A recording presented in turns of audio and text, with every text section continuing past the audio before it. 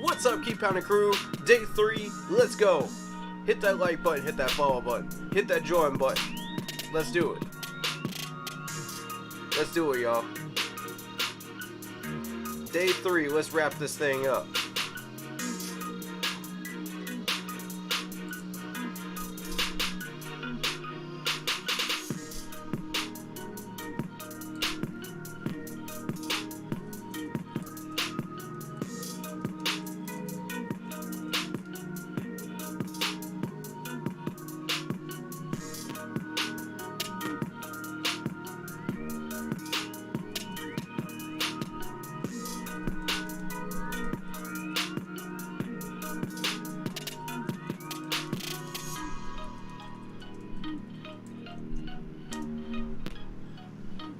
Shout out to Corey McKinney, what's up?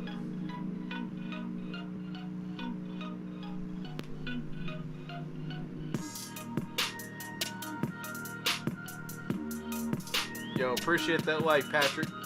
What's going on with you? Hit that like button, y'all. We'll get started in a minute.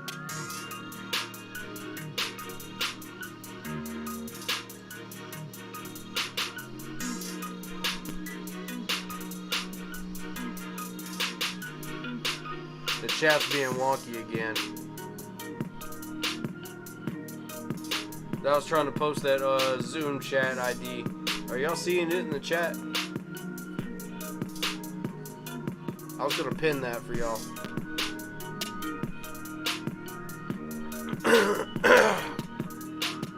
It's being like it usually is, though.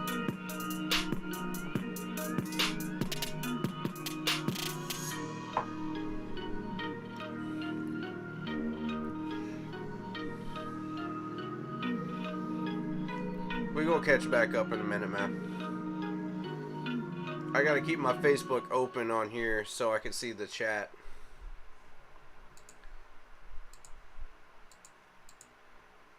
Light bulbs?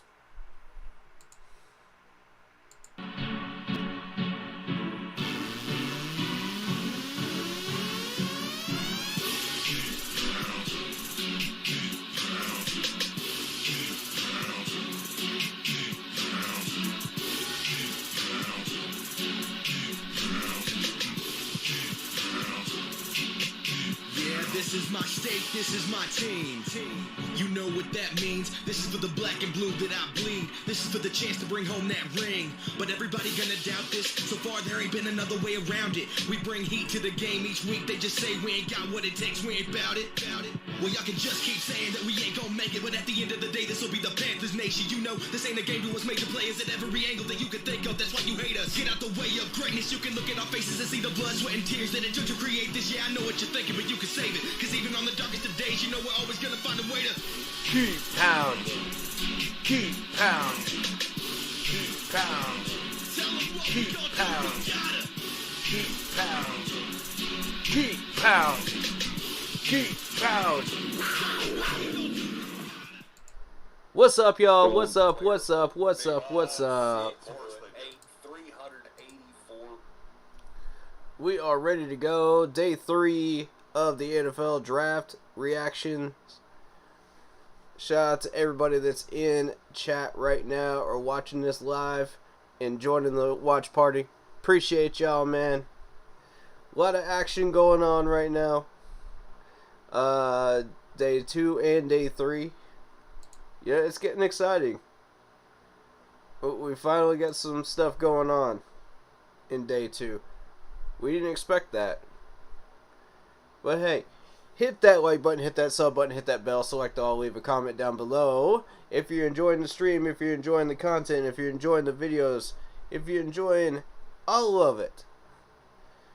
Hit that bell so you don't miss any new videos or live streams coming through. It's probably going to be quiet in the next month or so, but you know, it is what it is. I may do like a couple of videos as like a series or something. We'll see. But hey, check out that Facebook group page. Keep pounding in all caps for in-game posts, polls, opinions, and reactions to NFL news, as well as schedule streams and updates and video schedules, as well as any issues with delays on those. Let's get into this. Day 3. Y'all know it stays lit up in here, man. It stays lit up in here this weekend. We got some crazy stuff going on.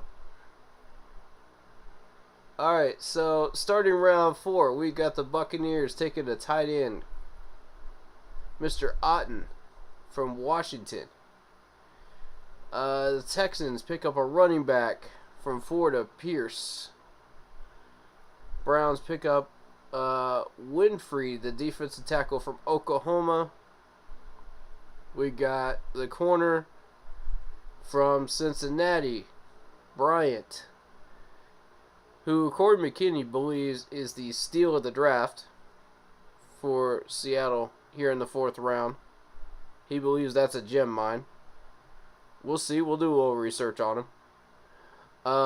Offensive tackle from Minnesota, Falele, I think is Falele. Is that how you say his last name? Goes to the Ravens.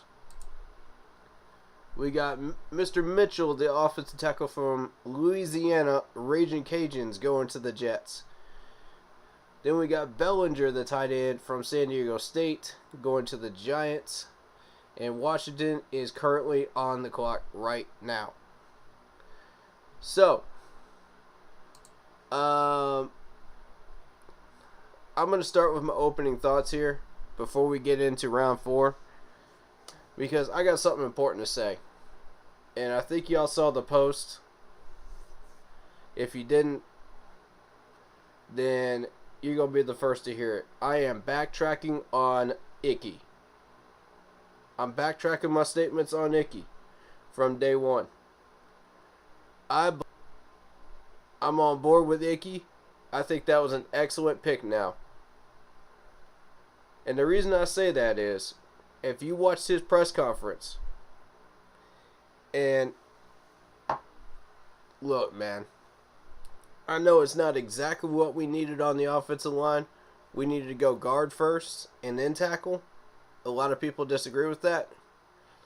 But, you know, I got a pretty good handle on this roster right now. And I believe Brady Christensen will start at left tackle. He's ready. He's had experience. He's set up. So, I believe in Iquanu. I think this dude is the real deal. I think he can bring some stability back to this locker room, to this team. And just in that first 15 minutes, this team could learn a lot from this man. They could learn discipline. They could learn what hard work looks like. They could learn, you know, what loyalty looks like. They could learn culture from this man. Now, based on what he has said in that press conference, he believes that our culture is one of strength and endurance. And I'll agree with that. We have endured a lot. And that's why I am publicly eating crow here. Because Icky has completely convinced me to go the other direction on this one. The values that I just mentioned right there are worth a number 6 pick.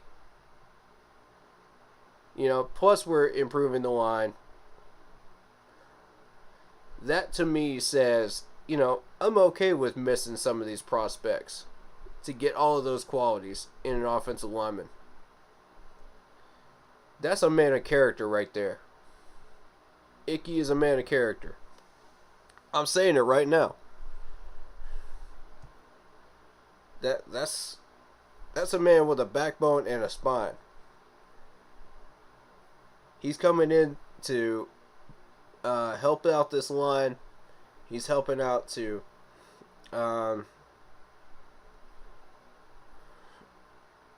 change what's going on in Carolina. He's going to be the start of it.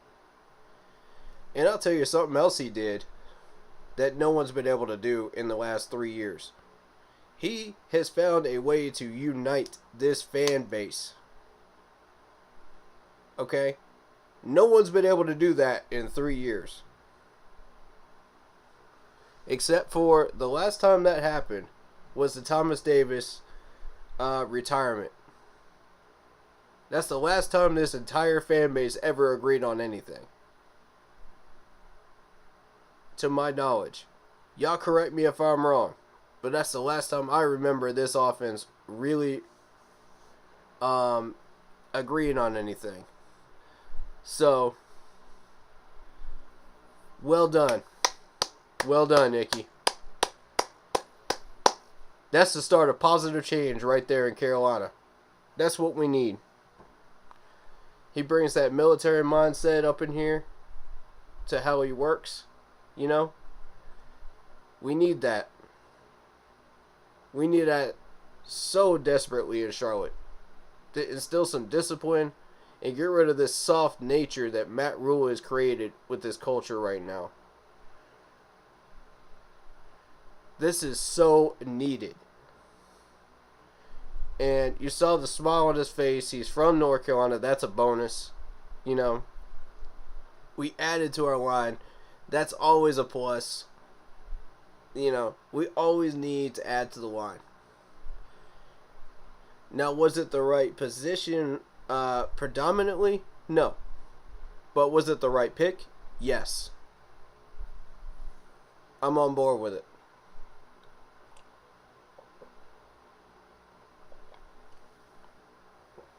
Yep, I already knew I was going to get some responses on Brady Christensen here, and I'm going to start it off. Brady Christensen was drafted to be a left tackle. That's where he took the most snaps. That's where he belongs. Yes, he can play guard, but he belongs at tackle. And I'm going to say that with extreme confidence because he has proven that point again and again and again on the field last year. When we put him at guard, he was above average. He was above average. I'll give you that. But his natural position is left tackle. And he has proven that to y'all. He has proven that to everybody that has had that debate since last year, and he's going to continue to prove that point, whether you like it or not. And I mean, this is going to be a constant debate with people, and I'm going to keep saying it because this is what it is. These people just hate to be proven wrong. That's what it is. Some of these people just hate to be proven wrong. But hey, shout out to Ellen. Shout out to Michael. Appreciate y'all on Facebook.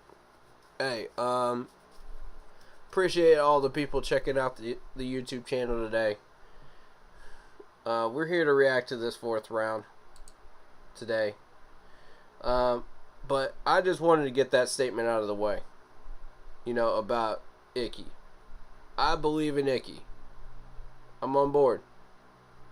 Mr. Aquanu. I'm on board.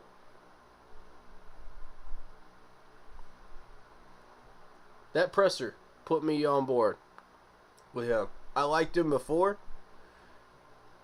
Based on his game tape, I would have been, satisfied with it. If we were to trade down and take him, and got some other picks, I would have been okay with it. But based on the fact that we knew the Giants were going to take an offensive lineman, either 5 or 7, and knowing what I know now, we made the right choice. We absolutely made the right choice. So, with that in mind, let's dig into this 4th round. What's up, Ray Ray? Shout out to you. Alright, so we got the Broncos on the clock right now. Pick is in. But let's see what Washington picked. Washington picked a safety, Butler, from Louisiana. Giants picked a safety, Belton. So here comes the safeties off the board. Mathis, the corner, from Pittsburgh, goes to the Broncos. And they now have another pick here at 116. That's the one we're waiting on to find out what they got. And based on that last one that they just picked, this is going to be offensive. It's going to be an offensive pick. So my thought is probably a wide receiver. Trying to grab one of those wide receivers that's off the board. On the board still. Out of this deep class. Possibly. That's my thoughts on the matter.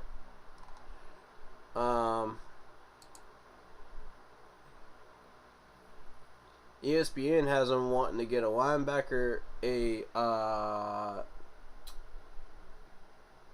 offensive tackle, and a safety still. They already got their tight end. They already got their corner.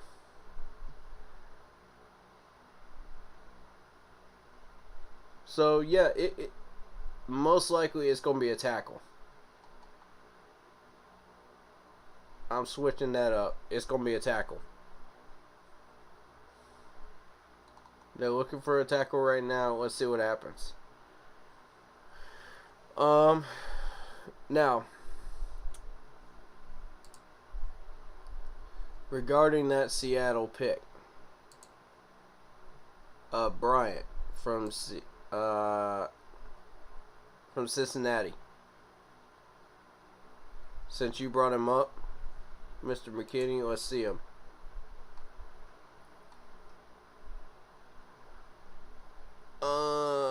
You think they got a steal?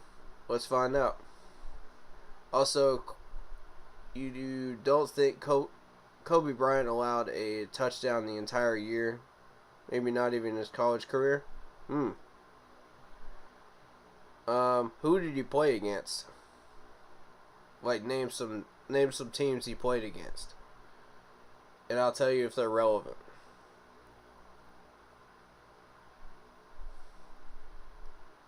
Christensen may be better in the guard position. He was giving Jalen Phillips the business in the Miami game. Okay, yeah, but that's Miami. That's Miami. At guard position. Who has he played against at guard position besides Miami that's relevant? Where he has actually done well. That's why I say Brady Christensen is a left tackle. He's taken the most snaps at left tackle. We had this debate last year, y'all. We had this debate last year, y'all. That's why he's only at left tackle. We only put him over there. If we have to put him at guard for emergency purposes, we can. That's the point of drafting him at left tackle.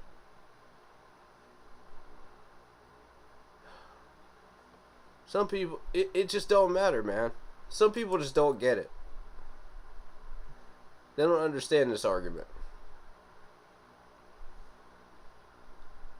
Hey, I do feel the need to throw this up on screen again. Hold up. There you go. Now y'all can see me. Steve Smith not solidifying your needs up front is a fireable offense. But hey, Scott Fitter did exactly that with Icky. Well done. Well done. I'm on the Icky train now, man. I'm on the Icky train. Once I saw that presser, that's all I needed to see. The things he is bringing to this locker room are more than just the things that you could bring on the football field. He's bringing locker room discipline, which we desperately need. He's bringing culture. He's bringing, determination. He literally said, I'm going to put everything I have on the table on every play that I'm on that field. That's the feeling I got from that presser, and I loved it. That's the type of player. That's what we need.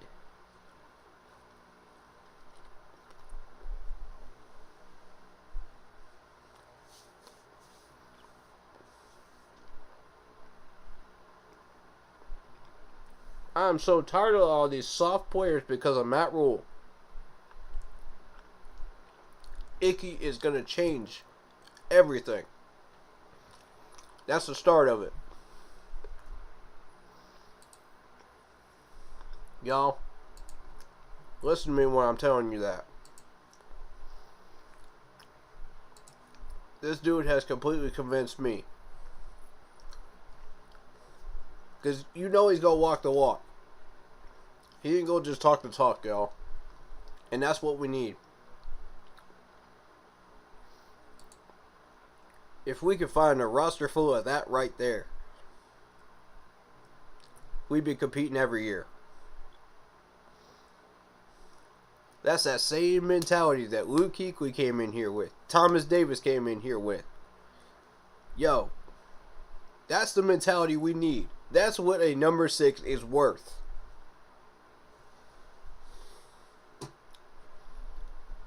That's what a number 6 pick is worth right there. That's stuff you can't get out of any other player on that board.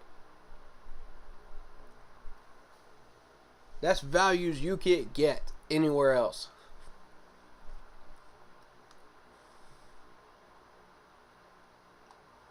I love it.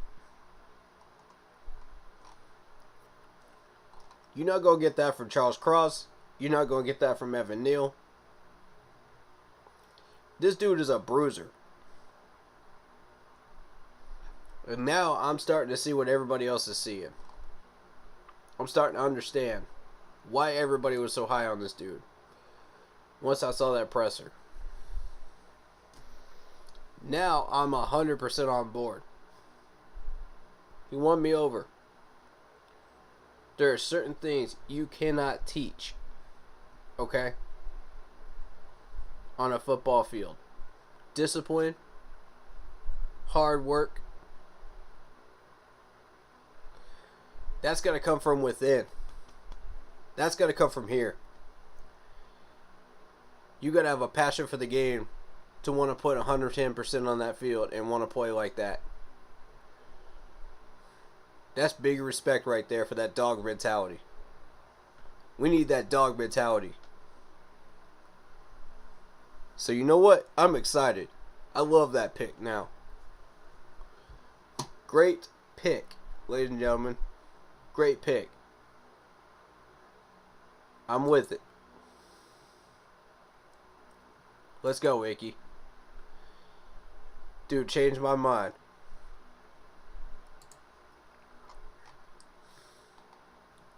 Yes, ladies and gentlemen, I can be convinced. My mind can be changed. It does happen. Alright, so, Kobe Bryant.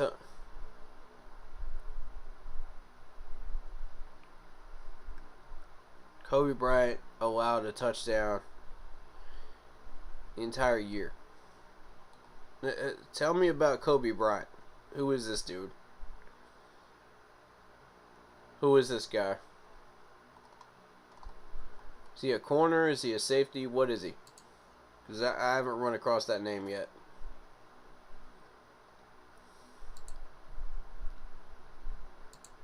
Let's see. That's who I want to find out about. Vikings just made their pick as well. Ravens are on the clock now. So let's find out about this dude. Alright. Grade 70.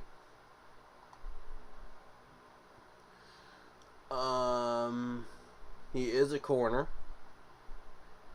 Instinctive corner who quickly diagnoses routes and man coverage and route combinations and zone looks. He lacks elite top end speed, but flips his hips smoothly and knows how to protect himself against versus speedsters. Bryant is a hands catcher who picked off 7 passes over the last 2 seasons. He steps up and wraps tacklers in run support. And that's via Steve, the scout that looked at him. Shout out to Derek. How you doing?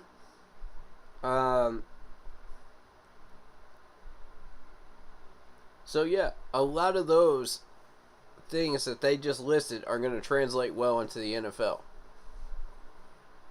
Particularly the protecting himself against speedsters. That's going to be big.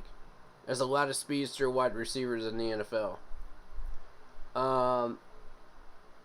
Diagnosis, routes and man coverage and route combinations and zone looks. That's going to be big. There's a lot of that going on in the NFL too. Man coverage and zone. So that's going to look good for him. Seattle's definitely one of them. He fits their system. Plus he's a ball hawk. That's going to be a positive. Definitely a positive in the NFL. Now I don't know how many of those ball hawk opportunities he's going to get as a Seattle Seahawk versus when he was in Cincinnati, because you're dealing with a whole different group of people now. Different level of guys, but he'll get his opportunities and he'll take advantage of them, I'm sure. Steps up and wraps tacklers and run support. That's big too. You want that in a corner. So, yeah. Corey McKinney, I agree with you. This might just be the steal of the 4th round right here for Seattle. I do believe so.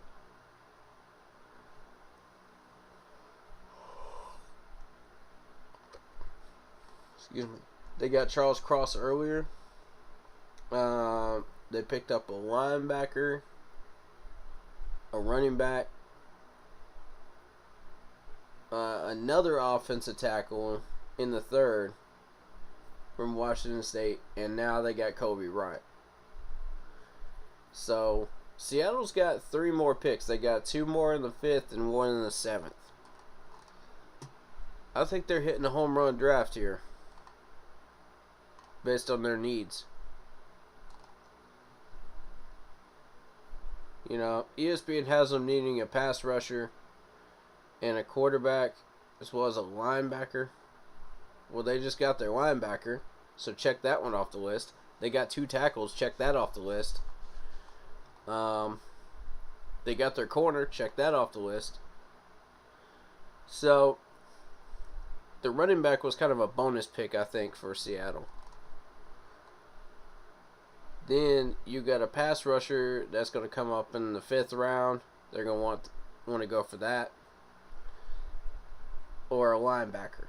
Probably a linebacker, right?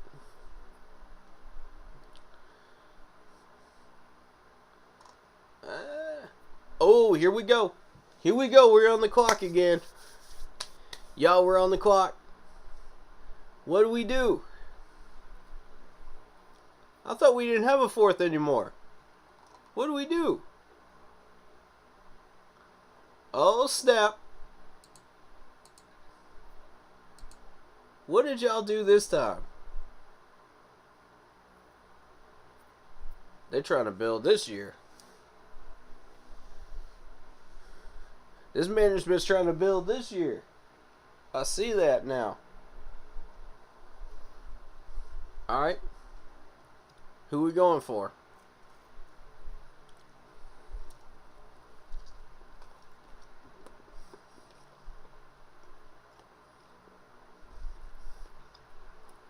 Here we go, y'all.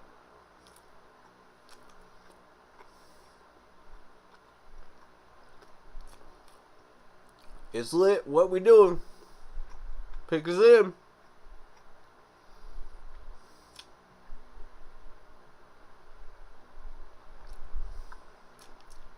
Man, this better be a linebacker.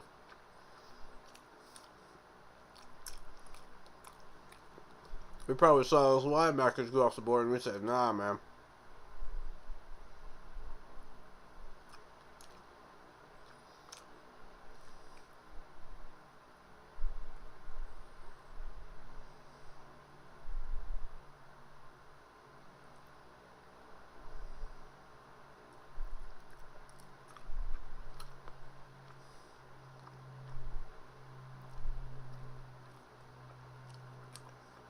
Who we getting, baby?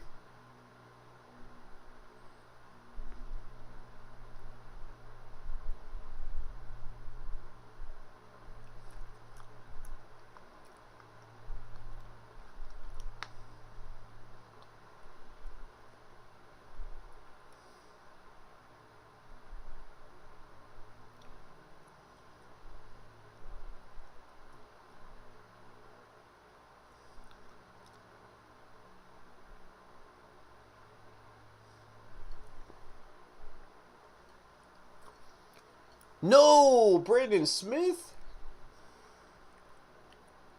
Man, what are you doing? There's so many better linebackers on the board. Bro, Nakobe Dean is still on the board. What are you doing? Why would you choose Brandon Smith? Oh my God. We doing it again, y'all.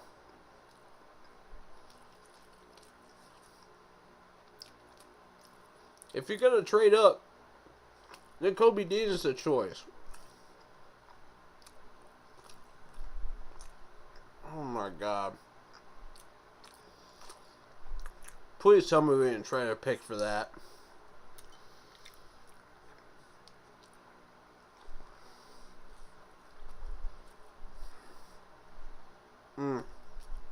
I'm glad we got a linebacker.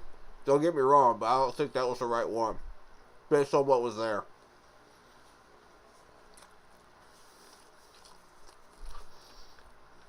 I don't think we got the right one.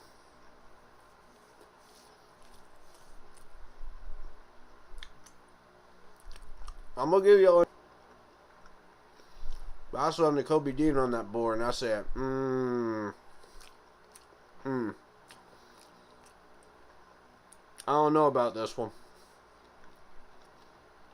Convince me, y'all. Because from what I saw from Brandon Smith, I didn't like it on film. I did a film study on him. That was actually the very first film study we did was linebackers.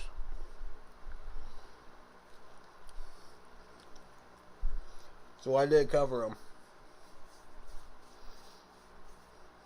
Rumors that were high on him.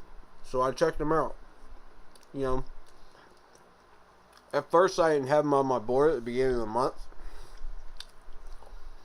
But then I heard everybody starting to say good things about him, so I said, okay, let's check him out. That's going to make Big Cat happy. That was one of his choices.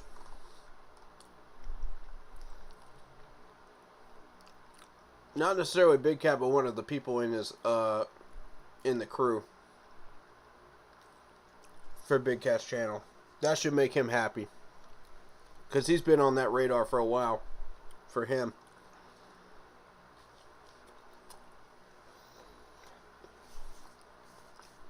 And I said, good for him, man. You know, if that's what you feel like we need back there, I'm for it. But, you know, I just feel like we got the wrong guy based on what was still on the board.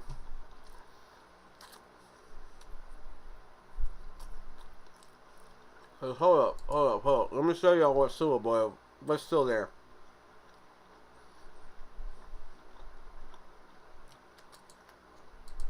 Sorry, I'm trying to eat.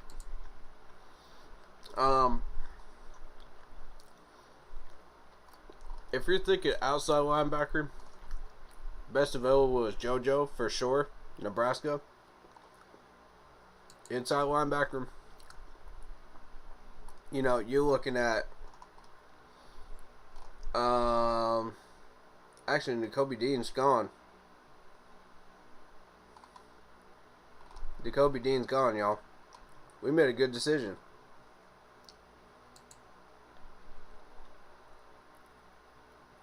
Yeah, N'Kobe Dean's been gone. Last round. Let me double check where he went, because that's gonna matter.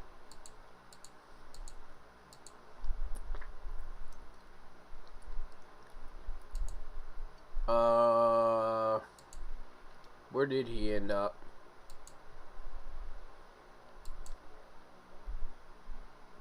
There he is, Philadelphia. Yep, so we made the right choice, y'all. Good choice. Good pick. Good pick, Carolina. Consider what was still on the board. Good pick. That's the last good one on the board. Before you start getting into C grade, guys. Good pick.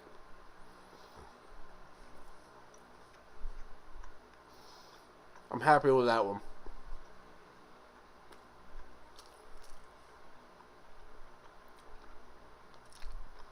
And know this, folks, I ain't trying to pick apart choices, you know. I'm not trying to find the negatives. I'm trying to find the positives, too. You know.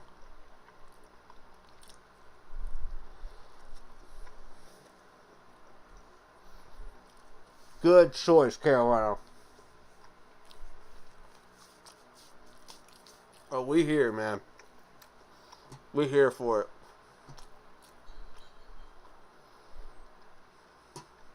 I'm here for that one.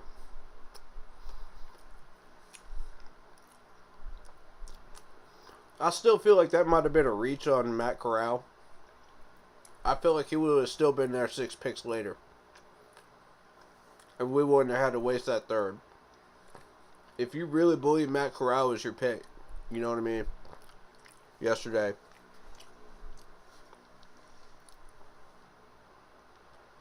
You know, literally 6 picks down. I believe he still would have been there.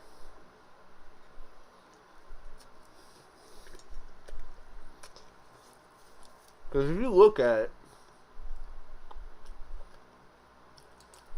okay, look, we're at 137, right?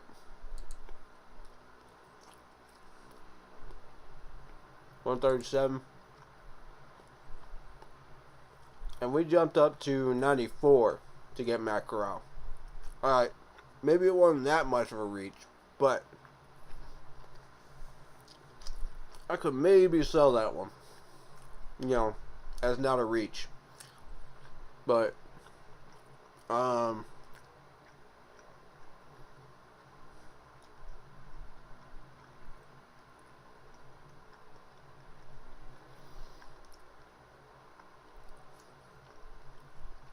And don't get me wrong, I like Matt Corral's quick release.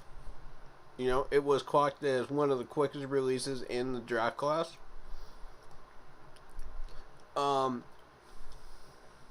He is elusive. However, he doesn't break tackles like Malik Willis does and Sam Howell does. You know what I'm saying?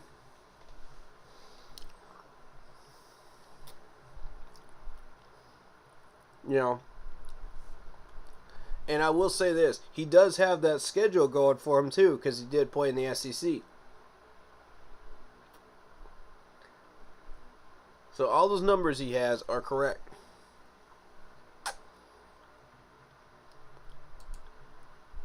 Was it a reach? Maybe. Maybe. I don't like spending picks from next year on something like this. You know what I mean? I don't like doing that. However, you know, I think we did reach on Matt a little bit. I don't think he would have been there past the end of the fourth. However, he would have been there in the fourth. Yes, because people were not taking quarterbacks. It's just a matter of when do you want to reach, you know, make a trade to get him and trade up. If that's your guy, you know what I'm saying? And shout out to Jack. How you doing, Jack? I don't know, man. I just feel like third round is a reach for Matt Corral. When we still had Sam Howell on the board. You know, we still had Carson Strong on the board too. Might have been a little bit of a reach. We wouldn't have had to use that third round pick, you know. But I mean, that's just my take though. But hey, I like this Brandon Smith pick though. I like this. Based on what's still on the board, I like it. Great pick. We got our linebacker. We got our tackle. We got our quarterback. I still believe we need a guard. If you believe Justin Schaefer will still be there in the 5th, then yeah, we're hitting a home run draft here. You know, based on what's there. I don't believe we need a wide receiver, though. You know, I feel defensive end is the best choice. 6th round. Okay, so we traded that 5th. We traded the 5th and a pick from next year, right? A 4th from next year?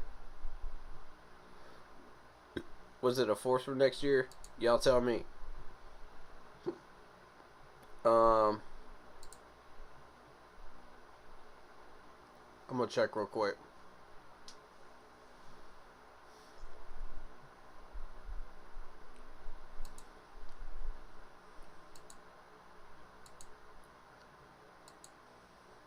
I'm gonna check and see if they posted anything.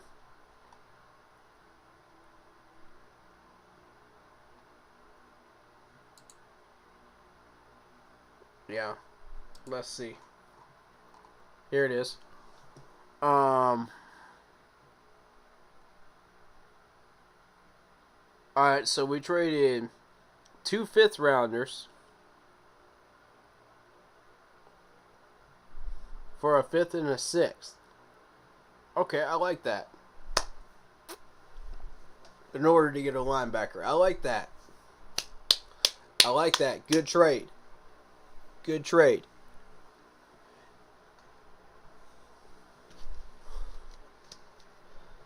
That's proper value. That's a B+ trade.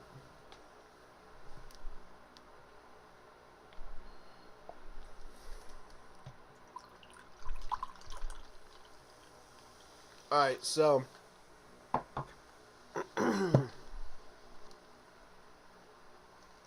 excuse me for just 1 second, y'all. Trying to set myself up with a drink.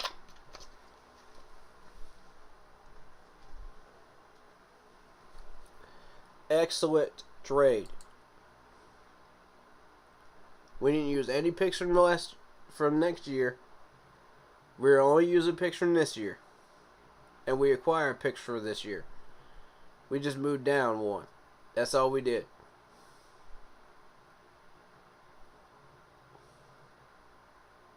That's all we did. We moved back from the 5th round to the 6th round on that second 5th round pick. And we moved up in the 5th to get that. That is proper trade value. Perfect. Perfect. That's what it takes right there. That's what I want to see more of when it comes to trading. Not what we did for Matt Corral.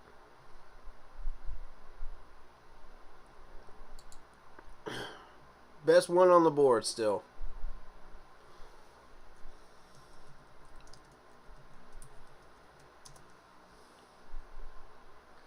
There you go. I made it official. I said it on their page. Great trade.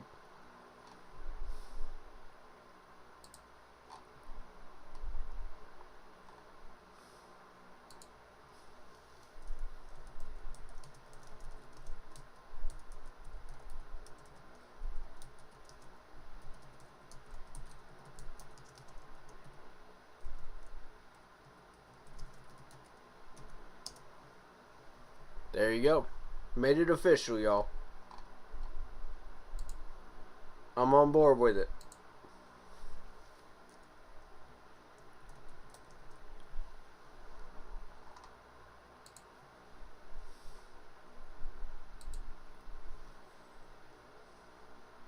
Is they gonna let me comment on it? Thank you. Great pick.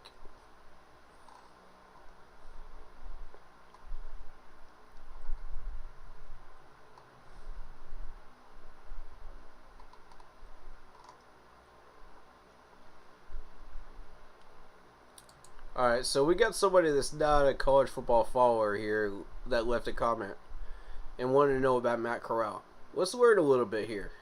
Let's read this comment section here. Probably developed, but he was a Heisman hopeful before injury. Possibly the best quarterback in the draft. Arguably. 20-5 touchdown to interception ratio this past season, which is pretty good considering, you know, it's SEC. Decent athleticism. Good deep ball, though. Inconsistent at times. Inconsistency. You already know how I feel about that. But smart with the ball. Okay. Smart with the ball. That's a positive. That keeps us from having turnovers. You know? Interceptions. But the inconsistencies, you know, missing some passes, you know, I would take that trade off. I'll take that trade off. Honestly. I'd rather have some throwaway passes than some interceptions any day of the week.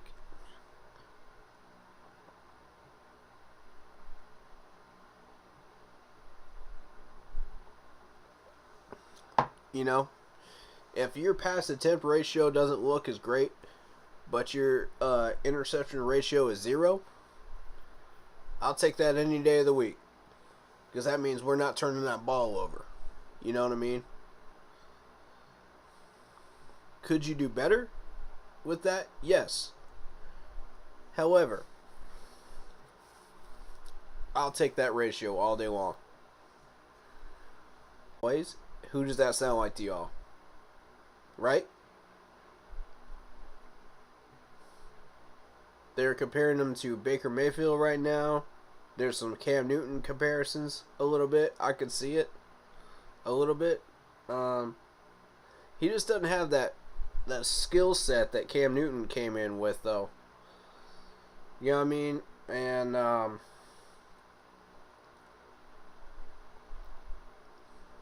You know, he's like a grade B Russell Wilson and Cam Newton Baker hybrid to me. Yeah, he's a project guy. Maybe a grade B minus guy. I don't think you reach for him, though, by using a pick from next year. I don't think you do that. If you want him, you got to trade up using the picks from this year.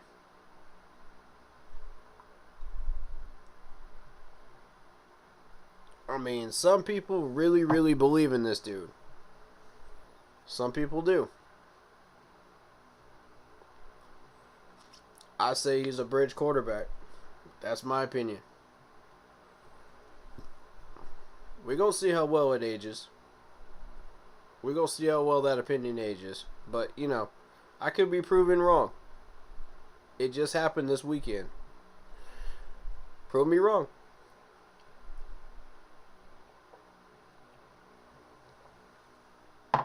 I would be happy to be proven wrong if he succeeds and he becomes the next, like, Cam Newton hybrid type. You know, I'd be happy to be proven wrong and eat that crow happily. But, you know, that's how I feel right now.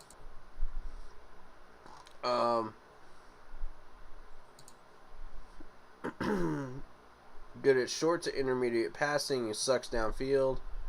A key to extend plays with his feet. So basically, he is Cam Newton with less arm downfield. Okay, I'm on board with this. Y'all wanted a second string quarterback? That's a second string quarterback right there. That's exactly what that is. You know, because Cam Newton was doing the exact same thing. Except Matt is going to be smarter with the ball a little bit. He doesn't have that that medical crutch, you know, to lean on that Cam does with his concussion stuff. You know what I mean? When he's diagnosing plays.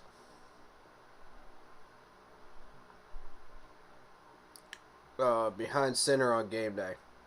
Now, when you look at the film, he can dissect them all day long. But when he's under pressure, you know, and he's behind center, and they start bringing that 5-man box, Cam's in trouble. Because he's going to diagnose these guys too quickly, and he's not going to get that ball in the right spot. About 60% of the time, it's not going to happen.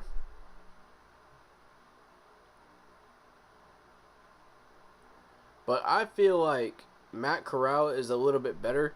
He balances out that 60-40 in the right direction to where he's smarter with the ball. Yes, you're going to see some incomplete passes under pressure. Yes, you're going to see some incomplete passes without pressure. But still, he's smarter with the ball, so it won't lead to turnovers, which is better than Cam Newton. So in my mind, yes, he is better, slightly better than Cam Newton at this point in Cam Newton's career.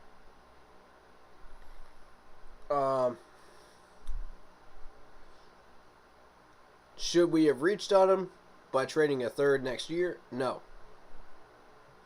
We should have waited till the 4th round to get him.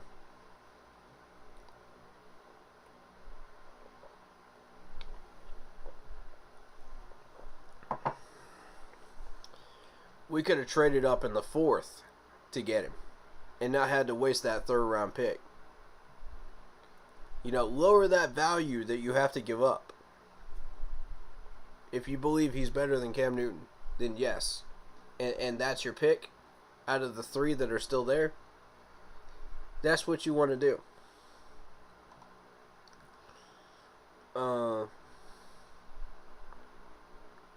There's some saying he's okay downfield, you know?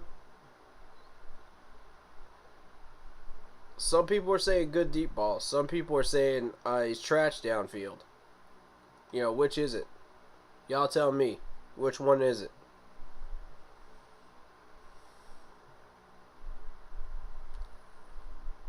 Chris Sims had his... I don't care what Chris Sims wants.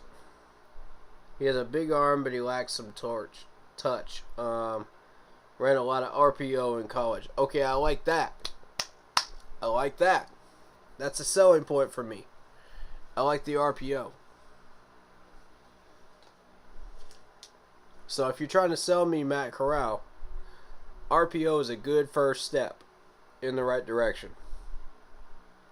And the accuracy in short and medium range, that's another positive, as a selling point. A lot of quarterbacks can do that, but how accurate are you in those situations under pressure? And being as though Ole Miss plays a lot of SEC teams, he's going to get a lot of pressure from top grade pass rushers. From Georgia, from Alabama, from LSU. He's going to get tested. Defensive tackles as well. You're going to get tested. How accurate are you on those short and medium passes? So that's a strong selling point for Matt. The RPO is beautiful. That's a selling point. He needs to be groomed first. Like I said, second stringer. The quick release is the third selling point. Okay? Short throwing motion is natural, which is good. Yes, that's a selling point. I'll give you that. I like the quick release right now. I like that a lot. Considering our line history, even though we have improved our line, the quick release is beautiful. That's a great thing to see. If you're looking at a 2.7 release time, that's good. That's really good. Which I would grade Matt Corral, based on those film studies that I did on him, at a 2.7, 2.8. That's what I clocked it at.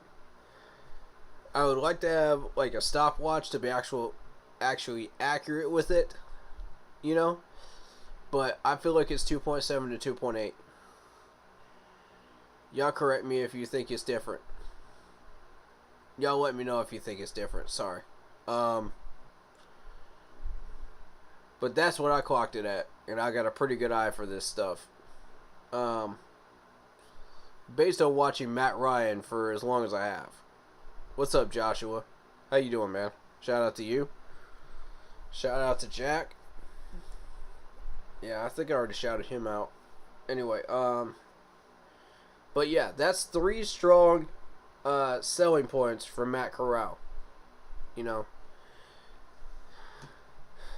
My problem is a lot of at least 3 other guys on that list in the top 5 quarterbacks had a quick release too. Okay, so you're not separating. Number 2, all of those guys can throw short and medium passes accurately. So that's not a separation factor from the rest of these guys. 2 of these 5 can escape the pocket and run and break tackles. Matt Corral is not one of them. Therefore, he's a second stringer to me. Whereas these other 3, maybe 2 of them out of the 5 could be potential day 1 starters right now, or battle for a number 1 spot. That's why I say Matt Corral is a second stringer. Until you coach him up, until you prepare him for that number 1 role, that's what you're going to get.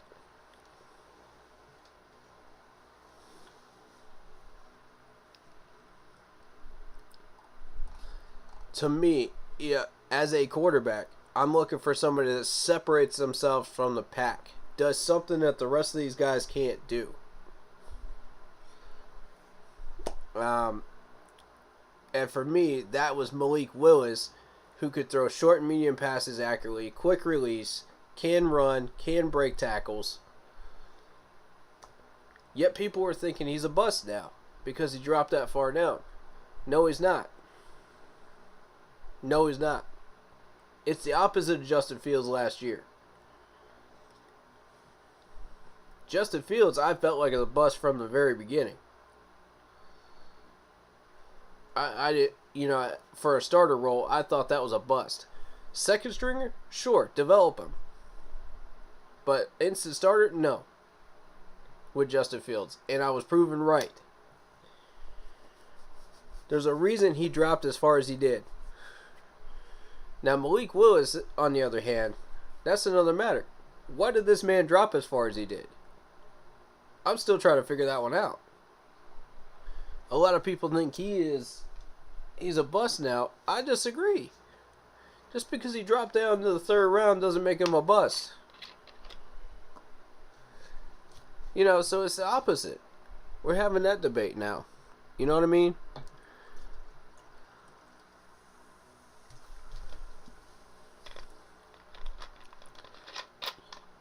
Do y'all notice that half of my opinions are completely opposite from what the popular consensus is? Or at least 75% of the general consensus is in the fan base? Y'all ever notice that? Because I noticed that yesterday. I noticed that big time.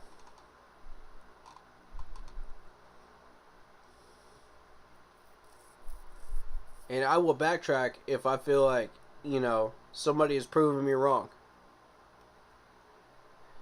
But if you can't prove me wrong, I'm going to stick to it. I'm going to stick to my guns until you prove me wrong.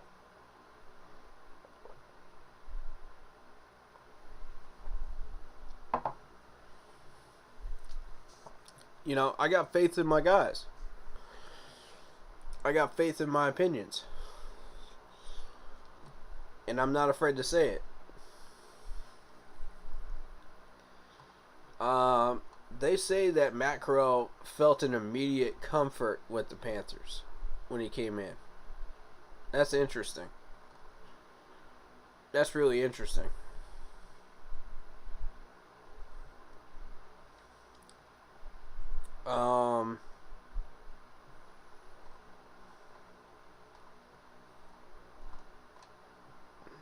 Do I like him as a second stringer? Yeah.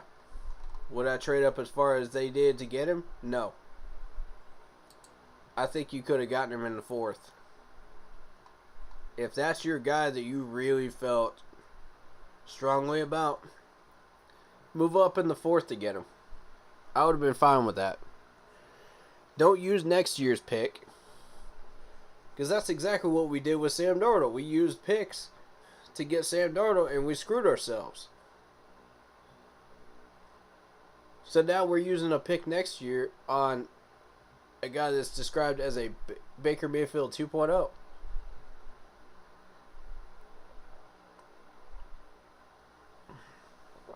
But I will say this. If he proves me wrong and he becomes more like Matt Ryan, then we got something. Then we got something, y'all.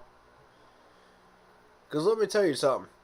Matt Ryan wasn't, at the time, he wasn't considered a day one starter.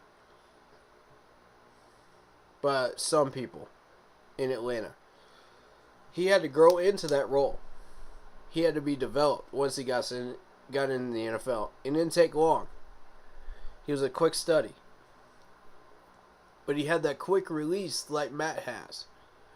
And I like that.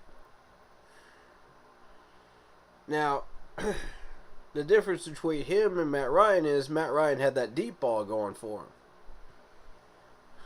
Matt Corral, it's a 50-50. I'm hearing a 50-50 consensus here. If half the people think he has a deep ball ability, half the people don't. So, I don't like using next year's picks on the players. On trading up. I don't like doing it. For the simple fact of the matter is, we're robbing ourselves of a potential defensive pick next year. Or another lineman that could help us in the third round next year. To help build up this line even further.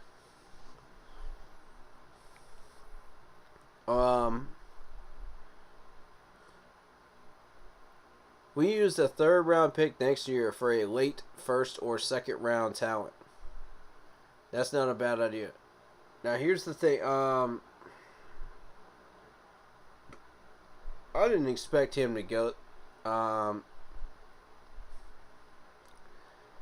think he would have ended up in the 4th based on the way that this draft has been going. And we could have easily traded up in the 4th and still gotten him.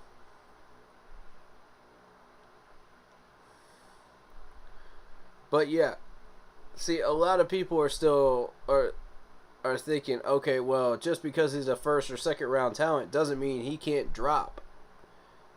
You know, based on what everybody else is picking to the 3rd or 4th round. That can happen. A lot more than you think.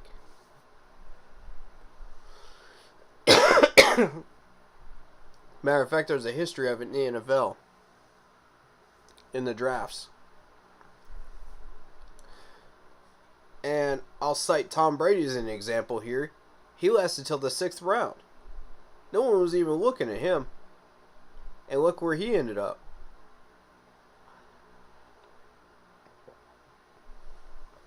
I know that's an overused example, but, you know, it proves my point. You know, this dude was a 3rd round talent, and he ended up in the 6th. It all depends on how the drafts go, you know, on draft day. You can't predict how these drafts are actually going to go once you actually get into draft weekend.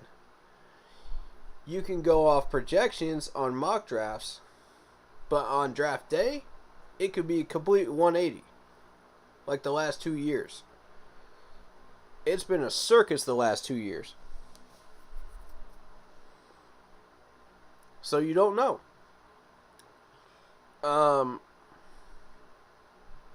I don't like using the next year pick when we don't need to.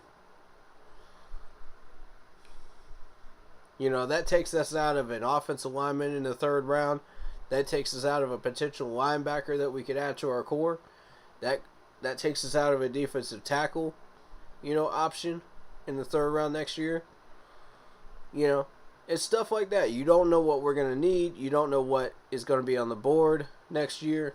You don't know what's going to be available on draft day. So you have to take all of those things into consideration before you make a trade like this, and it's dangerous. It's dangerous, all right? If you think he's going to land in the 4th, then trade up to the early 4th, and you don't have to give up as much. And that's a win right there. You say, okay, well, this is going by your standards here, you think he's a 2nd round talent. I agree. I think he's a 2nd round talent. And he drops there you go. You trade up in the 4th, you got your quarterback. If this is the guy you have your heart set on. We also had Sam Darnold on the board. We had Carson Strong on the board, which are debatable options, you know. You really have to work out all 3, see what they can do, see what separates each one of them from the others, and then go from there, you know, based on what's still there for you. You know, if you want to trade up into the 4th, all 3 are going to be there. Take a look at them, you know. Take a look at your scouting report, see which one, you know, sells. That's what we're looking for. We want something that the other 2 cannot do.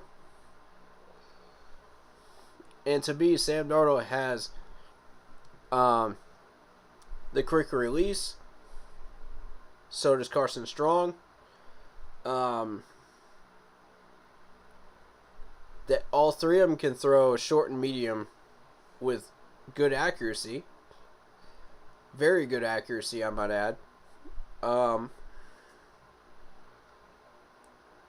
Sam Howell has that deep ball, but he didn't exactly prove it in the combine, which kind of throws that little tidbit down a little bit, you know, as far as valuing him.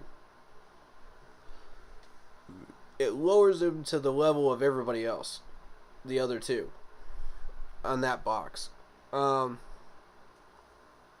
me. Now, maybe that was just a bad day at Combine. Maybe he does have that long ball ability. And that's what I'm thinking. You know, I still believe he has that long ball ability. And when you look at Matt Corral, it's 50-50. You know, does he have it or not? Some people believe he does, some don't. So you have to look at each box individually. Which one distinguishes themselves out of the three? That's the one you go for. You know, once you determine which one has identified himself as the one that separates himself from the other two with a positive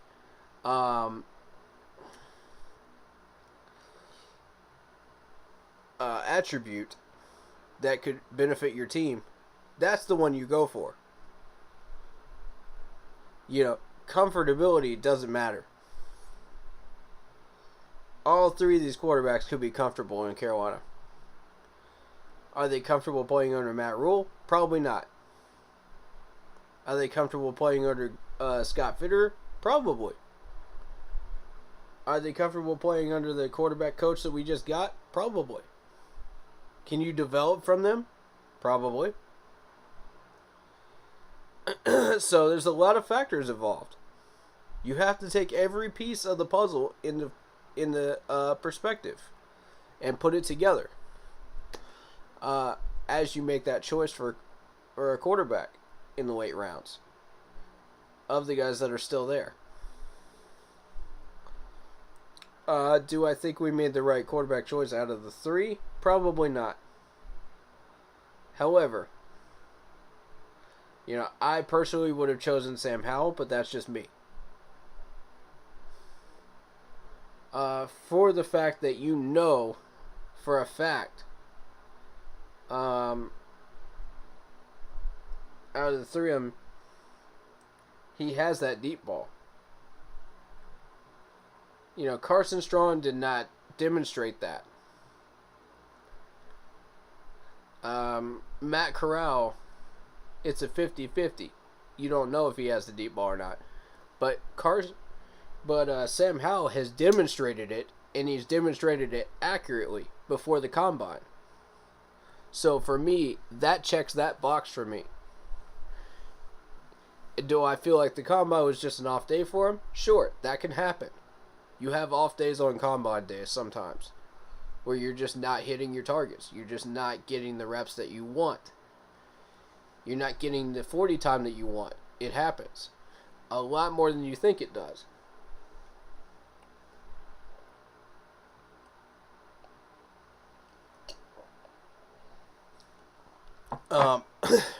So you have to take all those factors into consideration. And as far as like having an off day on a combine where you're known for a deep ball and you don't demonstrate it as well, that is your own personal opinion. Do you think that was just an off day? One day out of 100, you know that he was just off, and he'll come back and demonstrate that for you as a second string quarterback? That's something you got to consider. So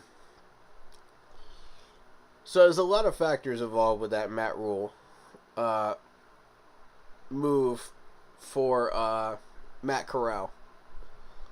And I do believe that was a Matt Rule move for him, because he truly believes that was the right choice.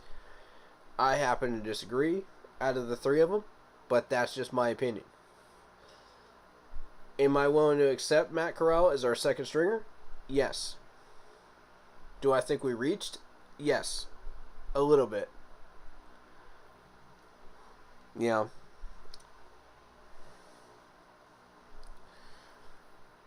You know, I'm not mad at the pick. I'm just mad at what we gave up for it. That's what I'm upset with. Because that takes us out of a pick next year in the third round. Our money round. When we could be getting somebody valuable in the third round next year. Y'all see what I'm saying? Building up this line, building up the defensive line. building up the linebacker core, whatever have we needs, you know. Whatever needs pop up in that third round next year. Based on what's available. That takes us out of that spot. So, you know, we could have just traded up in the fourth and given up less capital. But, you know, it is what it is. Management had their heart set on Matt. I'm not mad at it. But, you know, I'm not mad at the choice. I'm just not happy with what we did capital-wise. There's proper trading techniques to use and proper ways to do this. Proper trade value. As Scott said, these picks are valuable. So, I'm a little unhappy that we didn't just wait a little bit, you know? Because if you consider where this pick was, alright? You consider where this pick was that we traded up to. How many picks came after it? We got, let's see. 1, 2, 3, 4, 5, 6, 7, 8, 9, 10. 10 picks left in that round. Y'all see what I'm saying? 10 picks left in that round. We could have waited. None of these guys took a quarterback. None of them. None of these guys were going to take a quarterback. Y'all see what I'm saying, man? And then you go into the fourth round. Let's see. All of these are defensive and offensive picks, but none of them are quarterbacks. See, you could have traded up. That's the point I'm trying to make. Yeah, you miss out on Brandon Smith. Maybe. But I think Brandon Smith drifts a little bit further down. Possibly in the fourth. But no linebackers were taken here in the fourth. That's the point I'm trying to make, y'all.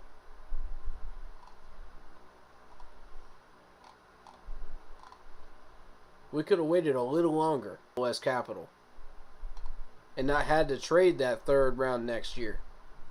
Not taking ourselves out of that position next year of a money round. We could have traded a fourth, you know. A fourth is a lot less valuable than a third round next year. Because a fourth round would probably be a defensive pick, right? Most likely for us. Based on what's on the board. Again, depends on what our needs are. You know, we're not just going to march into the fourth round and say, oh, well, best player available out of all of these positions. That's not how it works. You know, it's what we need. Scott is drafting on positions of need. What's available at the point that is there, you know, in each position of need, and he's going for it. You know what I mean? So, frankly, I'm not mad at the fact that we got the best linebacker available. I like that pick. Brandon Smith is the best thing on the board. Outside and inside linebacker at the time. Since Nakobe Dean's gone, I like that pick. You know, I love Akeem at this point. I think we chose right. Based on what he brings to us.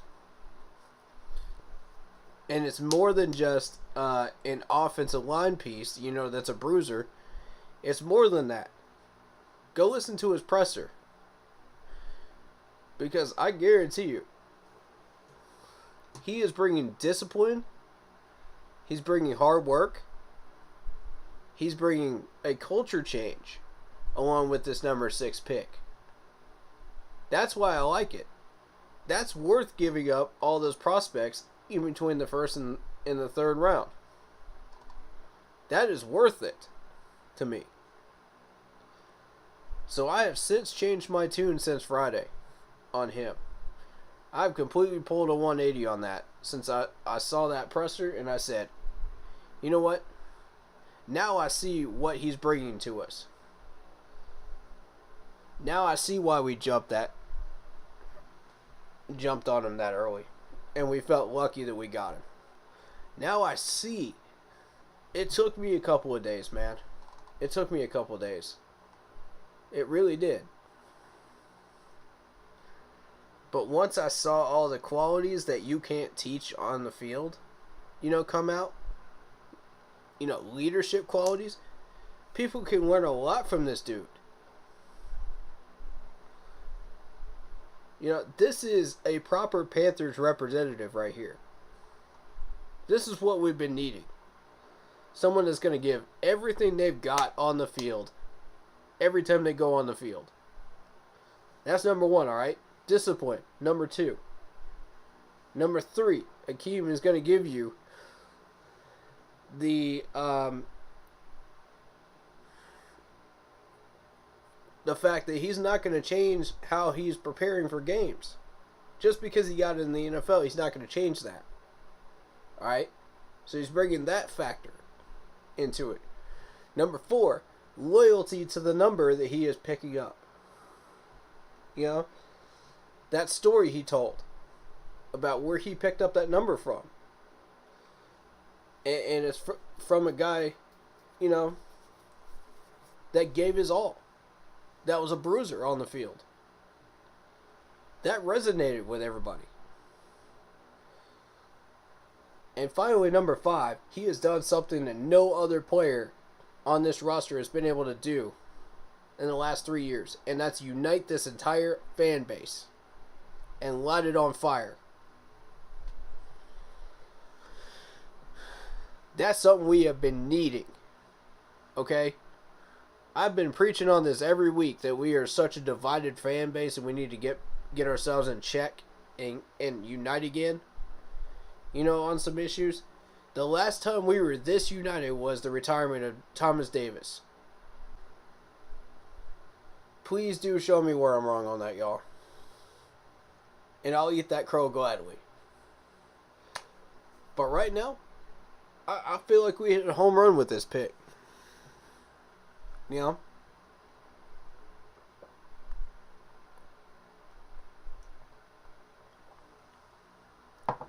We got lucky. We really did. Odds happening in the same draft isn't likely. Scott said he would rather have solid players more over players. Just regular players. Yes, exactly. You want solid players. And there's something that... And those 5 things are major factors as to why we chose him at number 6. That's worth a number 6 pick right there. Those 5 things.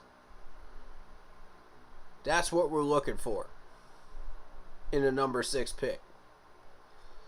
That makes me a lot more comfortable with missing out on a lot of that talent in the 2nd and 3rd round. People like Christian Harris, Nakobe Dean, more comfortable. You miss out on Mathis, the defensive tackle,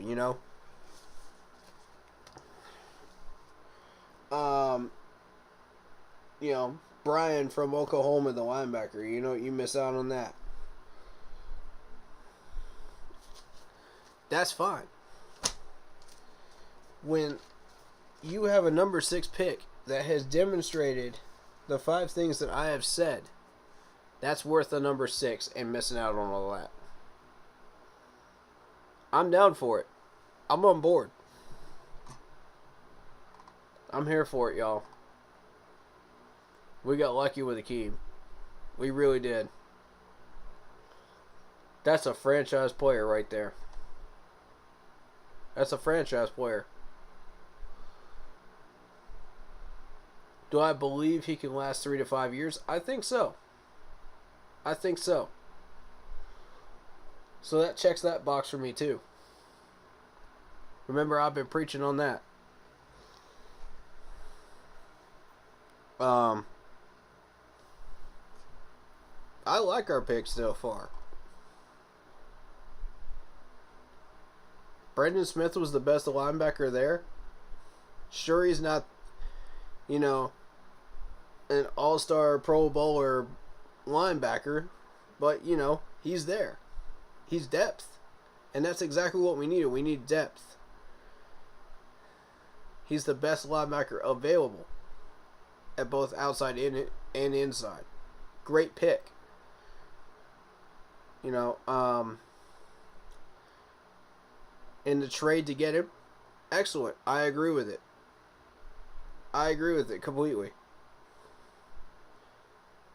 Late round, you know, you got to give something to get something in that trade. I'm with it. I'm with it. That's an A+ trade for me.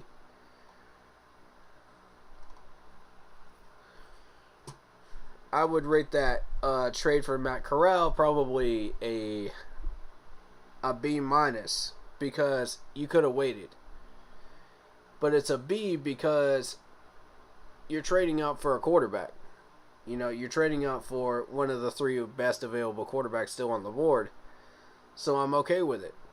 You know, but I don't like where that grade goes down to a B- is the fact that we moved a 3rd round next year when we could have waited. See, that's my point, man. That's the only point I'm trying to make, y'all, on that one.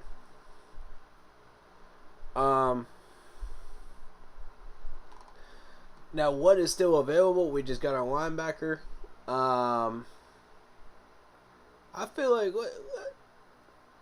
we should still go after a guard anyway. I would like a defensive tackle or a defensive end at this point. I think pretty much all the good safeties are off the board at this point. Let's see what's there. Because we're not picking until 5th round. Let's take a browse at the safeties.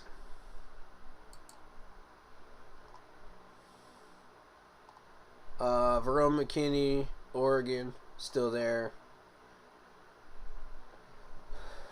You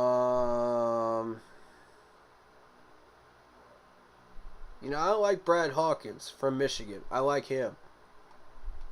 The more I looked at Brad Hawkins, the more I like him. You know, late round 6th. I think we jump on that. There's a lot of safety still available, so we could wait on that one. That being the case, defensive tackle was still here. I like Matthew Butler. I like Haskell Garrett. Failing those 2, I don't think you're going to get much.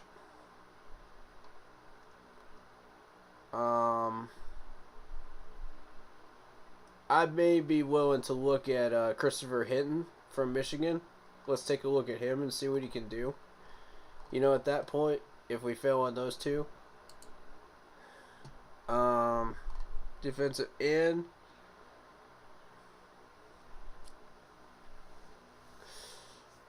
Defensive end, we got a guy from the Carolina Gamecocks, Kingsley.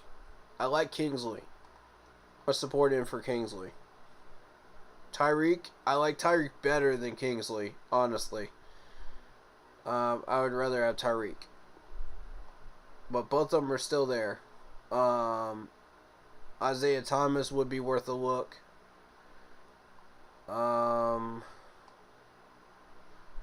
Barring that, I don't know.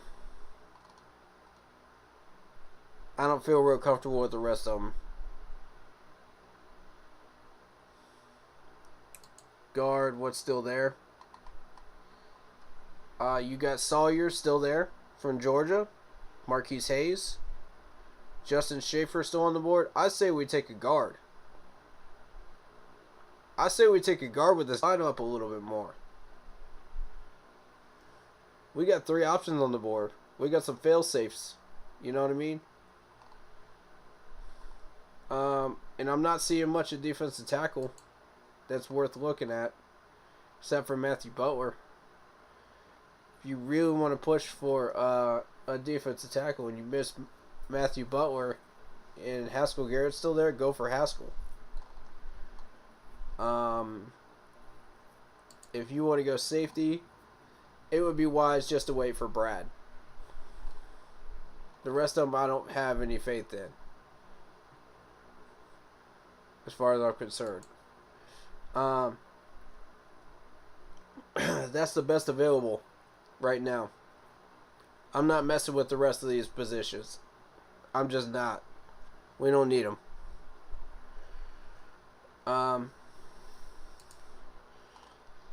Center, maybe. Maybe on center. I would put Alec Lindstrom in the hunt because we do need a backup center. But you know, it's a very small margin for us to get a chance at Lindstrom at this point with all the centers going off the board. It's a small margin. I would rather take my chance, play it safe and go for a guard. Keep boosting that line. You know what I mean? That's what I'm thinking. Alright, so the picks after ours. Jones from Arizona State, the corner. Zamir White goes to the Raiders. The running back, who I would have chosen, you know, as a power back had we not signed a power back, you know, in free agency. Zamir White would have been my choice. But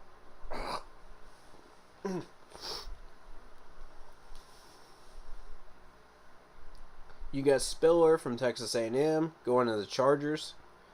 York, the punter kicker from LSU, going to the Browns. I'm not even sure who this is. Ikunama? I'm pretty sure I mispronounced that name. We're going to call him Eric, the wide receiver from Texas Tech. Going to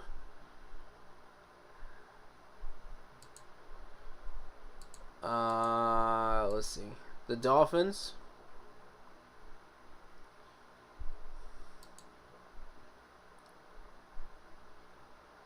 I'll be honest, with all the wide receivers out there that I did not really research, I'm okay with that. You know, I don't really care about that pick. Yeah,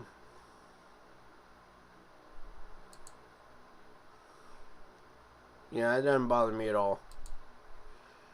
Raiders had another pick. They went defensive tackle. They went Farrell from LSU. Now that one concerns me because that's a position of need. That's one of the better defensive tackles off the board that are still there. Running back Strong Jr. goes to the Patriots, South Dakota State. I got a feeling that's a depth running back right there.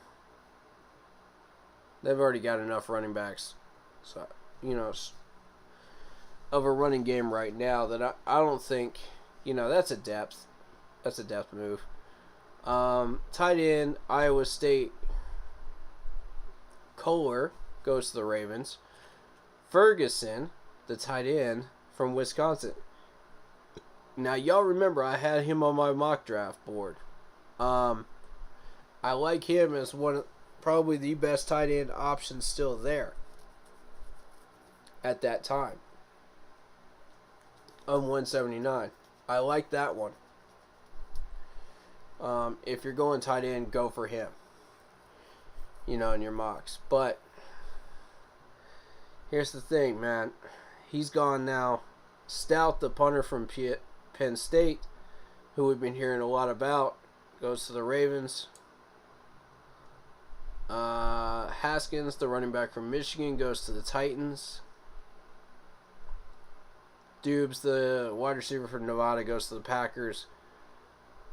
Tampa picks up a punter, Camarda from Georgia.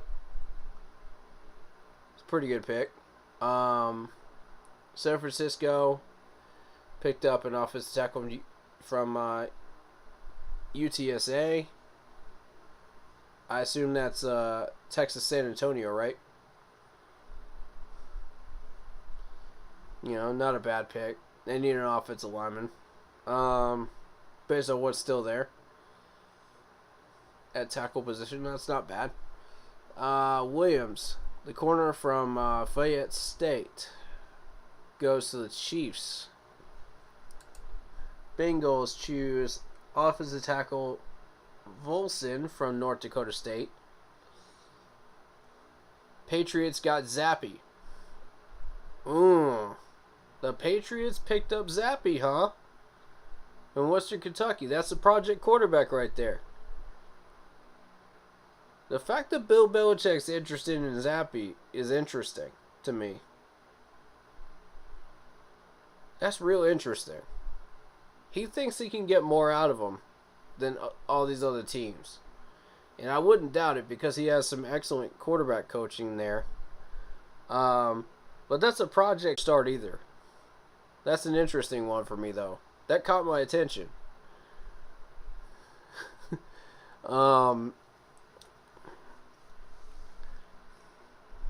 So you want you want Verone McKinley.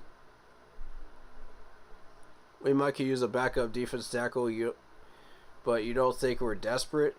We could still use an interior lineman. Maybe get a short, shifty wide receiver to slowly play kick returner, punt returner. I agree.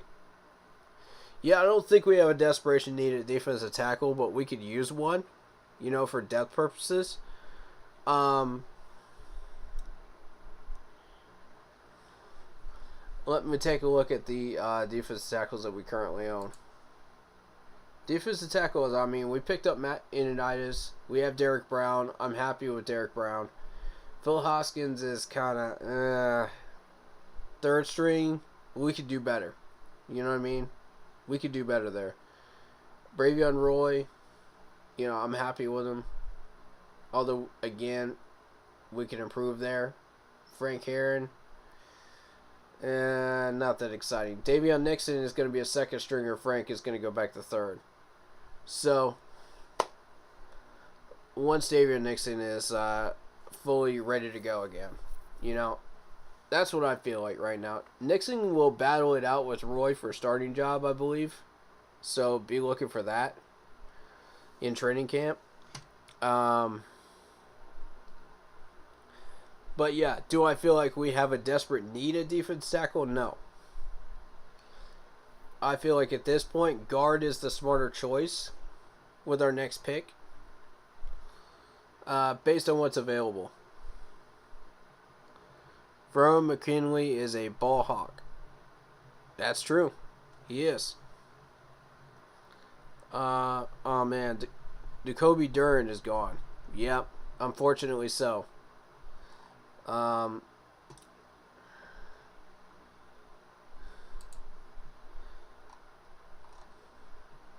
not listening to national announcers right now because I'm trying to give my feedback. But we'll put that audio on in a little bit for y'all so you can listen to what they're saying if you don't have the TV on in your backgrounds when you're watching the stream as well. But of course y'all and I'm happy to give it.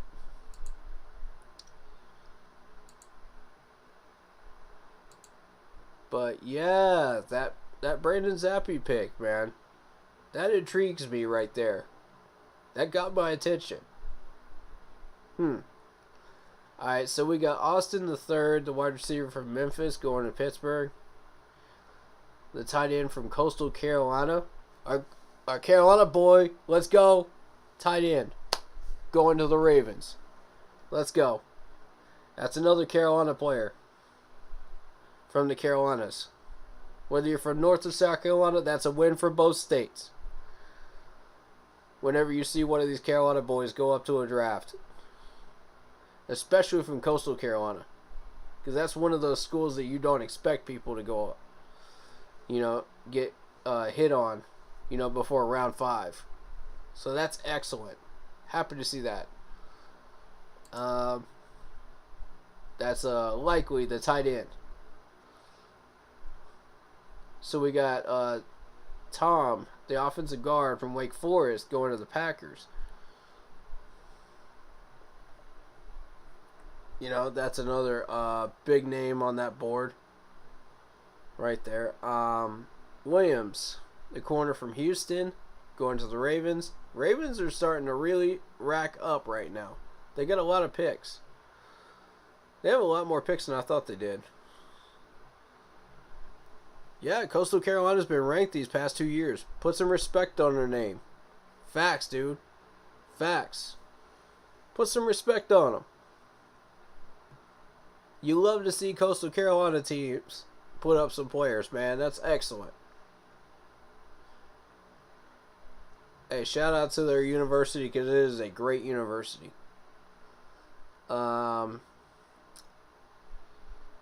Durant, the corner from South Carolina State, goes to the Rams. That's interesting. South Carolina State. You rarely ever see a guy from South Carolina State go up there. Shout out to him for putting up a fourth rounder. That's what's up. Every once in a while, you see that happen. That's cool, man.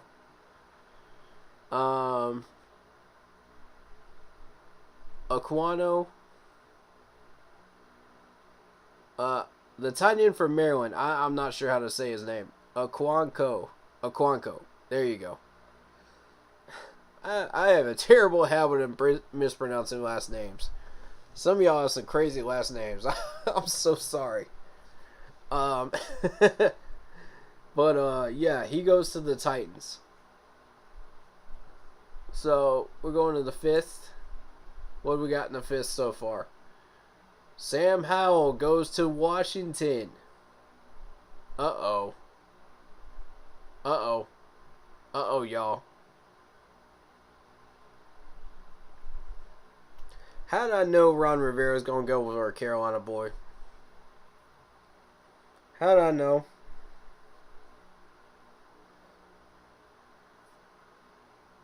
Alright, let me see something. Washington was going for, they got a wide receiver in the first round. They've been seeking out a quarterback, so it's not a surprise that they jumped on one here. They got Mathis. That's a home run pick right there at defensive tackle. I like it. Running back from Alabama. I like it. Safety from the Louisiana Raging Cajuns. Percy Butler. I like it. Sam Howell from North Carolina at quarterback. I like it. Yeah, and I didn't really study the wide receivers, so Penn State wide receiver, Jaylen Dodson, I did hear a little bit about him, so, 25th overall rank. That's a home run draft for Washington right now. That's a home run draft. I'm liking that. Good for them, man. Maybe Ron Rivera's gotten some sense back in his head, man. Maybe he's starting to wake up over there in Washington. And starting to realize, oh, hey, I need players to actually win a championship, man. To actually win this division. He's starting to see, oh, these are the holes that we need to fill. Oh, wake up call. You know what I'm saying? I like it. I like this draft for watching it. Alright, so KC, you got the guard, Kennard, from Kentucky, going to the Chiefs. Giants are on the clock. They got 2 picks.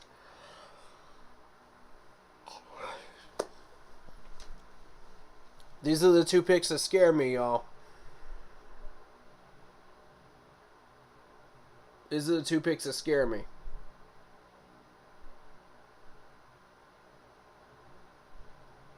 They already got 4 of their needs. They got an edge rusher.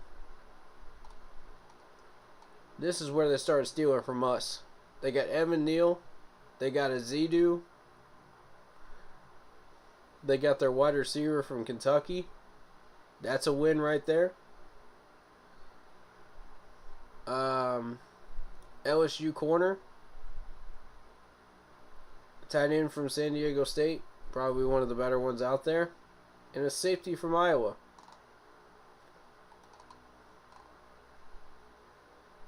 And Giants have 2 picks here in the 5th. Watch out.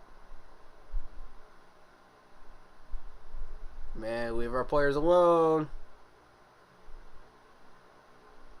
Leave our guys alone, man. Leave them alone, Giants. We still got guard, defensive tackle, and defensive end to pick up. They're not going to mess with defensive end because they already got one.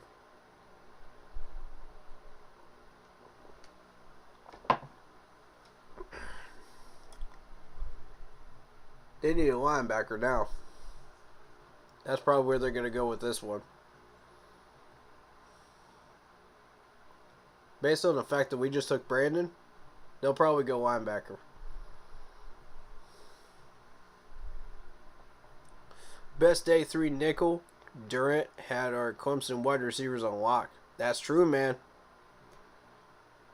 He did.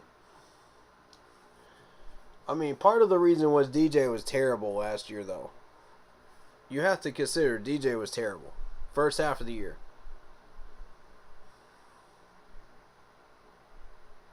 DJ underway. Oh, yeah. Awful. First half of the year. I knew we weren't making a championship run. That was right out of the gate. I saw that in the spring game. There ain't no way we're making the playoffs with DJ under center. Either last year or this year. Bowl game? Yes.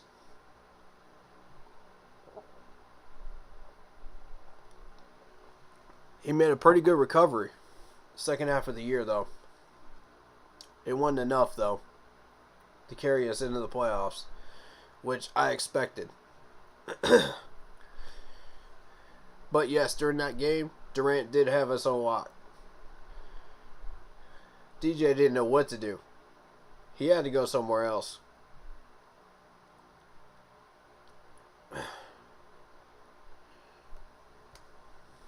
Alright.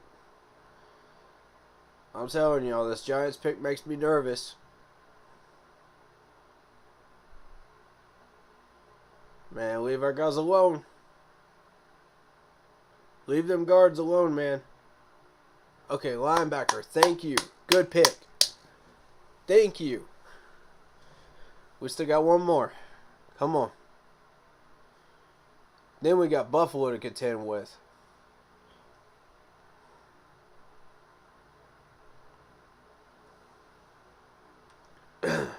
And let me see what Buffalo is doing.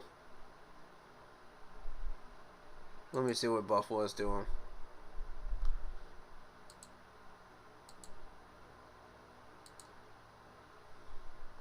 The Bills in this draft. Picked up a corner. They picked up a running back. They picked up a linebacker. Okay, cool. They need a wide receiver, an offensive guard, and a defensive tackle. Now this 148 is a little bit troublesome because they might take one of those guards off the board that we're looking at. That's still there. They might take Sawyer. Be aware. Okay, defensive tackle Davidson, Arizona State. Y'all can have him. Y'all can have him. I'm not looking at him. Go ahead and take your Arizona State guy. I'm good with that.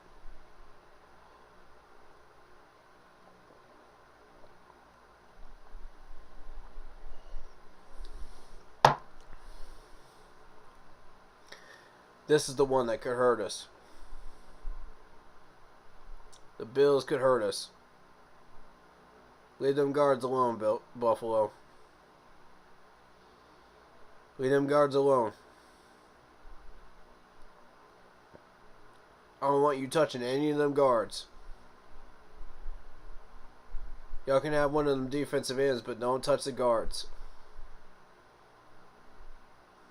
We need to keep building that line.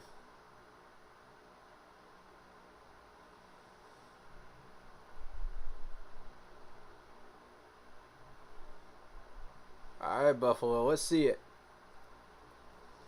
Let's see it. What you get. There's no guarantee. They might go for a tackle here. They might go for a tackle. There's been a lot of good tackles going off the board. They might jump that direction. But what worries me is that because KC just took a guard, that could go in the direction of guard for this pick. They might look at that one.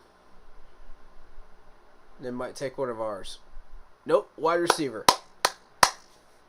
Yes. Thank you. All right. That's a big weight off our shoulders right there, y'all.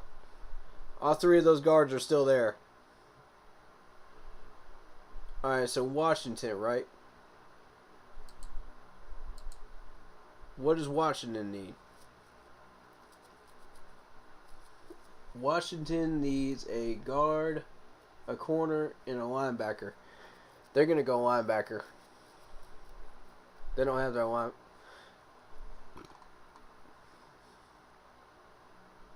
They don't have their linebacker, y'all. They got a wide receiver, a defensive tackle, a running back, a safety, and a quarterback. They're going to go linebacker. We ain't got to worry about them.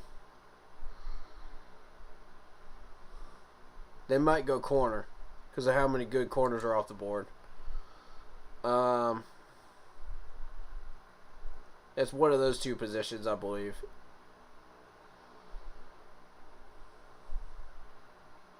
Although this has been a strange draft, you never know.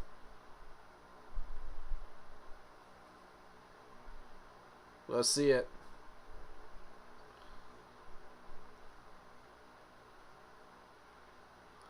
Y'all want to listen to the ESPN announcers?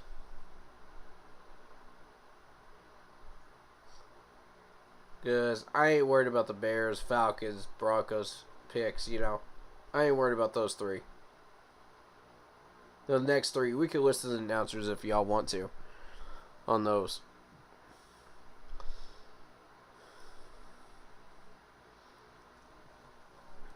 We already know the Falcons ain't going to fix that line. We already know that's not going to happen. Bears are going to pick something defensive probably. Broncos, who knows? I ain't worried about them.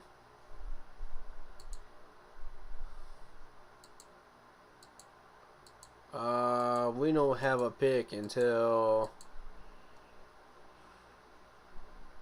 round 6.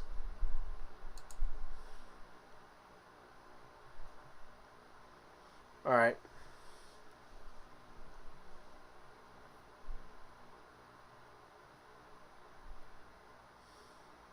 Pick is in for Washington.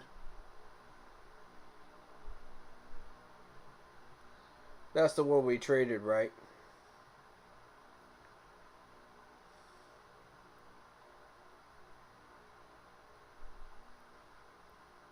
Did we make a trade?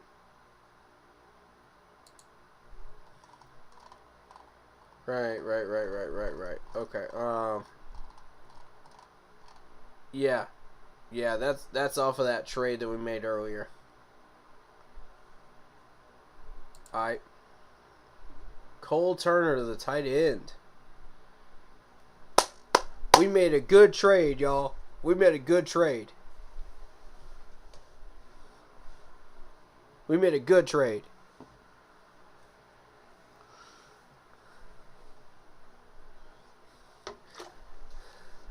Once you see what Washington picks after, we made that trade, then it comes full circle and you know whether you made a fully good trade or not. And we made a good one. We made a very good one. Because I ain't worried about tight end.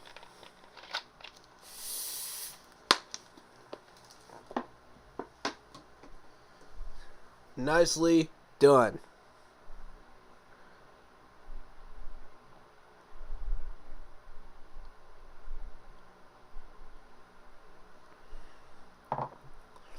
Scout is a trade wizard. I am so glad he is our GM.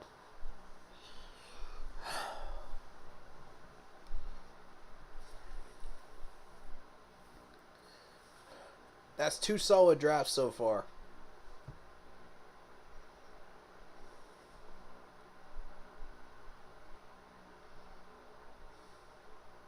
Texans, let's see. Yeah, let's do that. I want to hear what these guys are saying. You could go to Granger.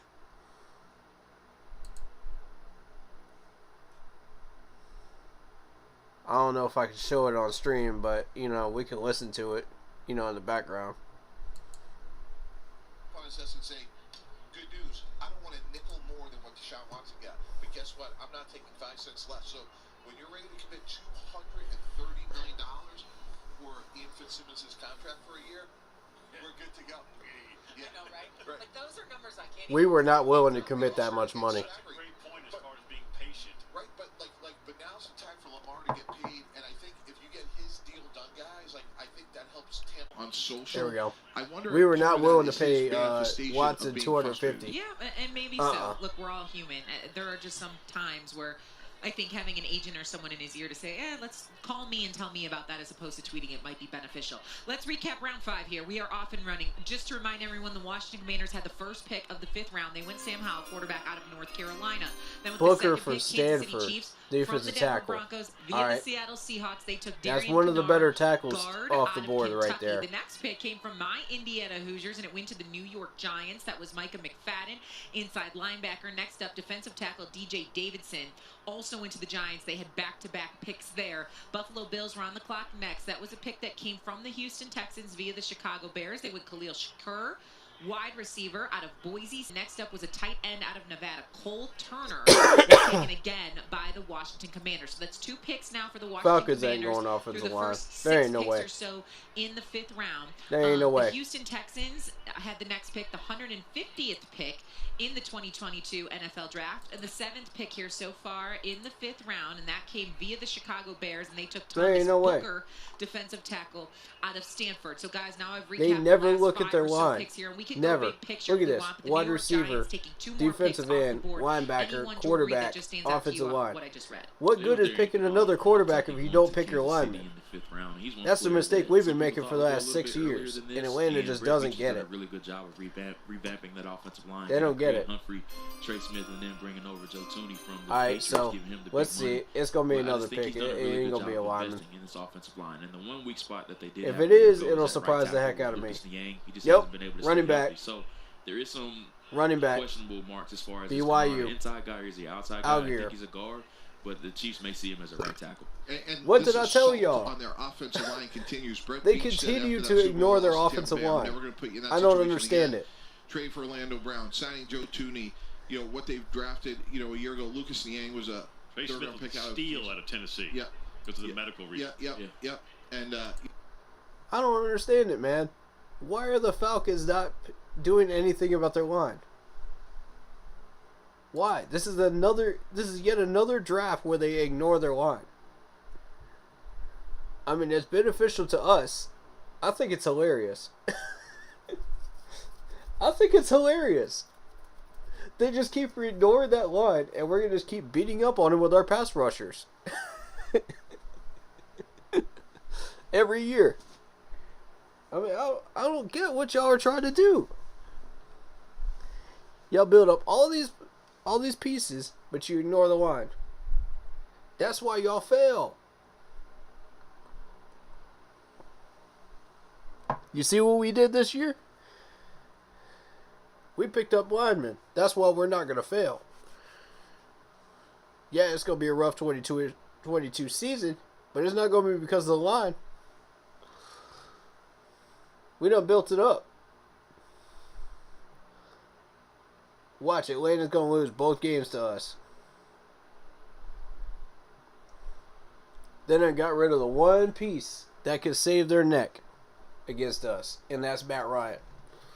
Now that he's gone, that's 2 L's for Atlanta against us. That's 2 wins out of the 6. I see it. I see it clear as day. They won't.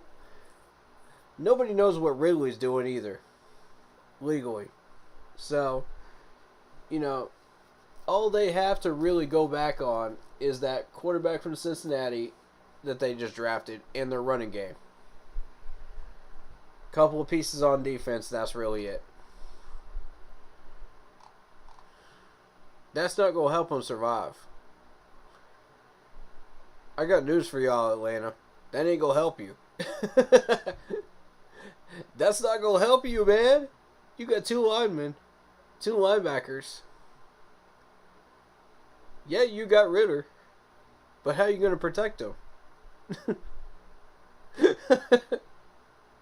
Y'all too busy getting all these pass rushers, all these flashy guys. You know, flashy wide receivers, flashy running backs, and a couple of linemen, and you totally neglect the line again. That's 2 wins for us. 2 wins.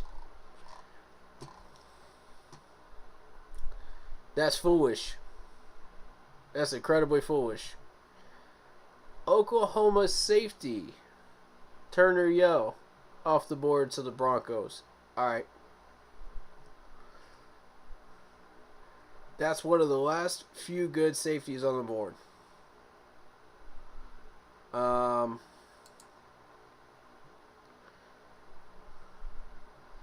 Best available safeties. Let's see them. Let's see them.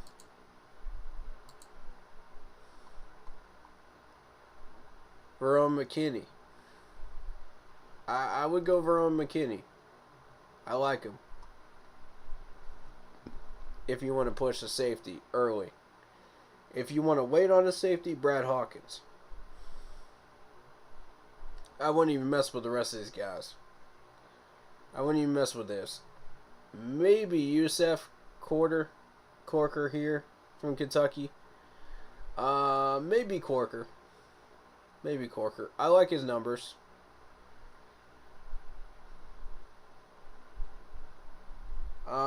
I like Brad Hawkins a little bit better. That's just me. I ran mocks where I drafted at least one of the 2 late rounds. You know, either or, they're interchangeable, honestly, at safety.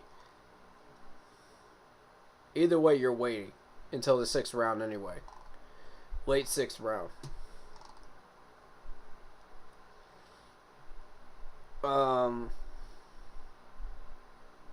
Expect to see a few safeties off the board in round 5. We're about a third of the way through.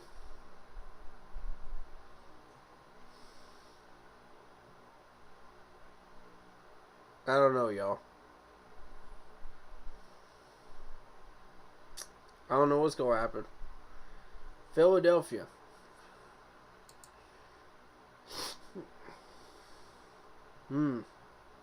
They say they need a wide receiver, a corner, and a safety. This could either be any of those 3 positions, really, for this pick. Based on what's been off the board. Could be any of them. Shout out to Carl. How you doing, man? This man's been here all 3 draft days. That's what's up, man. Thank you so much. That's loyalty right there. That's love. I appreciate you joining these draft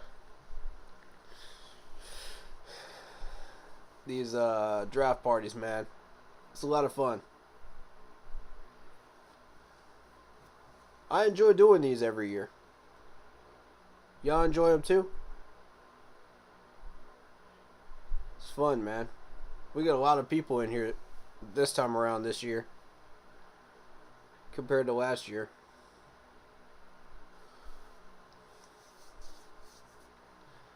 Oh, pick is in. Let's see. Seattle goes corner, UTSA. Woolen is the pick. There must have been a trade with Seattle, which is interesting. Thus far, today's moves, I like the draft pick that we made in the trade to get Brandon. I like it. The second most interesting thing today was Sam Howell getting taken off the board as late as he did. The third most interesting thing is Zappy going to New England. Keep an eye on that one, folks. The fourth one that I thought was interesting. Fourth thing. Is that the Giants went linebacker and defensive tackle here, which is good. You know, that helps us out. That keeps us on the board, you know, for a guard. Should we wish to take one in the sixth. We're going to start seeing some of these pieces move off the board. We'll have a shot at the ones we want, which is a good thing.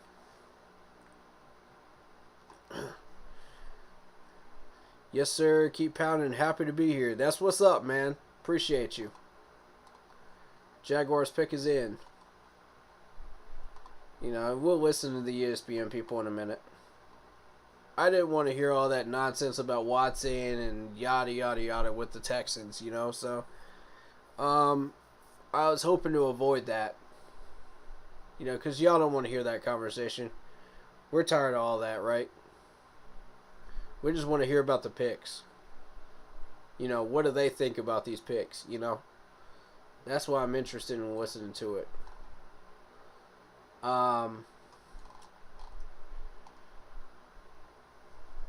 Again, best available versus what we need. Starting with guard position. Sawyer. Marquise Hayes. Justice Schaefer is still there. Cade Mays, which I technically view as a tackle, but he can be viewed as a guard if you wish. I don't think we're going to go for him, though, because he's he plays on the right side, which is not what we need.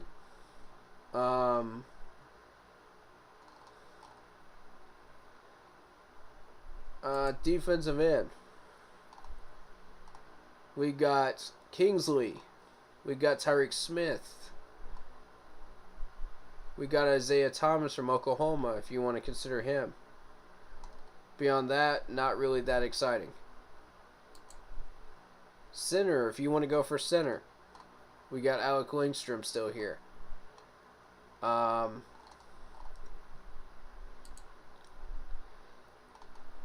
really, that's a gutsy choice, you know. I don't know if he's still going to be there in the sixth. We'll see. We'll see. Defensive tackle. We still got Matthew Butler. We still got Haskell Garrett. Those are my choices.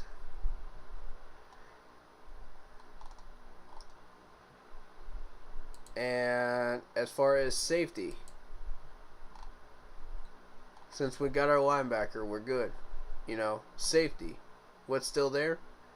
Youssef from Kentucky and Brett Hawkins from Michigan. Those are the choices. Trey Sterling is still there as well. Way late in the draft. Probably a 7th rounder. You know, either way, any of those three would replace Sean Chandler at this point and do a better job for the same amount of money.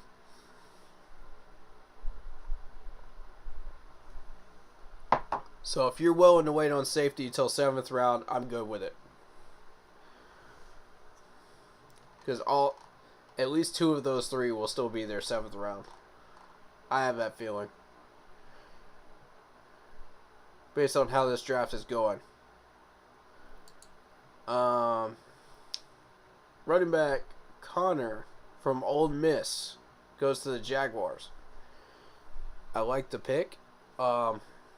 Jags needed a running back to back up Etienne with Etienne's injury. But once Etienne is up and running, watch out. Jags are building that offense. They put a few pieces in on defense too. This is going to be a scary team next year if they build it correctly. Because putting Trevor and Etienne together, that is a deadly combo. That's a deadly combo. Y'all saw what they did in Clemson together. It's a deadly combo. They've already got that chemistry in Clemson. Now they're bringing it to Jacksonville. It don't matter who the head coach is. Those two are dangerous. I'm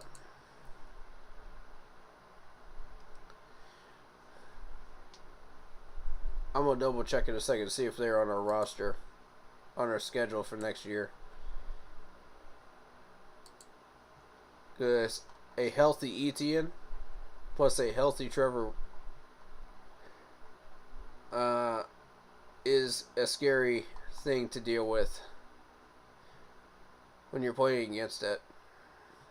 Alright, so Jags picked up a defense end. Trevon Walker, that helps them there.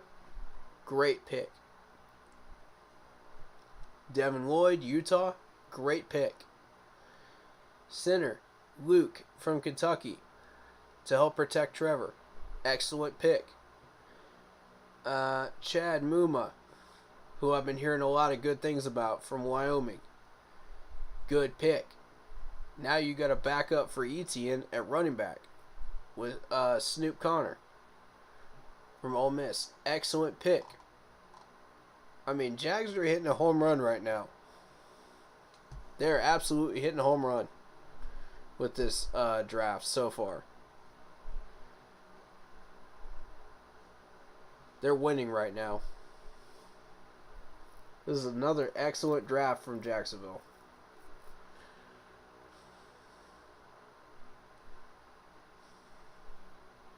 I'm telling you, Colts. I'm telling you, Texans, watch out for these guys. Jacksonville's going for that division next year. 2022. Y'all watch and see if I'm right. Once they build that defense up, once they get all the weapons they need for Trevor and Etienne, I would not want to be in their way in the AFC. Unless you have a strong, strong team like KC has right now, or Cincinnati right now, I would not want to get in their way. Even the Bills might be in trouble if they ended up battling them. That would end up being an interesting game. I would watch it. For sure, I would watch. Browns pick up a running back from Cincinnati, Ford. North Dakota offensive tackle goes to the Cowboys. Lewisco. I think I pronounced that correctly. Lewisco. This is some strange last names, man. They're hard to pronounce.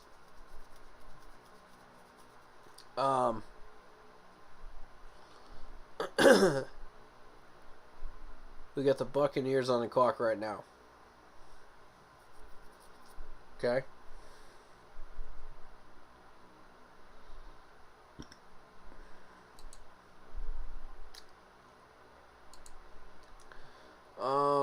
We got cornerbacks, Zion McCollum from Sam Houston University.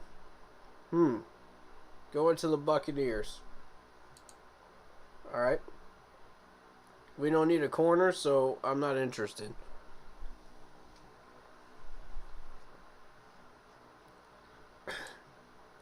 I do want to see something, though. Because Clemson does have a corner late rounds in here. I want to see something. Josh Jobe is still there. We never did get a scouting report on him during mock draft time, did we? That's why I kind of left him alone. Yeah, there's Mario right there. Eighth best available, still on that board. There's Darian Kendrick down there too. That would kind of be a bonus pick as Mario. You know, if you feel like... Uh-oh. Seattle just took Tyreek Smith. Oh, no. That's the best edge rusher on the board, y'all. Oh, man. Oh, man. Alright. With that being said, here's what we do at defensive end. We go and we sign Mario. Yep, Mario. Yes, he's still a free agent. Why? I don't know. But for some reason he is.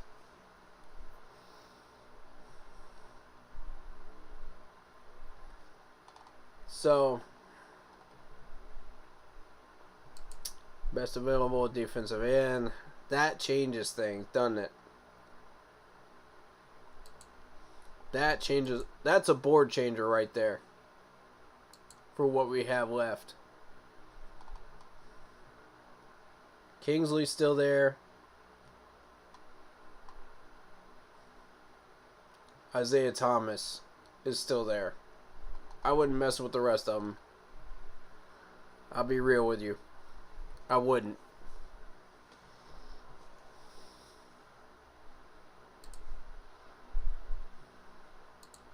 Let me see. I don't think Mario got signed, did he?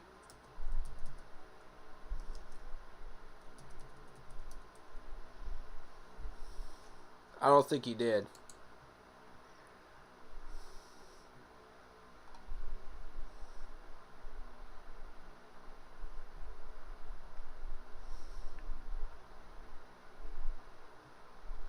Yeah, is he retired? Oh, he's retired. Okay. So he did retire. Alright. Huh. He listed his mansion at $8.45 million. Interesting. Alright, but yeah, he's retired. Let's see what other defensive ends are available.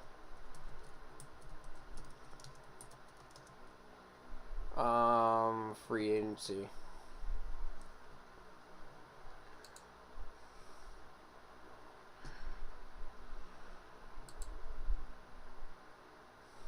Let's see what we got. Show me a list. Emmanuel from the Dolphins is on the free agent list. Clowney. I remember wanted us to get Clowney. I don't think Clowney fits our system, though. I think he plays a different system. What in the world? These stupid ads. Man, get off my screen, bro. I ain't trying to look at that.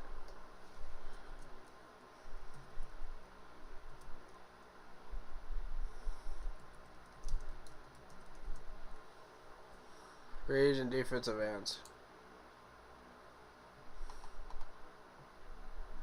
Let's try a different website because I think that one is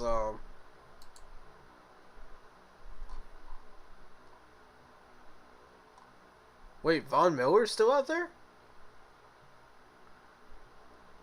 Oh, snap. Now we're getting somewhere. How much does this man want? 2 years, $17 million average a year? That's half of what we got left in the cap right now. And we need 10 mil to handle rookie contracts. That's tempting right there. That's really tempting. I'm not even going to lie to you. Because Von Miller has been a part of 2 Super Bowl teams now in the last decade that have won rings. Wow. He is completely justified to ask for that much money. He's a beast.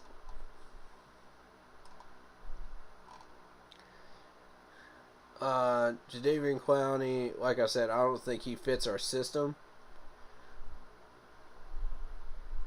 He does things a bit differently than we do. Yeah, he is a 4-3, but he doesn't fit our system, in my opinion.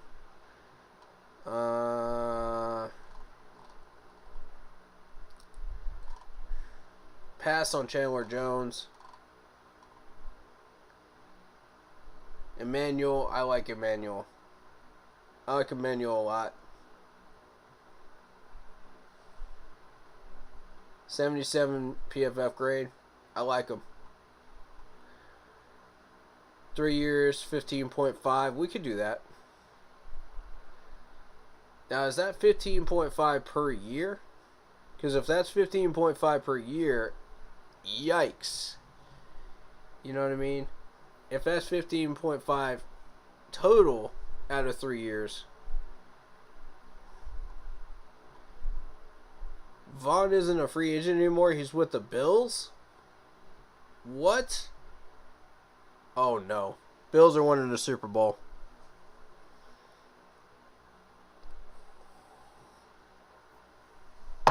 Bills are going to be your next Super Bowl winner in the next 2 years.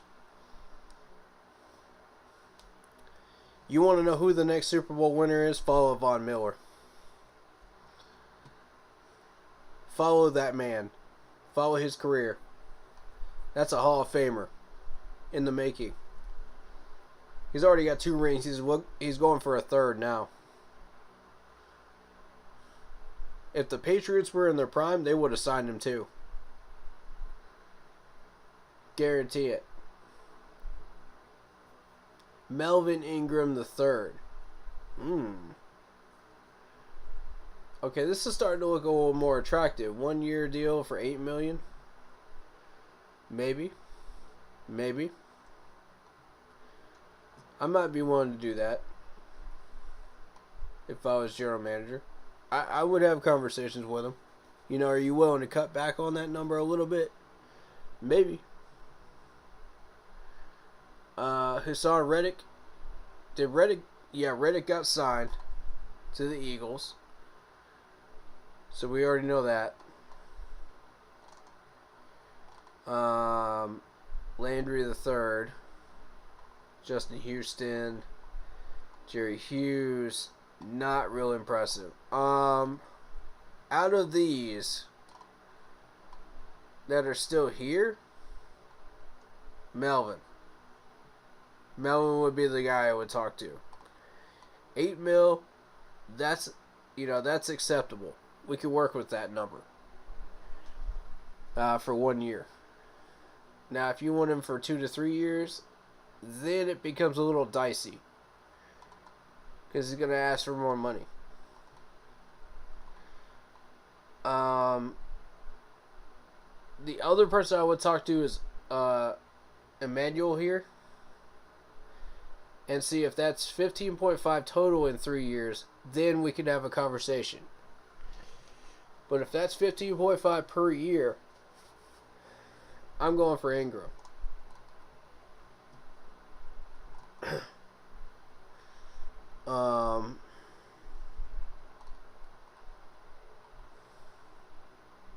I think we stay away from Clowney. We stay away from Chandler Jones. I just don't feel either one of them is the right choice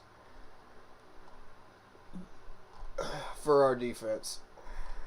Now, if you're looking for depth, Chandler would be interesting. Because of the bicep injury, you know, it would depend on how he comes back. You know what I mean? And he didn't miss a beat, you know, 7 pressure, 5 sack week 1. You know, looked good on the pass grade. 15 quarterback has tied his 6th most among edge rushers. Jones now has double-digit sacks. In each of his past seasons was played more than 300 snaps. Okay, see, that to me might be worth $8 million per year. Not 16. Sorry. Nope. Not 16. Sorry. We're talking 15 per year? Noah Clowney. 12 per year on Gregory? Nope.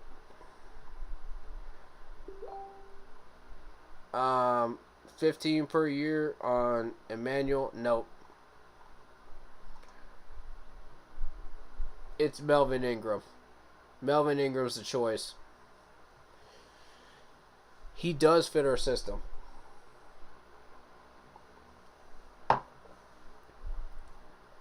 I will say that Melvin Ingram does fit our system. Good grade.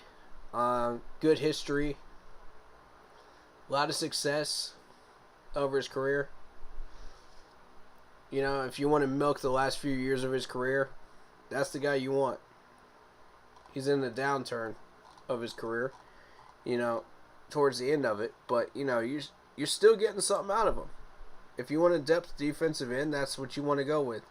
You know, that's worth $8 million. Alright, so if you don't want to draft a defensive end, if you don't want to go for Kingsley, if you don't want to go for Isaiah Thomas here, that's what I would do. That might be worth $8 million to me. As a second stringer. Now, if you're looking for just depth, third stringer, you're out of luck. We might as well just wait till next year and just go with what we got. Let's see. We had a little bit of action here in the draft here. So let's go. Defensive end, Smith from Ohio State. Yeah, I didn't see him on the list. Apparently he's gone. Missouri State defensive tackle Johnson goes to the Colts. The defensive tackle from UCLA, Obana Ogbania. I have no idea how to pronounce that last name. I tried, y'all. Goes to the Chargers. Jackson, the linebacker from Appalachian State, goes to the Saints. Oh, that's going to make some people unhappy in Big Cat's camp. There's a couple of those people that wanted Jackson out of his camp. But when Big Cat was doing the mocks, he went for Brandon Smith, I believe. Or did he go for Jackson?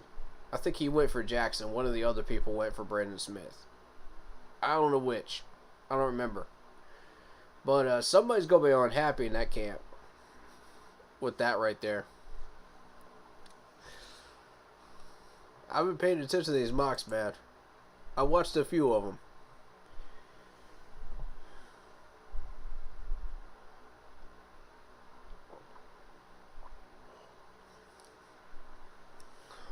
And we have Washington, the wide receiver from Stanford, going to the Broncos. Phillips, the wide receiver from UCLA, going to the Titans. Now, here we go. Raiders. What y'all getting? What suits y'all's fancy? What do y'all need? Let's look at that draft cast. Let's see what y'all need. Corner, linebacker, and an offensive tackle. See, everybody needs an offensive tackle, man. Everybody needs one. Everybody can use one. Everybody's line is bad. If it ain't a guard, it's a tackle, man. Everybody can use a lineman. JoJo's still there.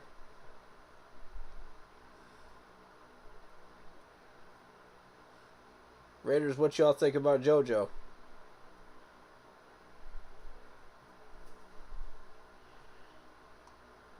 Y'all want him? Oh, Rams traded up. Rams traded up, y'all. Here we go. What you think LA is going for?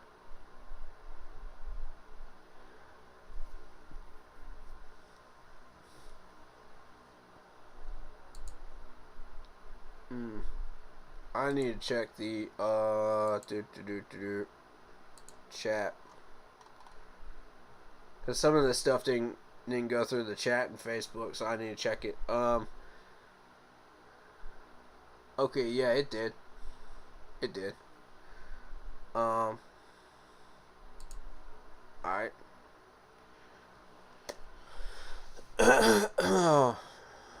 Nothing I typed in there did. It was weird. It's been glitchy the last couple of weeks. I don't know what it is.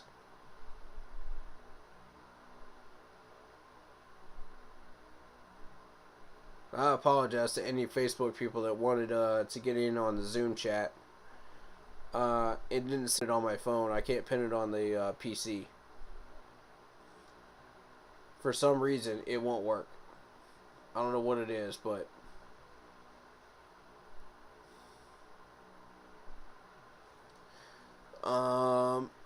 yeah, let's go ahead and listen to these people. I want to see what they have to say right now. That notion, guys, of let's win for today.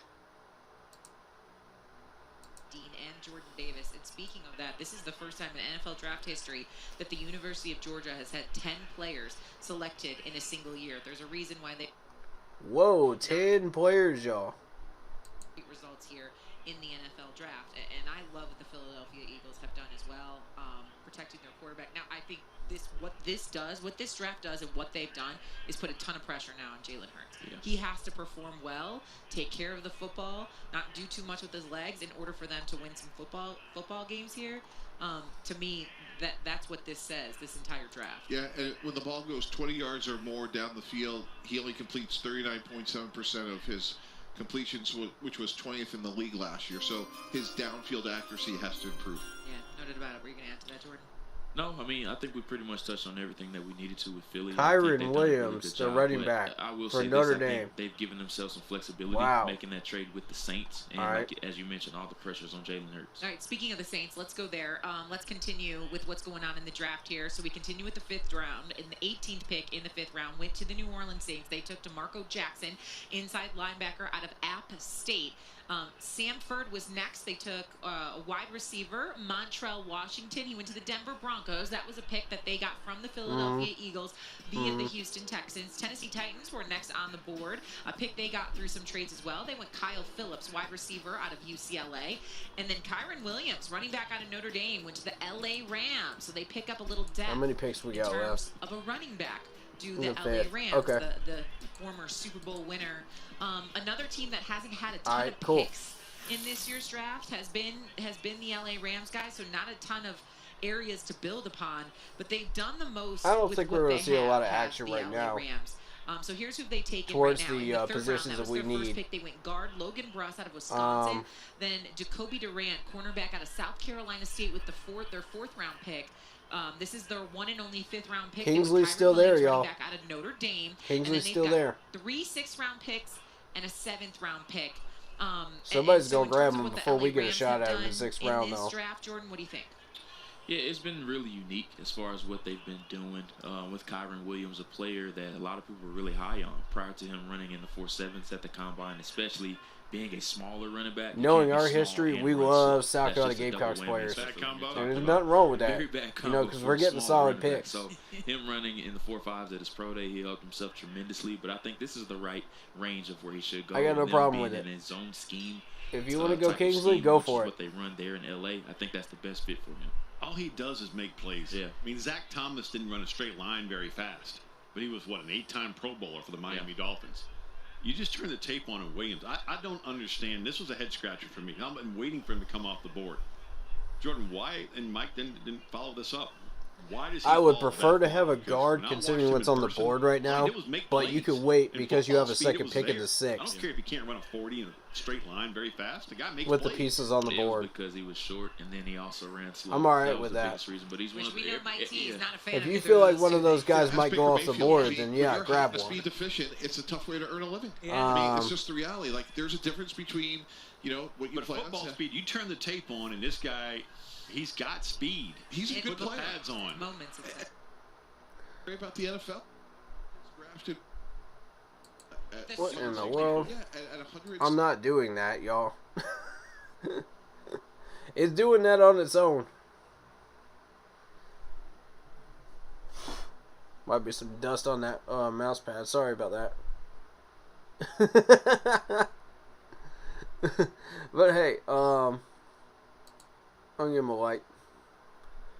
Thumbs up right there for the drafts coverage so far because I like it. I'm happy with it. But yeah, we've had a history of South Carolina Gamecocks players.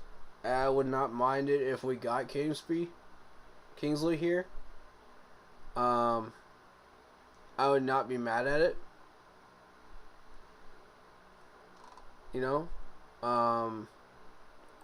Based on the defensive ends that are going off the board. In the thinness at that position right now, I would not be mad at that. Plus the fact that we have another 6th round later on. Alright, so we got one of the defensive ends from Minnesota. Otto Mayo? Mayo? I don't know how to say that last name, but we're just going to call him Otto. Doc Ock goes to defensive end. Vikings, So now we got Cincinnati on the clock. Cincinnati, I think, traded up. They may have.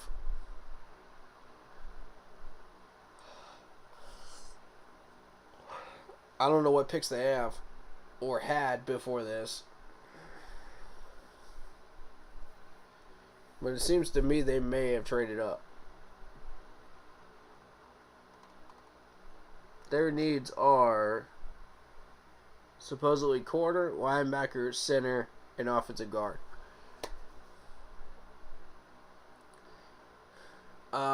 If I'm Cincinnati in this spot, I would probably pick up a linebacker because of how many linebackers have been taken so far out of those positions. There's a pretty good chance Alec Lindstrom drops to the 6th.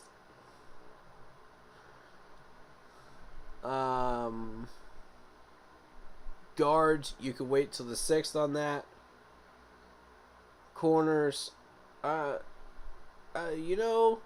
maybe wanted to jump on a corner if I'm Cincinnati. They already got their defensive tackle though, so I'm thinking corner or linebacker. Out of those needs that ESPN says that they have. Will they take one from those positions? Nope. Safety. Anderson from Toledo. Wow.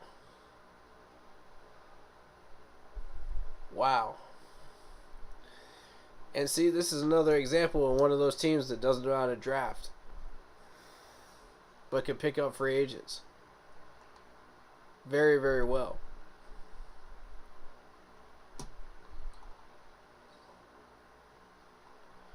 Yeah, I think if Kingsley's still there, we got lucky in the 6th round.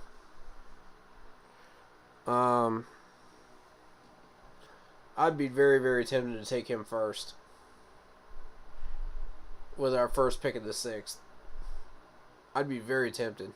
Based on what guards are still going to be there after, all those picks in the 6th, in between our first and second pick there. Yeah. I'd be very tempted. Because you're not getting a safety. You're not getting a quality safety. Probably the 7th anyway. That we want.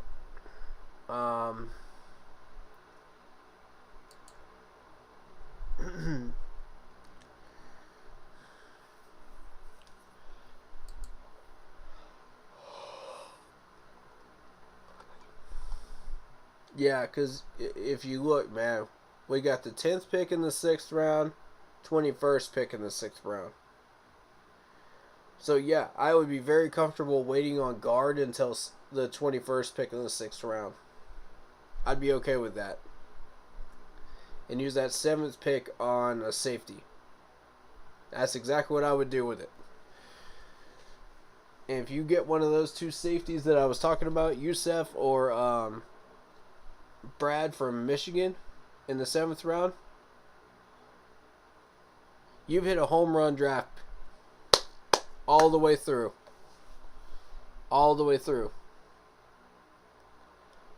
Now, are these, Brandon Smith was the best linebacker available. We won on that one. Matt Corral, we traded up a little too much for that one, but we still won. Akeem, home run ball. Pick right there. That's 3 wins.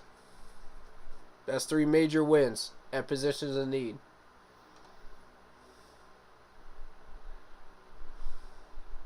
Yep. Defensive end and guard are next, y'all.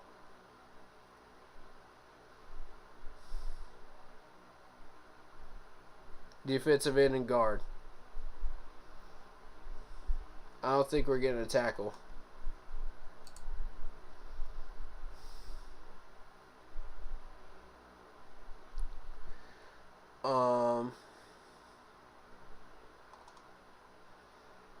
I don't think we're getting a defensive tackle this time around.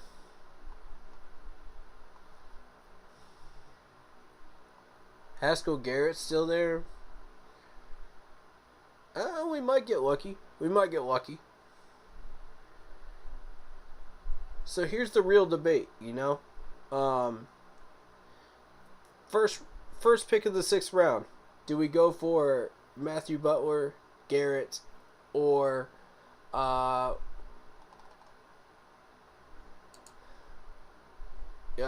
Kingsley? That's the real debate right there. That's where we can start having a debate. Do you want to go that direction? We will have Alec Lindstrom on the board at that point, I believe. 10th pick into the 6th, yeah, I think he'll still be there. So that's 4 players you could choose from at that 10th spot.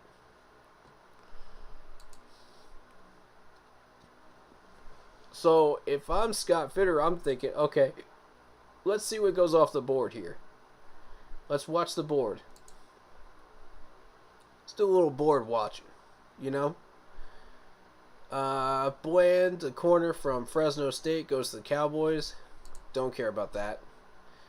We got the Bears, Vikings, Texans, Green Bay, San Francisco, Giants. That 173 pick right there, that's the dangerous one. That's the dangerous one. They can steal another one from us, y'all. They could grab another good player from us. They already got a Zedu. Alright, so we got the Bears, we got the Raiders, Cowboys, don't care about those. Lions. Lions been known to ruin some people's drafts here lately. That's a compensatory selection at 177. Watch out for that one. That's the one we're going to be watching. Dallas, and then Denver. Don't care about them. Round 6. Who starts round 6? Bills, Lions, Giants. All three dangerous teams that could take one from us.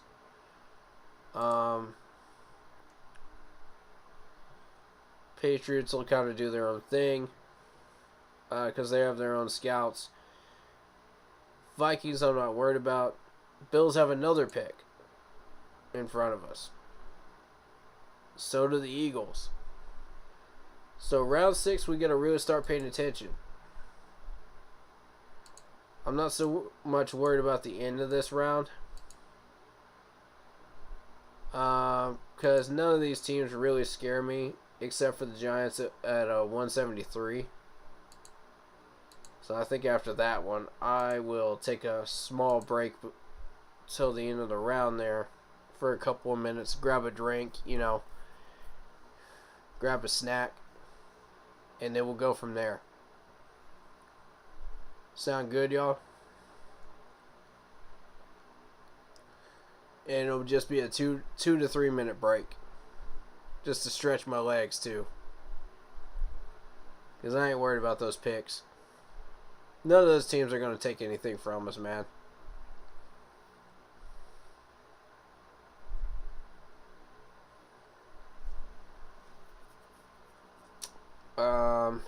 So we'll wait on that Giants pick, and then we'll take that break after that one. In the meantime, let's listen to what they say. Browns team, may I remind you, a team that was 1-31 the 2 years prior to when he got there, and a team that had 4 different head coaches since he got there, which we just said wasn't very long ago. So he's kind of riven the way with them. Now, this is business. We are look, if someone who's better than me decides tomorrow that they can come in and do my job better, I would get it if the boss was like, hey, by the way, shout out to Kevin Avery that's at the draft right now in Las Vegas. Hope you're enjoying it, buddy. But at the same time, I did kind of understand that considering I saw how those down posts. in the dumps that franchise has been. But that is the question, Ian and Jordan. Where is Baker Mayfield going to play? We got a Panthers representative up there, man. With picks, so you've got to figure out From the how you're going to C3. get him somewhere. We thought it was maybe going to be Seattle. That doesn't seem like From the case the, anymore, obviously. Carolina, again, they C3? shut that down, but take it with a grain of salt. That doesn't I seem don't like remember the case which one it anymore. was. I don't understand. Yeah, we've all. He's a played Panthers the game YouTuber, though, cheers y'all. When we were growing up, you're in the final. Baker's in the final 2 right now, fighting for that last seat, but the music is about to stop. There's not going to be any chairs left for him. Just because Braxton Carolina traded for Matt Jones. Corral, so they're probably not going to be in the veteran. Southern quarterback market Utah anymore. goes to the Bears. His really only realistic landing spot right now to be a starter is probably Seattle. But with as many quarterbacks as Seattle passed on in this draft class, I don't know how interested they are going to be in to bring in another veteran just because they have Drew Lock there already. They seem to believe in Drew or trying to reconstruct Drew from what we saw from him in Denver. So I don't really know where he's going to go. And if he goes somewhere, he's going to have to compete for the job, which is what he doesn't want. The one place that I keep going back to that I feel like might make sense is Detroit. Again, I love that. I thought that would be lumped in with some Agreed. picks, which doesn't seem to be the case. Now Detroit does have a 5th, 2-6 left. I think you could get more than that for Baker Mayfield. But I think it's pretty clear Jared Goff is not the answer long term there, and maybe you're kind of getting a little bit agree. of Jared Goff 2.0 with Baker Mayfield. Ty but to me, Chandler, that's running back another from North spot Carolina, that goes to would the kind of make Vikings. sense. Go ahead. What do you think? I'm a Baker Mayfield guy. Maybe I'm biased because I had him half a dozen times when he was at Oklahoma, but the last time we saw him healthy for a full season, his team went 11-5. He completed only 63% of his passes, but 26 touchdowns, only 9 INTs.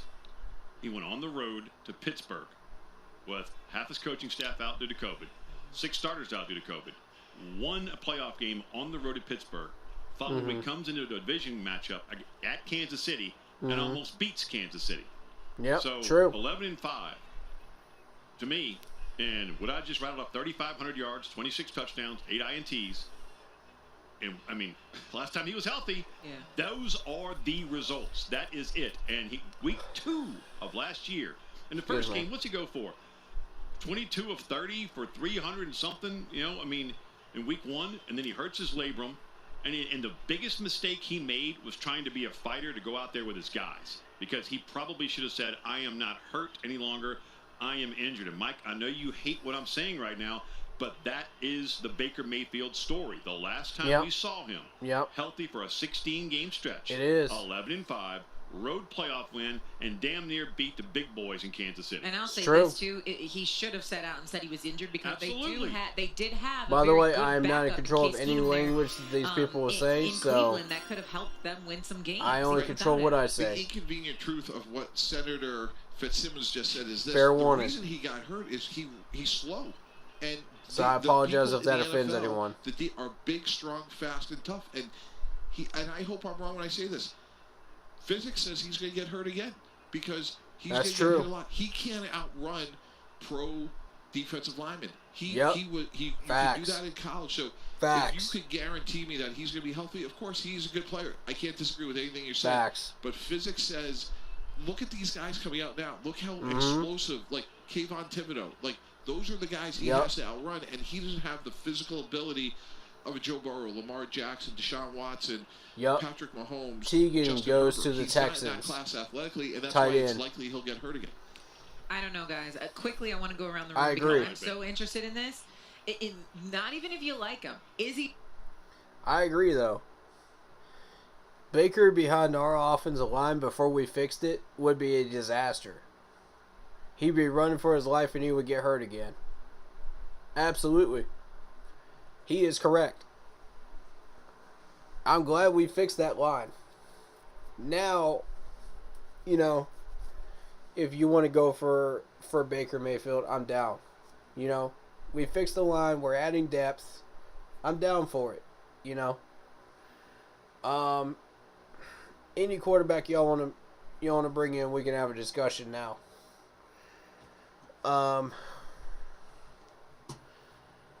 Once we fix the line, right? Luke, the center from Washington, goes to the Broncos. Here we go. Here we go, y'all. Centers are starting to go off the board again. My point being, though, now we can have that Baker Mayfield discussion, right? So how do y'all feel about that? How do y'all feel about that now in retrospect? The trade suggestion that was made, first round pick next year. Baker Mayfield, Deebo Samuel, Baker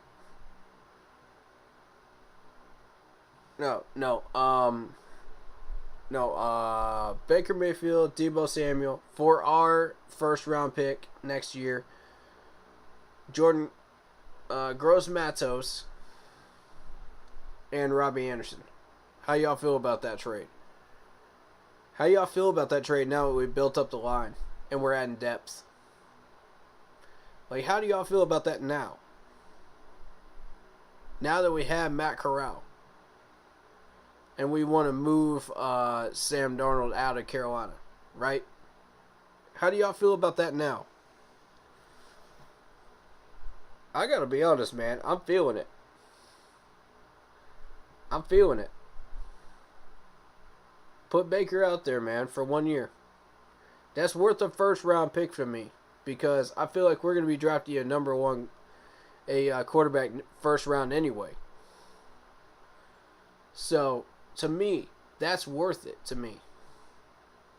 Because you either go offensive lineman or you go quarterback first round pick next year to help fix this line and keep it solidified. So either way,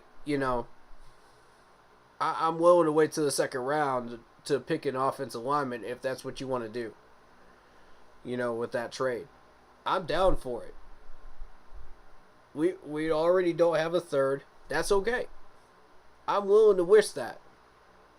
I am willing to make that move. To make sure that we get a quality quarterback, a quality wide receiver, and if you want to throw in a pick from 2024, that's fine. Depending on where it is. I'm down for that. I'm here for it, man. Depends on where it is. We can have that discussion. That's negotiable. No higher than third, though. No higher than third. That's the discussion I would have with San Francisco. That's exactly how that would play out. But yeah, if you want to have that debate and that conversation for a possible trade pick, absolutely, I'm on board. Yeah, let's do it. Let's do it, man. I greenlight it. Now that we fixed the line, I greenlight it. Here we go. Giants have picked Marcus McKesson, the guard from North Carolina, y'all. The guard from North Carolina. I told y'all the Giants pick was going to be a dangerous one. I told y'all, watch this one. Didn't I say it?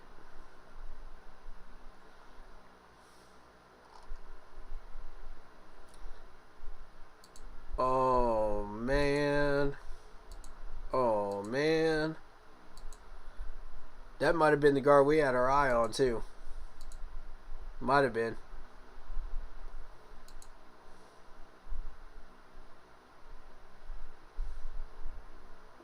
We got Womack from Toledo, the corner, going to San Francisco. Broncos take Wattenberg, the center from Washington. So we still got a few picks left here in the fifth. We got the Bears, Raiders, Cowboys, Lions, Cowboys, Packers to finish out the round. Alright, so what I'm going to do is I'm going to leave ESPN on here sound-wise while I take this break and grab a drink, grab a snack, and prepare for the sixth round when the action starts getting hot, you know, for us at pick 10. Yeah, stick around, hit that like button, hit that sub button, hit that follow button, y'all. Share the stream with your friends. All 32 teams fans are welcome here. Any newcomers to the sport are welcome here. We're trying to teach them some football, you know what I mean? So, hopefully y'all get a chance to learn something from us. Keep pounding, y'all. We'll be back in a minute. Demon and a spellback. Third guy probably on that 53. But Jerome Ford just did nothing but make plays and got a little... He got humbled a bit transferring in from Alabama to Cincinnati his first year there. I mean, he wasn't the guy. He had to share that backfield. And then, man, his senior year, I mean, over 200 carries, over 1,300 yards, 19 touchdowns, helped Cincinnati get to the college football playoff. I think Cleveland has done a really good job here on day 3. Just to go back to Baker for one thing, because I think we should add this to part of the discussion. There's an $18 million variable here as well, which is he has $18 million guaranteed. So, you know, at some point, it's kind of interesting to me. Like, does Kevin Stefanski walk into the front office and say, hey, like, it's now a distraction. We got to just cut him and eat the money. And then, obviously, it's a lot easier to scoop up Baker Mayfield. But his contract and guaranteed money, to me, has to be a factor in this discussion as well.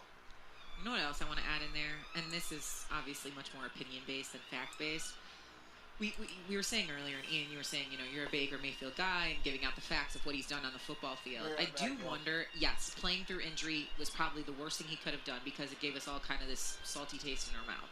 But then I also wonder with the departure of Odell Beckham Jr. and kind of how all that went down, if that also added to this. Because I remember that first game after Odell left, I believe, the Browns played really well and they won that game. I'm forgetting who it was against. But after that, we saw a massive drop-off. And the Browns, in fact, they failed to score over 21 points in like five games after Odell had left, something like that. Their offense had a significant drop-off. And I know there was the post with the dad and pointing out Baker not targeting Odell, and then Odell goes and joins a team that wins the Super Bowl. I wonder if that narrative maybe shifted any of this for Baker Mayfield. I don't know, and maybe that's a public or fan perception, but I do wonder if that had something to do with it. So the Chicago Bears right now are on the clock and about to make their 5th round pick. The 174th pick. We've got 5 picks left to go here in the 5th round. We'll update you on those next. Also, which draft pick fits the best with his new team? Find out next. You're listening to the 2022 NFL Draft on ESPN Radio. And you're hanging out in Studio E with Phil and Scooby. Dominic Robinson on his way to the Chicago Bears, edge rusher out of Miami of Ohio. But Scooby, we're not talking about the Bears and teams that are looking to build the roster, proved it themselves through the draft. Who do you like the most who's done that? I like what the Chiefs have done so far with their draft picks. I brought it up earlier with Sky Moore. Great receiver. Runs some of the best slant routes. And I remember during the NFL Combine, a lot of comparisons that Sky Moore got was to Steve Smith, Panthers wide receiver, who was going to be a Hall of Famer as well. Steve Smith said Sky Moore has more weapons than he did coming straight out of college. And this is straight out of the mouth of Steve Smith. And he said he's so smooth, he has all the tools to be a great wide receiver in the NFL. And then the help that they got on the defensive backs, because we know that this league is all about pass rushing and your pass defense, and then your passing attack. It's a passing league. That's where the NFL is going, and they were able to help it both on the offensive and defensive end. Trent McDuffie, Brian Cook, who can absolutely crack, and then Joshua Williams out of Fayetteville State, that defensive backfield. I like what the Bengals have done in their defensive backfield, getting a lot of scheme-versatile guys, Daxton Hill, Cam Taylor-Britt, and Tyson Anderson out of Toledo on day 3. But if you ask me one playoff team that improved their teams the most, reflexively, I'm looking at the Buffalo Bills. Kyer Elam, this was the one position opposite Tre'Davious White, the corner opposite that we were worried about with the Bills. Kyer Elam is long, rangy, fast. He allowed 191 receiving yards against him total during the season. He can line up in the slot. He can line up outside. He comes downhill. Only knock on him, few penalties, gets a little grabby at times. You can see he is physical, though, and it's a matter of making him a little bit more savvy as a physical stopper, especially in those jump ball scenarios in the red zone. But he has the length, he has lockdown traits, makes the Bills very dangerous. And then they go on and add James Cook out of the backfield, the guy who Josh Allen is going to have all kinds of fun with James Cook, because you can line him up in the Z position, you can flare him out of the backfield. Andy Reid is going to like him, and then they get a high character guy in Khalil Shakir, who is an absolute highlight reel, supremely productive. Only reason he fell this far, he's got shorter arms, average burst, but he had 1,100 receiving yards at Boise State, and he lines up absolutely everywhere. And Khalil Shakir led the team in receiving the last 2 years that he was over there. So he's a great versatile player, because he can also be a return specialist. And then you said James Cook. James Cook, his brother, Dalvin Cook. James Cook has gotten a lot of comparisons to Alvin Kamara and what he's able to do out of the backfield. He's more of a scat back. A scat back is, for people at home to understand, is that running back that you line up in the spot that can catch the ball well. And the thing about James Cook, he doesn't have a lot of miles on him. He split carries the majority of the time that he was at Georgia. So the running back position is a position that gets beat up quite a bit. And when you're coming from being a bell cow running back in college to coming into the NFL and being a bell cow again, the miles on you are pretty high. And then the cornerback position, you brought up what they were able to do there. That's already a strength in what the Bills are able to do. When you look at what their DBs have been able to do, they allow the fewest yards and the lowest completion percentage as the nearest defender in that defensive backfield. It's a strength, but sometimes it's about, if you strengthen your strength rather than trying to strengthen a weakness, you're going to make more tracks and you're going to gain more success. And it was their strength. They led the NFL in scoring defense and total defense from a year ago, but that one position, that right corner opposite Tre'Davious White, was the one area they needed to improve. They did that in the first round. The AFC had a great offseason across the board. We were criticizing what happened to the NFC. The NFC, you look at the playoff teams, for me, sticking out the most is the Philadelphia Eagles going to the Georgia well and looking how many guys were drafted from Georgia. Not a bad place to go in terms of the strength. Jordan Davis, knock on him, is conditioning, and that's about it. We got to get him less adept to Swedish fish, maybe some chicken salads. That is by his own admission. He's addicted to Swedish fish. Nakobe Dean did a terrific job playing behind him, letting Jordan Davis almost be like a lead blocker as Dean blitzed and went sideline to sideline, shutting down the runs. Eagles can deploy that the exact same way. Fletcher Cox on a 1-year, $14 million deal. There's the man in the highlight, Nakobe Dean, and usually is hiding right behind Devontae Wyatt or Jordan Davis. And then in the second round, a sneaky pick for the Eagles. They have Landon Dickerson and Jason Kelsey in that interior offensive line. Cam Jurgens, the track star out of Nebraska in shot put and distance throwing, shot put and discus. Exceptional core strength, plays with a mean streak. He's going to have a very long offensive line career in the NFL. Yeah, Eagles, and you also didn't mention the A.J. Brown pickup. Yeah. I love it. I'll count that as a draft pick because Yeah, it was exactly. on draft night. They had a massive need at wide receiver. They addressed it in the first round, and then they lock up A.J. Brown, 4 years, 100. Would you rather give up a draft pick and get a sure, bona fide, legit wide receiver, or would you rather spend it on a guy that you're not sure is going to be a great wide receiver or not? I think the Eagles won that trade, especially, I brought this up to you, the Jets tried to make the trade for Deebo Samuel with their 10th overall pick, and then the Eagles get A.J. Brown with the 18th overall. As much as I want to sleep on these pillows, we shouldn't be sleeping on the Eagles. Shouldn't sleep on the rest of the NFL draft. Daniel Dopp and Mike Claire joining us now. They're going to take over, actually, to take us through fantasy impact in this class. For Phil and Scooby, I say goodbye for now. Woo! But we'll be watching from home. Enjoy the rest of the coverage from Vegas. Do any of these three picks that I just said stand out to you at all with these guys? Yeah, Matthew Butler is one that is really, really interesting just because he had a breakout year during his senior season at Tennessee. 8.5 tackles for loss, 5 sacks. I think he's one of the better or underrated defensive tackles in this entire group. And even though he was a bit of a late bloomer, the Raiders have a huge need along the interior. That's a spot they've been trying to solidify for quite a long time. They've really been patchworking it up until this point, signing one-year deals with guys like Jonathan Hankins and then some others. So I really like this selection a lot with Butler.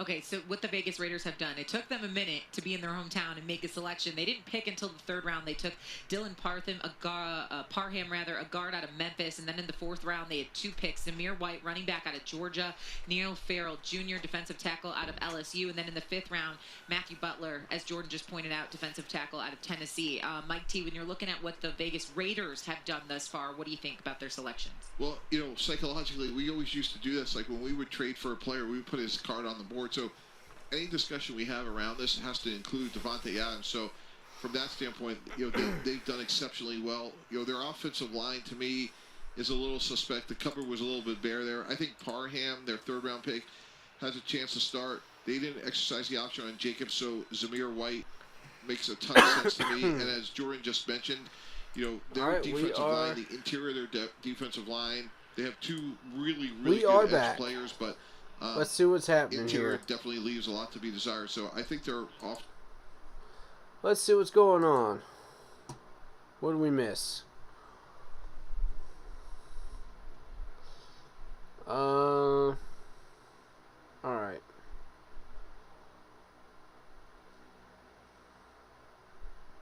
It is reloading right now.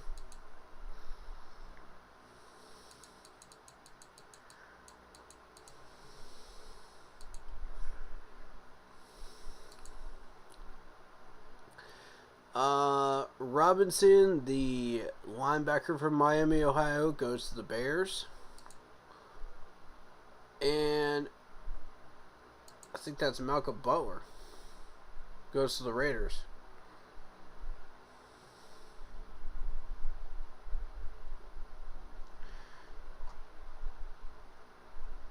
No. Cowboys. Matthew Butler, our Tennessee defensive tackle, goes to the Cowboys. That means Haskell Garrett's our last hope at defensive tackle if you want help there. That's bad.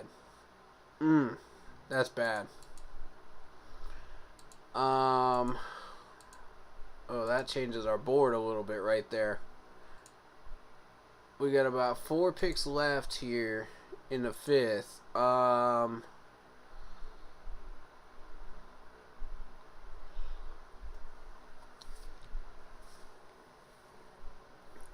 Again, we want to go board watching here and see what the rest of these teams do. Cowboys are picking now. Yeah, Butler went to the Raiders. Why is ESPN saying they went Okay, there we go. It is the Raiders on this list. Okay. Alright. Damone Clark, the linebacker from LSU, goes to the Cowboys. At this point, I don't care because we already got our linebacker. I'm happy with it. You know? He's probably one of the third tier linebackers for me. So, you know, I'm not too concerned with that. Cowboys can have him.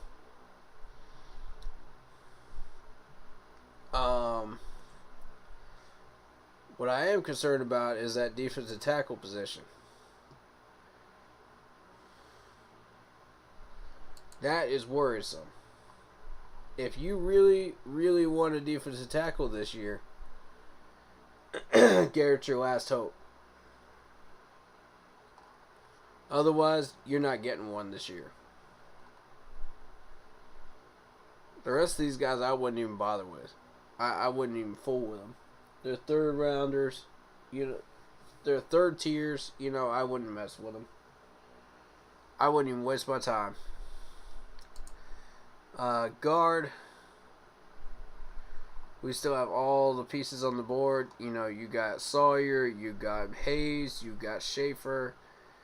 You know, you got Cade Mays in an emergency situation, Tyrese Robinson in an emergency situation there at guard. So, you know, guard is our deepest one right now. So I would wait until the second pick in the sixth to get a guard. Tight end from Virginia Tech, Mitchell goes to the Lions. So for me, the choices are narrowed down to Alec Lindstrom, Kingsby,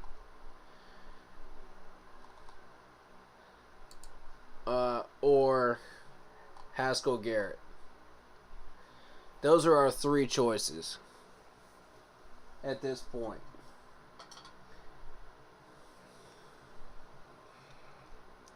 I think trying to jump on anyone else is a mistake.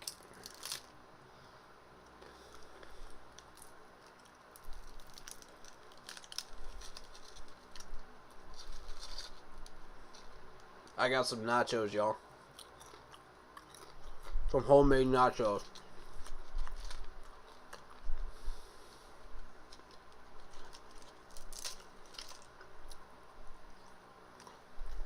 Yum.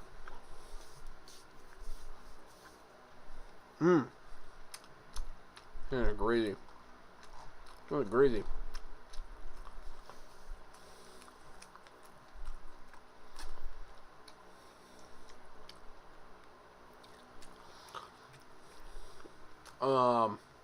Alright. Defensive tackle John Ridgeway goes to the Cowboys in compensatory pick from Arkansas. That's fine. Y'all can have him. I don't care about him.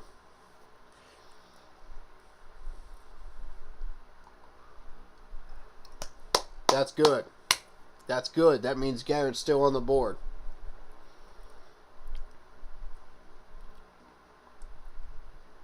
I want all three of these choices on the board when we pick it at in the 10th spot in 6th round. I want all 6 of these choices on there.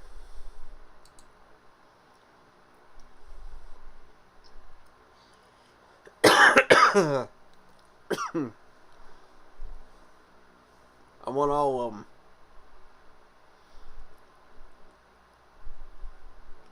None of these guys are worth trading both of these 6s up into the 5th for.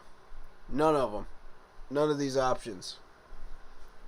So, I agree with Scott for not doing it. You know, there's no need. We did the right thing. There's a time to be aggressive, and there's a time not to be aggressive when it comes to trading. This is the time not to be aggressive. Because these guys will be sitting on the board when we pick at 10 in the 6th.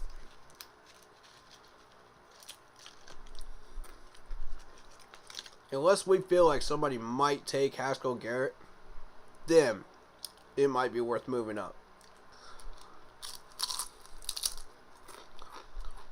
But see, nobody went for him. They went for the other guy instead. So we're in good shape.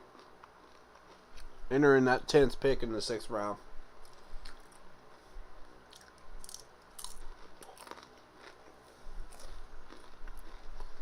We're in good shape, y'all.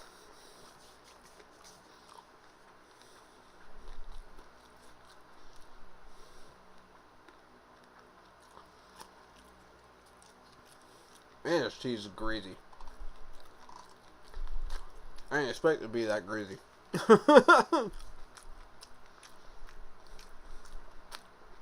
No! Packers got Kingsby. Oh no. Oh no. Oh no. That's bad, y'all. That's our last defensive end on the board. Besides Isaiah Thomas. Looks like we're not getting a defensive end this year. Man.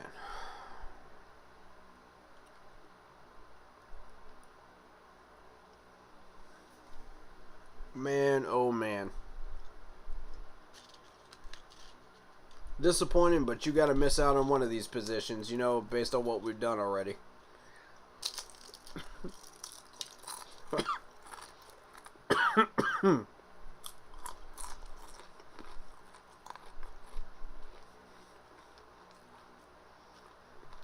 If you miss out on defensive end, that's fine. Defensive tackle, that's a little shakier. You know what I mean? We could use some help at defensive tackle, but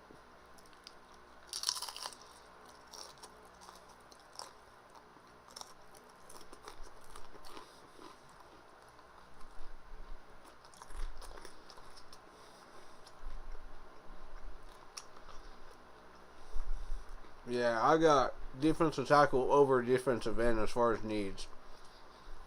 Positionally.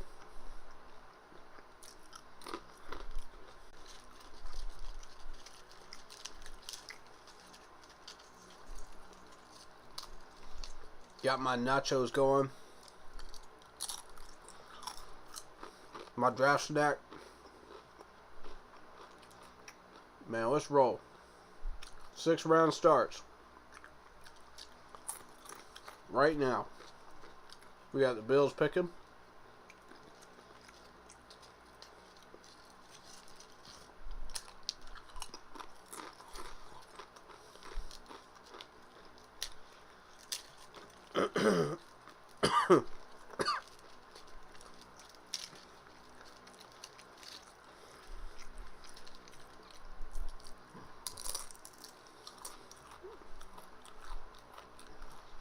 Punter, Matt Arizio, goes to the Bills from San Diego State.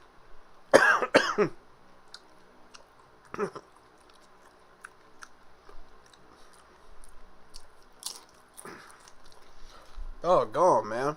I'm about to choke on these doggone nachos right now. Jeez.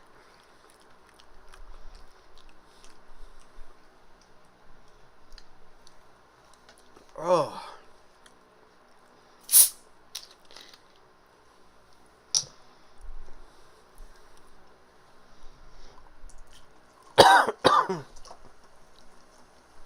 Excuse me, y'all.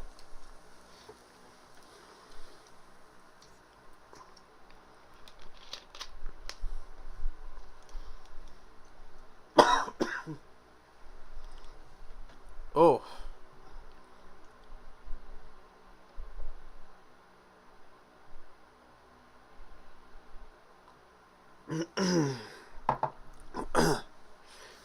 All right. Excuse me. Now, I think I'm settled. All right. Let's see what these people have to say here. They're talking about line on a guy or injury red flag or somebody with ability issues just because they're hoping the gain outweighs the risk. And with Damone Clark, we're talking about a player, as you mentioned, that probably would have been a second round pick. He probably was going to end up in that area. Was great at the Senior Bowl, and he was one of those guys that you feel his presence whenever you're in it.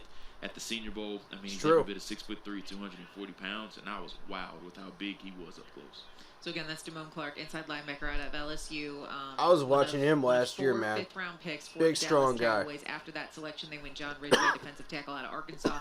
They do have one remaining pick here. That in dude's the a 6th bruiser. round, which, by the way, is underway here at the 2022 NFL Draft. Jordan Reed, Ian Fitzsimmons, Shea Cornett, Mike Tannenbaum. We're going to take you all the way through the end of the 7th round. We're breaking it all down. But coming up next, new Arizona Cardinals tight end Trey McBride will join us. This is the 2022 NFL Draft on ESPN Radio. All right, y'all. How you feeling about this 7th round? This 6th round coming up here, man. How y'all feeling?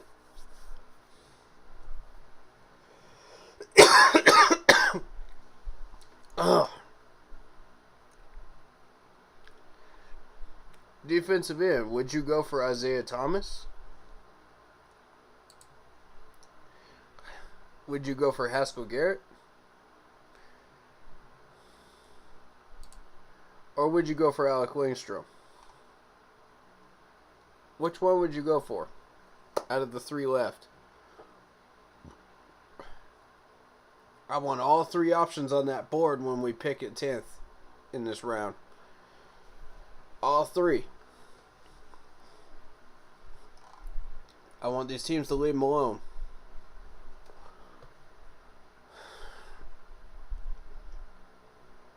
Because I want a choice, y'all.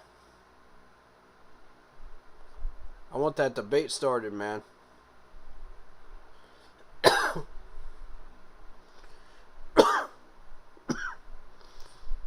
Oh, excuse me.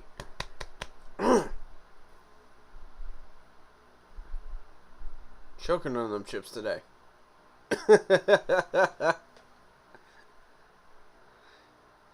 Y'all ever get them salty chips, man? That just send you into a coughing fit, man. Chuck those things down.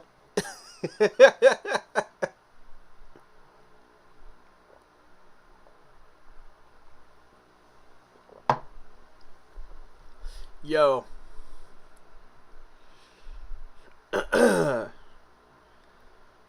All I'm going to say is be careful what you buy, y'all.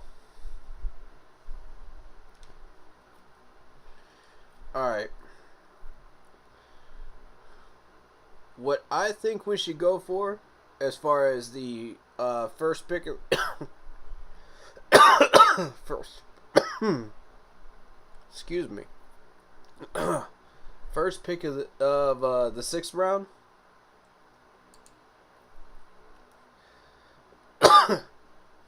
To me, has to be Garrett. It has to be. If we miss out on defensive end, we miss out on defensive end. But we need a run stopper.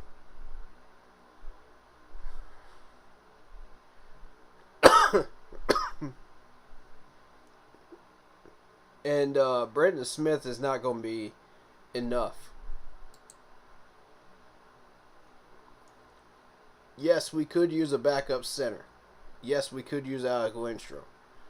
Do I think he's going to be which would give us a choice, you know, of offensive guard versus center at that point. However, Garrett's got to be the pick at 10. If we don't take Garrett, we're in trouble. We miss out on defensive tackle and defensive end. That's not good. That means we don't get any help on that D-line. I don't like that. You know what I mean? Based on the board, I don't like it. So it's important for us to jump on that because that's the last good defensive tackle on this board that I would fool with. Rest of them are tier 3. If you want to take a chance on that defensive end from Oklahoma, I wouldn't be mad at it. You know, I'd be a little disappointed because we missed out on defensive tackle, but, I would not be mad at it. Again, all 3 of the guard options that I have on my board are still there. 1 or at least 2 of those are going to be gone by the time we get to our second pick in the 6th round. I think 1 will be gone. We'll still have a choice of 2 of them. And I think that's a good thing. We got to take guard, second choice in the 6th round. First round, it needs to be Garrett, though. What do I think they're going to do? I don't know. Big question mark right now. I don't know. I think they're doing a lot of board watching here before we pick. To see what comes off the board before we get there. Yeah, because we got the Patriots on the clock right now. We got Minnesota, Buffalo, Chicago, San Francisco, and the Lions in front of us. That's at least 3 teams that could take one of these guys from us. It's a little dangerous here. It's getting a little frisky up in here in the 6th, man. Top of the 6th. There's a little heat going on up in this kitchen, man. I just hope we can cook up a good meal, man, and find somebody good. I really, really do. Based on the ingredients that we still have left. Like one of them cooking shows, you know what I mean? Where you're only given like certain ingredients to work with. And you better come up with something within 2 minutes. That's what it's starting to feel like right now in this 6th round.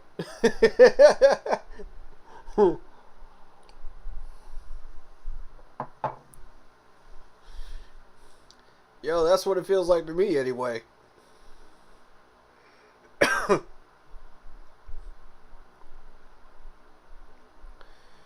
Yo.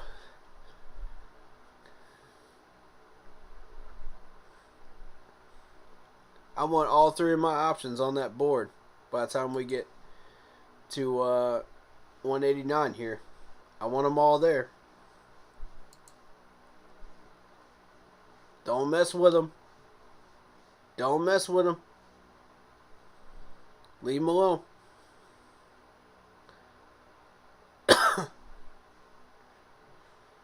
I want that 3-player choice. Okay, that's a running back. Excellent. South Carolina running back. Gamecocks. Harris. Giants taking inside linebacker Beavers from Cincinnati. The counterpart was taken earlier in the draft. The linebacker from Kansas, Johnson, taken by the Eagles, and again the punter from San Diego State gets taken by the Bills. So we got the Vikings, Bills, and Lions that could take something from us, man. I'm nervous, y'all. When it comes to defensive tackle and defensive end, I'm nervous. Everything else, I'm just hoping they don't pull it.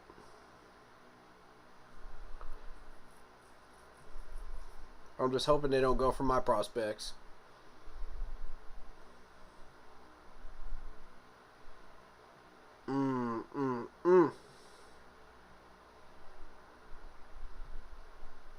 Is it a good day?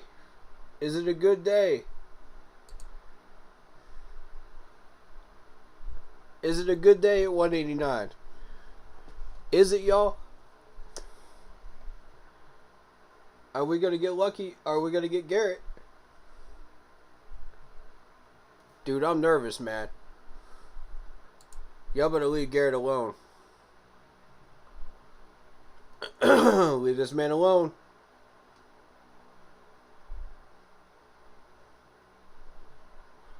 I want him bad. We need defensive help. That's the only choice. That's the only choice left on that board that I would accept with this pick. If we go anywhere else, we are shooting ourselves in the foot. Unless you take 2 guards. And you miss out on defensive tackle completely. That's your choice. But you better have a free agent defensive tackle ready to go. For cheap. This is our last shot. You know what I'm saying? This is our last shot at defensive tackle. You better take it. Don't miss it. Okay, we got an offensive tackle from Illinois. Low off the board with the Vikings. Good. Good. So far, so good, y'all. So far, so good. We got 4 picks. 4 picks to go. Any one of them could take Haskell Garrett. Any one of them. What's up, Andy? Shout out to you.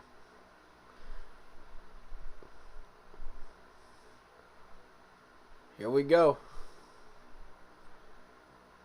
This is a dangerous pick right here. I'm nervous, y'all.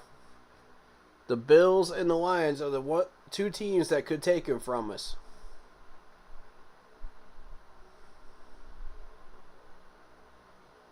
The Bills or the Lions. Yes, let's go. Christian Benford. All right. Villanova corner. Off the board to the Bills. Yes, that's what we want to see. All right. 3 more picks. Let's go.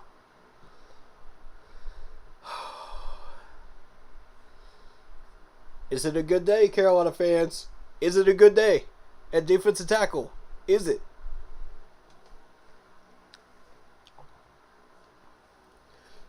We go find out.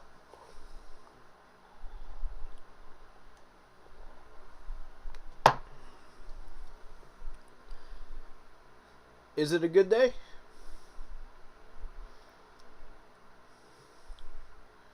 We got 3 guard options on the board. We wait till late 6 for that. Wait till late 6. Don't jump. Don't jump the gun on that. You'll regret it.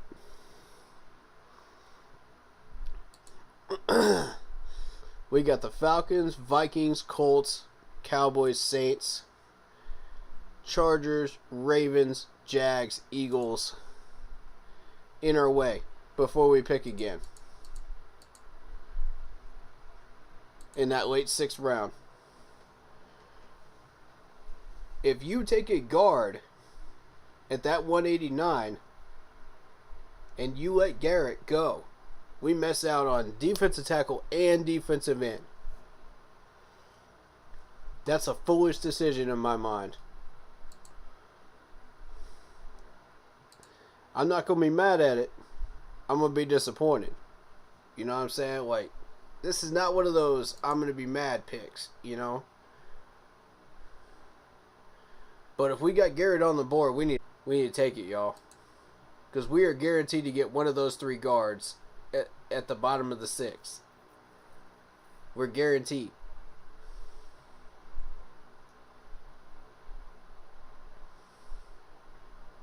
And then I would go safety in the 7th. Because I got 2 people in mind.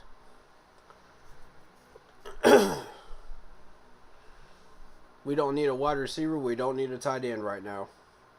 Unless you're looking to replace Ian Thomas, and that means a trade. Or a cut. So right now, we're rolling with what we got.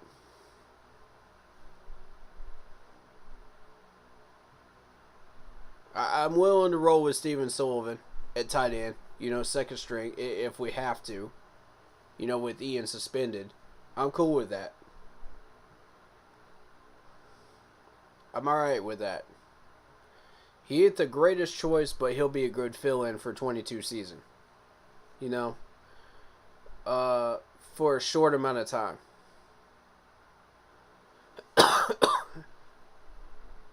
Alright, Bears pick is in. I'm not so much worried about them taking one of our picks. Or Garrett. Although it's possible.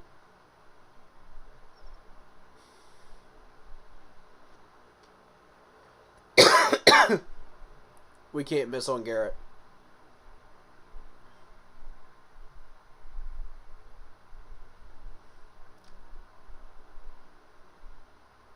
You got to sacrifice either defensive tackle or defensive end at this point. Based on what's on the board. You have to. For me, I'm sacrificing defensive end to get a strong defensive tackle. Because there's no defensive ends still on the board that are worth our time. And trading up those 2 5s, those 2 6s for a 5 was not worth it either. For any of those prospects. So, I'm glad we did not do that. There's a time to not trade. You know what I'm saying? Like, there's a time to trade and a time not to trade. And we made the right decision to not trade. Alright. Offensive tackle, San Diego State to the Bears. Alright. Cool.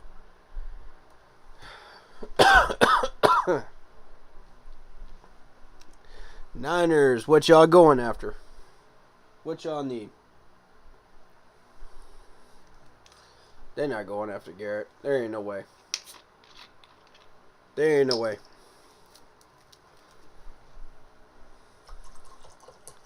They need too many other things. They're not going to go for Garrett. They see... A lot of these teams see him as a prospect anyway. I see him as a potential second string guy. If you develop him correctly. It's an Ohio State defensive tackle. I like him.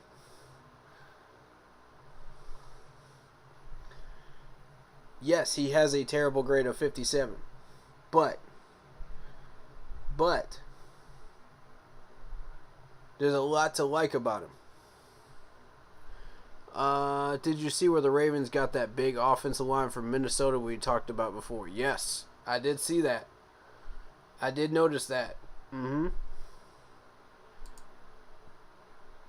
You talking about this round? Or are you talking about in the last round? I think he's talking about last round.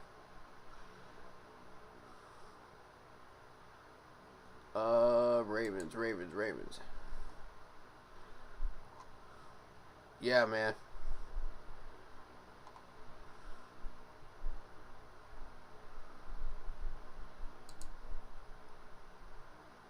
Pick 110. Yep.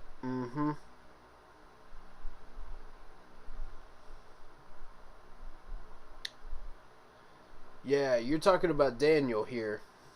Falele. That's exactly who you're talking about. 4th round. Ravens had a lot of picks. Look at this. 1, 2, 3, 2. Look at all these fourths. Look at all these fourths, bro. Baltimore's been collecting 4th rounders. Look at this garbage. Darn. Darn. That's 6 4th rounders. How'd y'all manage that? That's crazy. Oh my lord.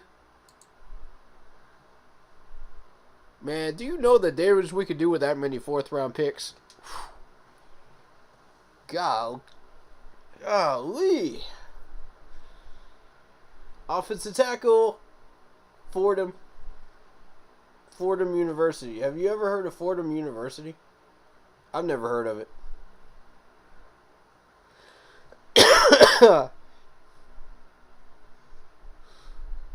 Zakelj, I think, is how you say his last name. Zakelj? Is that right?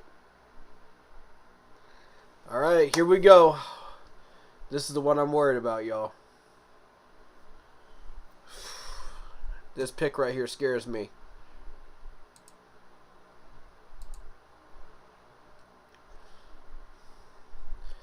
Is it a good day?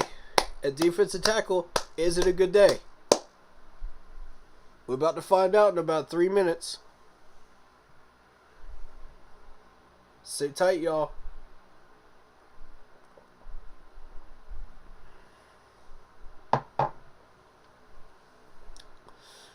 Leave him alone, Lions. Leave him alone.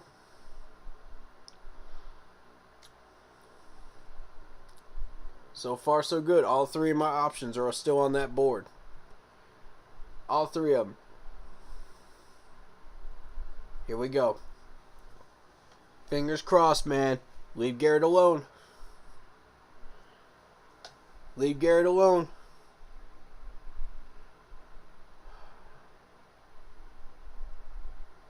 This is where the real fun begins. Is in these 6th and 7th rounds.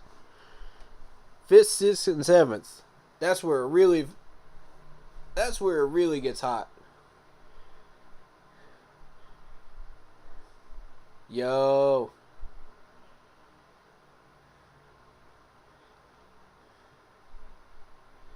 Everybody thinks, well, yes! Yes! Yes, Haskell's still there. Let's go. Yes!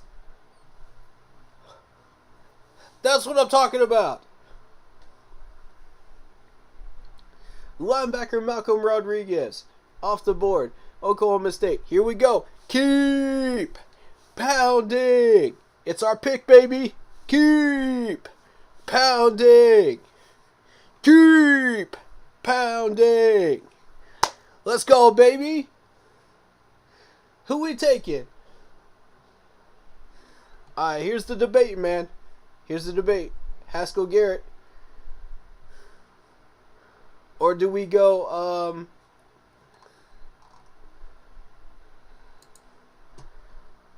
do we go with, the last possible defensive end that's on that board, Isaiah Thomas? Which one do we go with? Alec Lindstrom is still there too. Which one do y'all want? Which one do y'all want out of the 3? For me, it's got to be Garrett.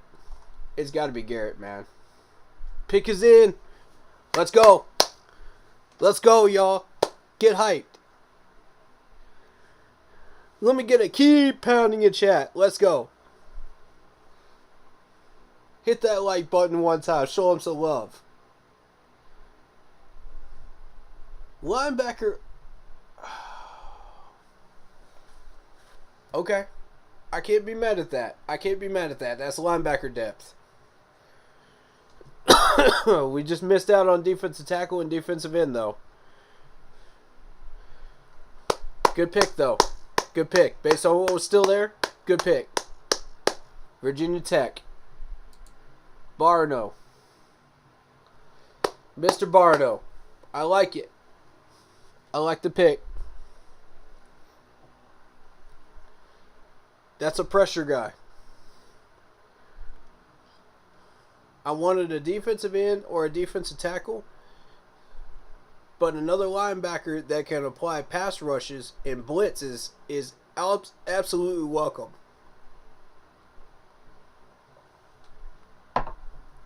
That is absolutely welcome in Carolina.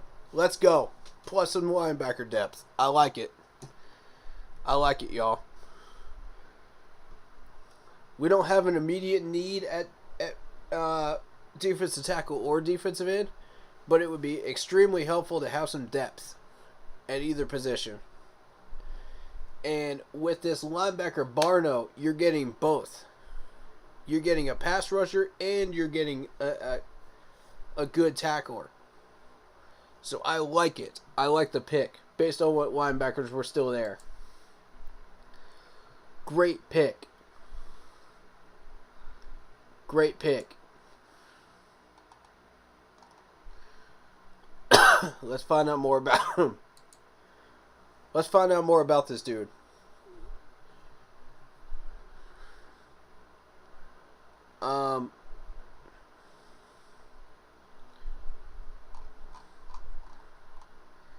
Alright, so that's 2 linebackers to help us out.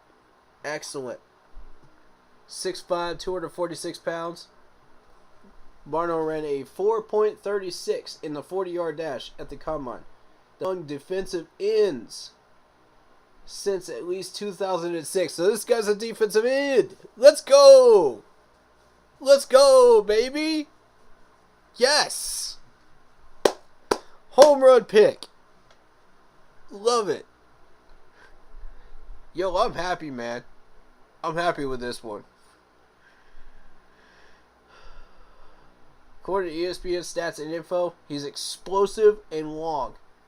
And he wins the speed to power moves more than he does with pure speed or inside moves. He's a disruptive run defender with good range. But he is lean and struggles to set the edge. Okay? Okay, we can work with that. We can work with that. Let's coach him up. You know? Let's get him in shape. Let's get him in the shape we want. Money picks, baby! Money picks, y'all.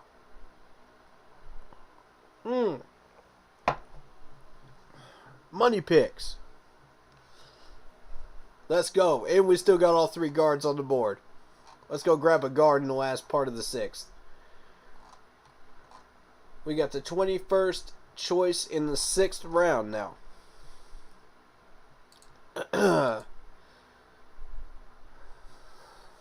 Excellent choice. Yes.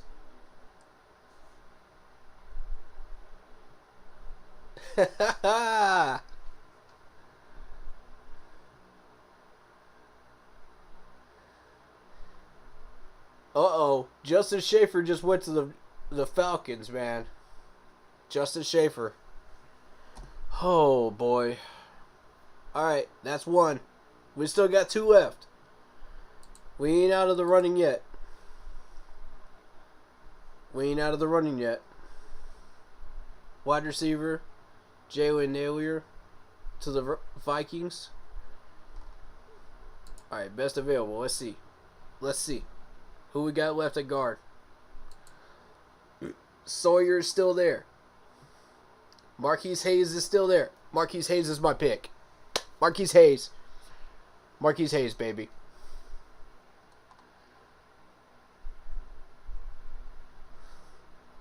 That's a tough one. That's a tough one right there. Who y'all want, Sawyer or Marquise Hayes? That's the real debate right there. Who y'all want?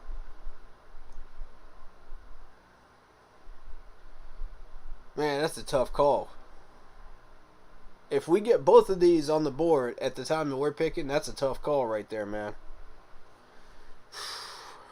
That's a real tough call. Who would y'all go for?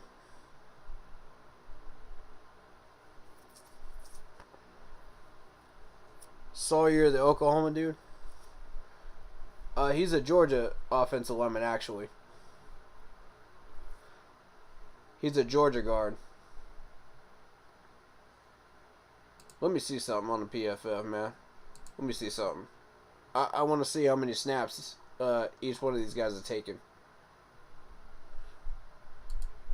at positions. I want to see what we're getting with one particular player. Hold up. Sawyer, right?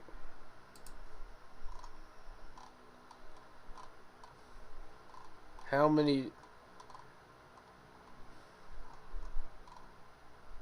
There's Schaefer. Man.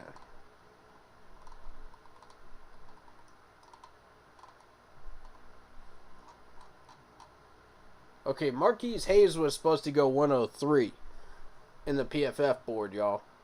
Marquise Hayes was supposed to go 103. That's a third-round talent that has slipped to the 6th. That is how wild this draft is going right now. That's how crazy it is.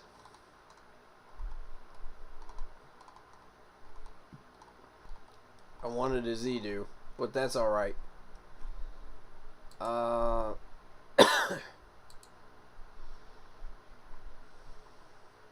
Tackles. Is he listed as a tackle? Did they list him as a tackle? Yeah, they listed him as a tackle. Yeah, Sawyer's listed as a tackle. But, predominantly. He played 56 snaps at right guard. Alright. Well, it's obvious who the choice is then. It's plainly obvious who the choice is. And it's Marquise Hayes. I want Hayes.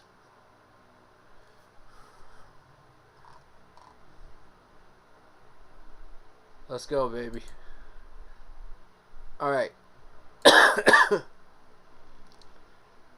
Titans take Ogletree, the tight end from Youngstown State, I think that is. YSU. Fordham University is in New York, near the city. Okay. Fordham Rams. Got you. I never heard of them. That's interesting. I'm going to look into them. Sorry, I thought the Sawyer dude from Oklahoma was you about last night. Didn't know about the Georgia dude. Yeah. Yeah. Sawyer's still there if you want to tackle, man. If anybody wants a tackle, grab this dude. He's a left tackle. We already got our left tackle, though. We got Akeem. I want Hayes. Hayes will solidify our line at this point. Cowboys take inside linebacker, Oklahoma State. Harper. Saints on the clock right now. We got Chargers, Jags, Eagles in the way. Before we pick again. We want Hayes. We want Hayes. We want Hayes. Let's go, baby. Leave this man still on the board, please. Leave him alone, Saints. Speak it into existence, y'all. Speak it into existence. We want a guard. We want a monster guard in our depth chart. Yes! Saints go defensive end. Air Force. Jackson. Let's go! Let's go, baby. Oh! Baby, this is about to be a home run draft. I ain't even believing this dude is still on the list. We about to get a steal. We are about to get a 6th round steal. Do y'all realize this? How is this man still on the board? I don't get it. I don't get it. He was supposed to go 3rd round. Both of these guys were supposed to go 3rd round. Both Sawyer and Hayes. How are they still here? Dude, if both of those guys were gone, I'd probably go, oh, man. I'd probably go Smith from Virginia Tech if both of those guys were gone. At this point, you know, if this draft had gone differently. I'm just glad Bro, we got our defensive end in the form of a linebacker. That's depth. That's depth at both positions, bro. That's a run stopper. That's exactly what I wanted.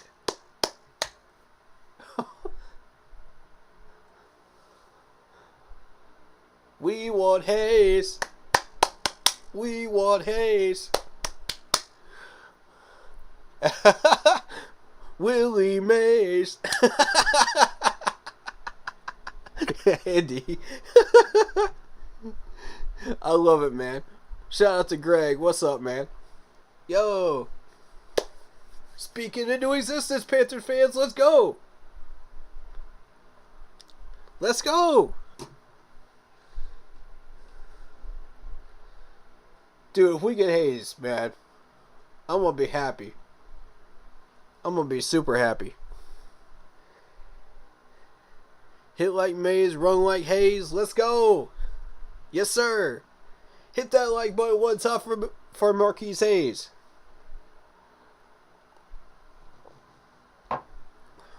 Tell him we want him here. Show him we want him here.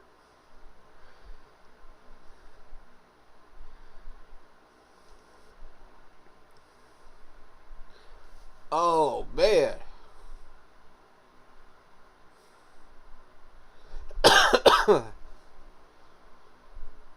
I can't even believe this luck, man. I can't even believe this luck.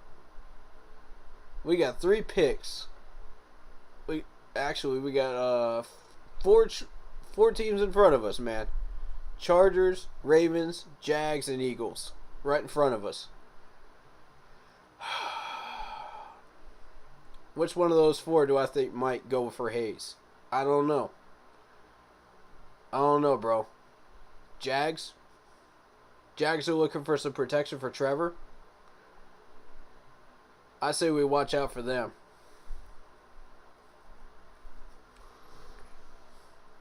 Yeah, I say we watch out for them. I don't think Eagles are going to jump on him. I don't see it. Oh, gosh. I'm nervous, y'all. I'm nervous. I never thought he would still be here. Is this the second year in a row we hit a home run on an offensive lineman at guard position? Is this the second year in a row? Could it be? Could this actually be possible? Bro, this is nuts. This is nuts.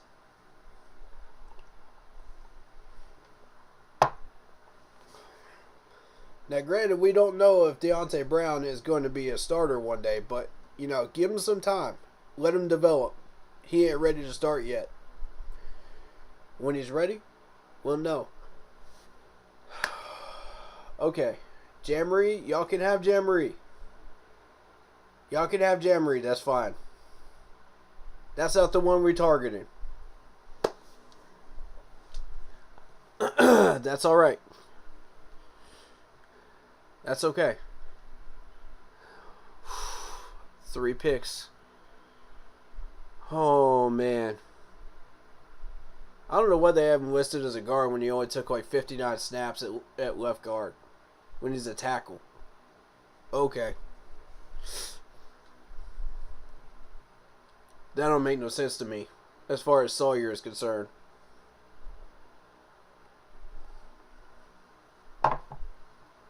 I guess that qualifies him? I don't know. I wouldn't be able to qualify him at that position, you know, draft-wise. If you're going to draft a guard, you don't want to draft a guard with only 59 snaps. You know what I'm saying? In 2021. That makes no sense to me. But hey, to each their own, right? To each their own. Here we go. 3 teams left. Leave Hayes alone. Leave Hayes alone.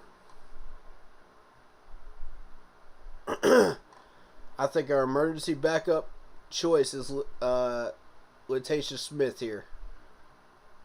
Lectus Smith. Virginia Tech. Excuse me. That's the same thing with Caden Mays. I don't know why they listed him as a guard. He's a tackle. In every mock draft I've ever seen, he's been a tackle. You know, he doesn't have enough snaps to qualify him for a predominant guard role. Running back. Yes. Still there. Still there. Let's go. 2 more picks. All right. Jags and Eagles. Jags, leave him alone, man. Leave him alone, Jags. Leave him alone. We want Hayes. We want Hayes.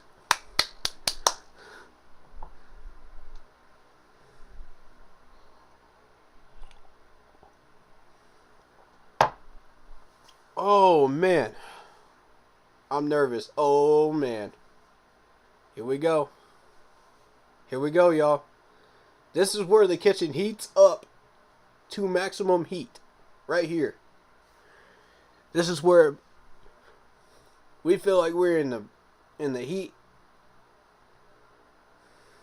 under Gordon Ramsay's eyes, you know, when we're trying to cook a 2-minute meal, you know. I'm nervous, y'all. Corner, yes. Yes. Come on, baby, one more. Come on.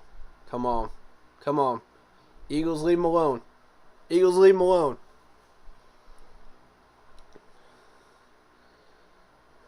Leave him alone, Eagles. You got other needs. Go somewhere else. Go somewhere else, man. Oh. Dude. If Hayes... Bro, if Hayes is still there. If Hayes is still there.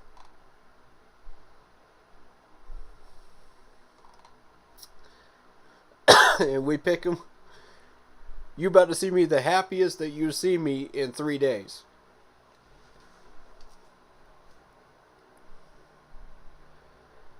You about to see it.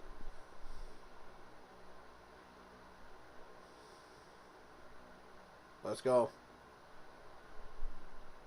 I don't care. Stay away from him. Stay away from him. What do we got? Oh, I'm so nervous, y'all. I'm so nervous. Is it a good day? Is it a good day?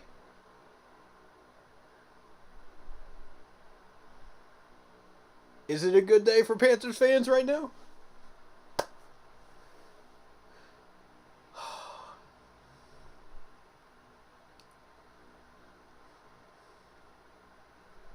Lordy, I'm nervous. Come on.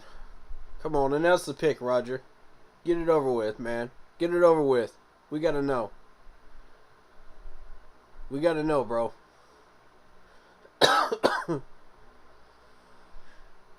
Oh, don't make us wait.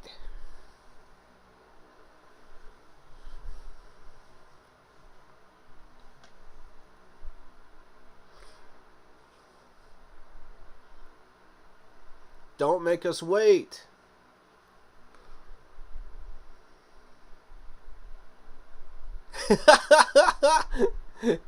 Andy says, if the Panthers drop Brock Purdy, would y'all want to come to Pennsylvania and wring my neck?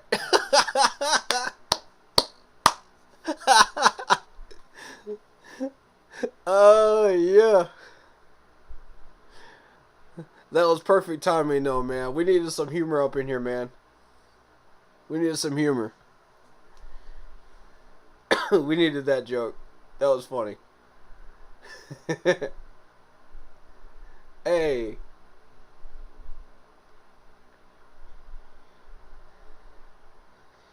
Come on, Eagles. Y'all better tell us, is it a good day? Is it a good day?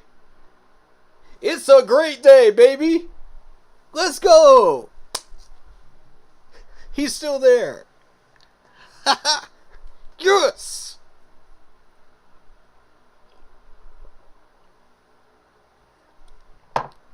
We want Hayes. We want Hayes. We want Hayes. Speak it into existence, y'all. Speak it into existence. We want Hayes.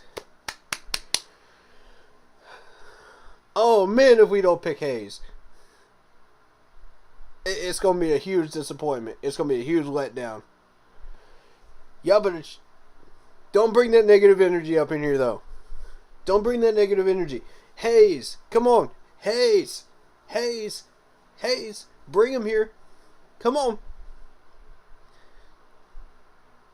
Oh. God, don't make us wait. This pick is a no-brainer. If you don't pick Hayes, it's... Come on. Pick is in. Here we go. Here we go.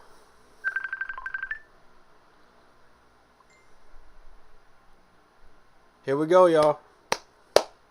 Pick is in. We want Hayes. We want Hayes.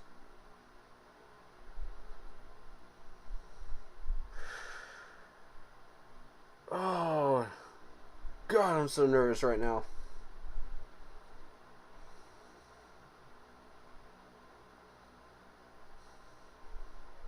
Come on. Come on, baby.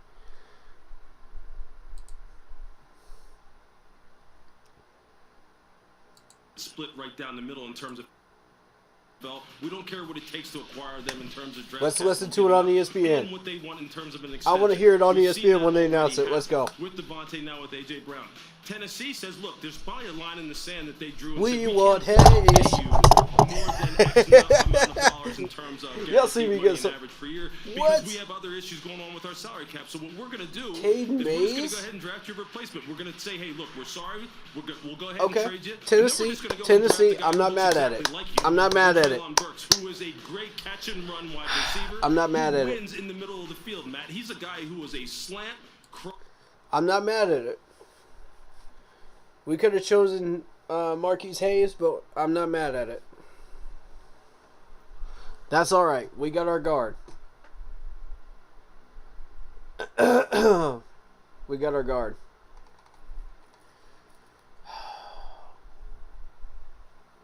I'm disappointed that we didn't choose the right guy, but again, that's all right. That's all right. A Tennessee lineman is not a bad thing. Let's do a little homework on this dude. Oh, we filled the need positionally with a pretty good one. All right, let's look at him. 6'5", 311, Tennessee.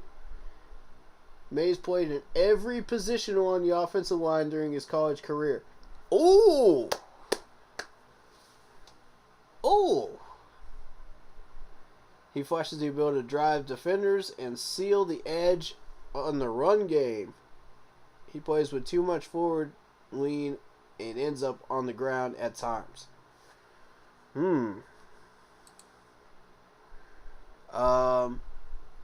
Mays has long arms for an interior offensive lineman prospect, but his hand placement is inconsistent in pass protection, and defenders have some success getting it into his frame. Ooh. I don't know if I like that last sentence, y'all. I don't know if I like that last sentence they just put up. Because y'all know what I've been preaching about that stuff, man. I like him for opening up runs, but I don't like him for pass protection. It depends on what you decide to put him in for. Snap count at each position. That's what I want to look at. Okay. I'm not mad at it, man. We addressed the guard position. I'm not mad at it.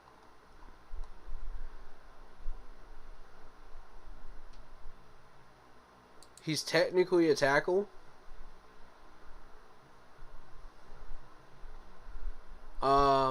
We already got a tackle, though. That's the thing. We already got a tackle. He's a right tackle. According to last year. 488 snaps last year at right tackle. 382 snaps at right guard.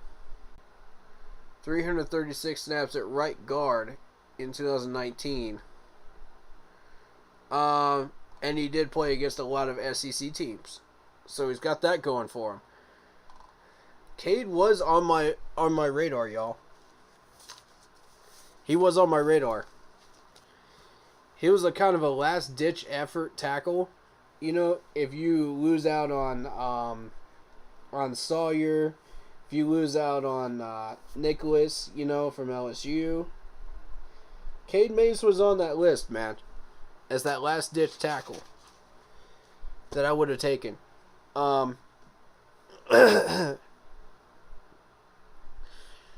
Being the fact that he can handle other positions on the line is very, very useful. That's a multi-tool, which is very good. I like the pick. I don't love it because Marquise Hayes was on the board, and we needed a guard bad. Marquise Hayes would have been possibly second string, maybe starting material. So I'm not mad at the pick. I'm happy with it.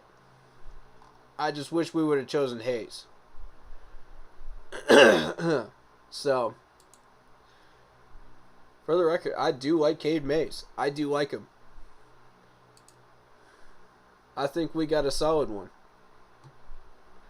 You know, for run help. And he'll open up some gaps for the running backs, for sure. So that is a guard help, technically. If you want to groom him for left guard, you can. I'm not crazy about him being put in for pass protection, but I think we missed out on a solid replacement for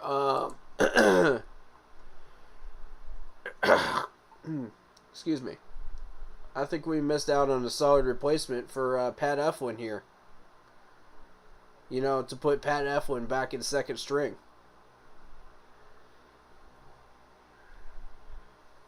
Marquise Hayes would have been, you know, the choice to eventually replace Pat. To me, you want a solid choice there to replace him. And the fact that that man is still there, and he was so highly graded on my list, too.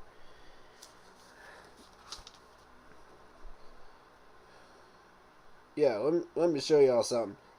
Marquise Hayes was supposed to go 103, according to the PFF board. He was sitting right in the middle of my draft board. Right in the middle.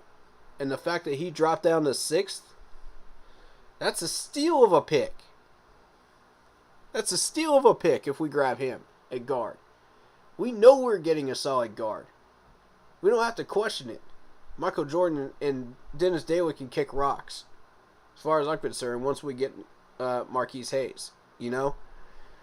I'm good with it, bro.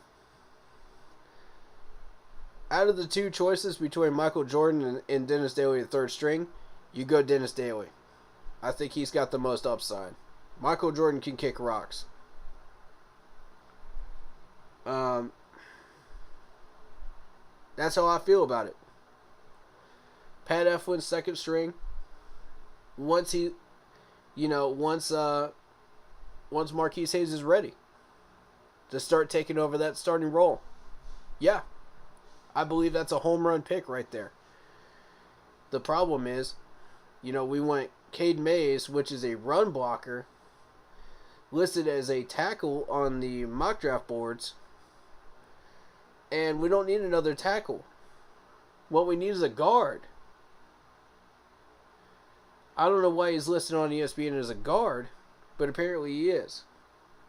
With all the positions that he plays. But predominantly left tackle. Or right tackle, actually. Right tackle.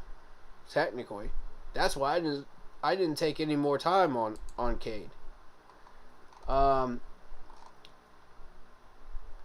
But if you're looking for like a backup for the right tackle position, you know, and you've already gotten your guard, you've already gotten your left tackle, fine. You know, I've got no problem with Cade Mays being put over as a depth man at right tackle. The problem is we don't have our guard unless you count Akeem as your guard. But here's the thing, Akeem was listed as a left tackle. Uh-oh, we got a Brady Christensen problem again. You know what I mean? We got a Brady Christensen type debate again. You know what I mean? Like, this is... If you want to groom Akeem for left tackle, and you want to draft him for left tackle, that's fine. If you want to draft him at left tackle and you want him to be the left guard, why not draft a left guard?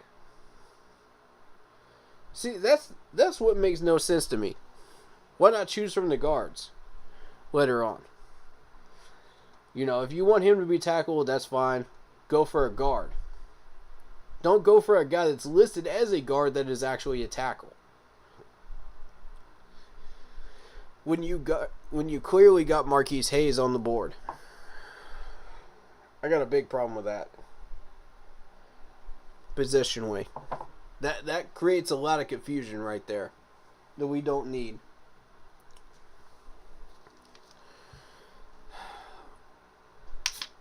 But folks, we've been playing musical chairs with offensive linemen for the past 6 years. That's why I'm okay with this pick. Because of the fact that we have interchanged linemen how many times last year because of injuries? Because we could not find a starting rotation that made us all happy. With all the injuries happening, I'm okay with that. But you better groom him for guard. You better groom him for left guard. That's why we drafted Akeem. You know? That's exactly why we drafted Akeem. For tackle position. So why draft Akeem for a left tackle position and then Cade Mays for a tackle position and totally ignore the guard position when Cade is a tackle predominantly? That whole argument begins again, you know, and we did the same thing with Brady Christensen last year. We had that same debate last year. And I'm sitting there like, really? We're doing this again? You have one of the best guards on the board. And you take Cade. When we clearly need a guard that is supposed to eventually take over Pat's spot.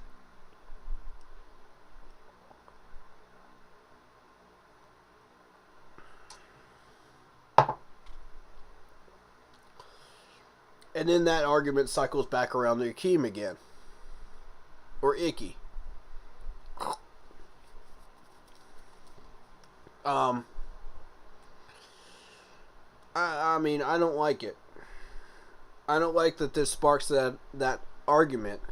However, I can defend this pick. I can sell this pick. You know what I mean? To the fan base. I can do that. It's a complicated one, but I can sell it.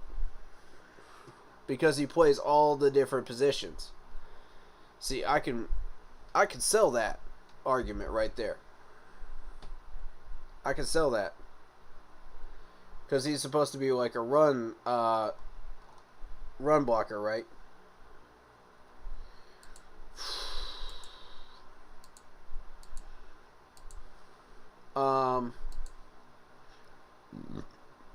We didn't get exactly what I wanted, but I'll take it. I'll take it, y'all. Based on what's there, I'll take it. We got defensive tackle Roberts from Northwestern Missouri State going to the Patriots. That's a curious one. You see all these players from like weird states going to weird colleges going to the Patriots, and yet they somehow managed to hit a home run with almost every one of these picks. Bill Belichick is just that good, y'all. I don't get it. I don't get what they know that we don't. But somehow they managed to do it.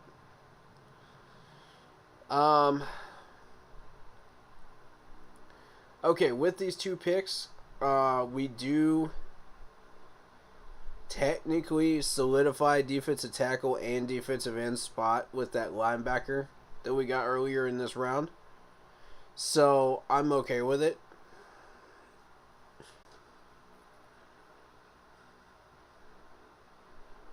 Just wish we could have gotten Marquise Hayes, though. That was a little disappointing. But if you think he's going to drop to the 7th, I mean, maybe. Maybe he drops to the 7th. We own the 21st overall choice in the 7th. Maybe Marquise Hayes does drop that far. Maybe these people do know something we don't about Hayes. Maybe. Maybe, y'all. Maybe. Cardinals take Ingram, the running back for the Southern Cal. Browns take Woods, the wide receiver of Oklahoma.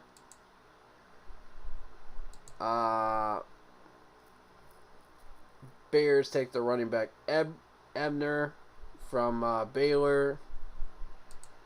Titans take Jackson, the safety from Tennessee. Texans take the offensive tackle Deculus from LSU. Broncos are on the clock. Bears have a pick next. Steelers. Bills, Patriots, Rams with 2 picks. Falcons, Chargers, Cardinals, Colts, Lions. Rams again, Titans, Niners with 2 compensatory picks. Then we go into the 7th. It's going to be a long time before we pick again, y'all. If you believe that Hayes will still be there after all of that, I don't think so. I don't think so.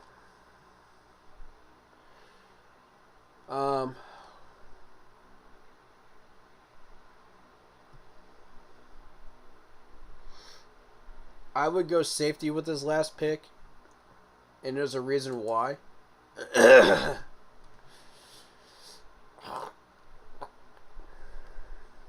If you truly believe that you have found your guard thus far, then we need to be looking at Yusef Corker or Brad Hawkins for safety to replace Sean Chandler. And let's be real, y'all. They ain't looking to replace Sean Chandler because it's Matt Rule. That's the problem. That's the problem here.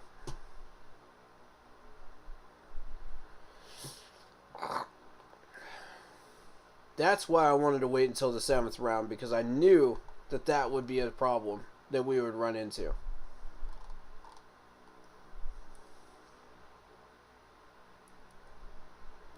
Why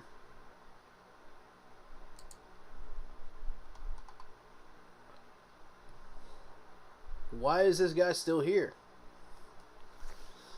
Let's read his analysis real quick. Hayes is a mauler who plays with good leverage and is effective climbing into the second level of combo blocks in the run game. He fits better in a power-heavy scheme than he does in a zone-heavy scheme. He has long arms and heavy hands in pass protection, but he doesn't have great quickness or change of direction. Note that last sentence right there. He doesn't have great quickness or change of direction. And that's what can kill you in a draft board if you're an offensive lineman. That can kill you.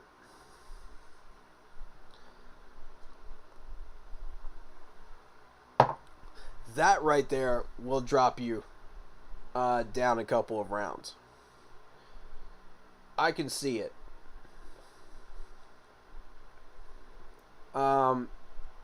Obviously, that's not what we're looking to do. Okay. I could buy that now. I could buy that one.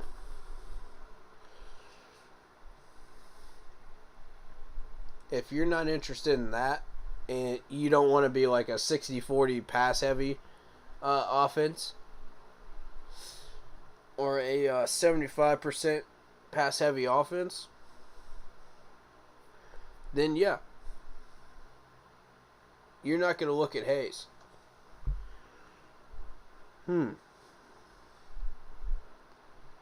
That speaks volumes about what we're actually going to be doing. That tells me Ben McAdoo wants us to have a balanced offense. He wants to have like a 60-40, probably run-heavy, or a 60-40 pass-heavy.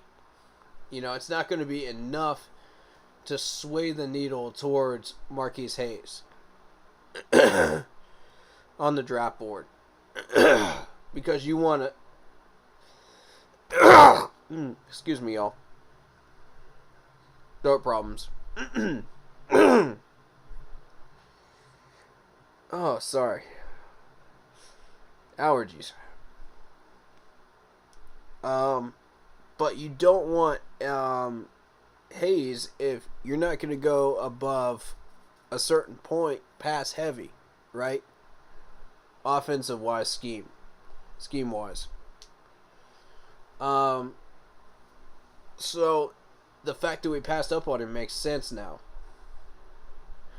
And you see a multi-positional guy that could be developed into a guard, could be developed into a tackle.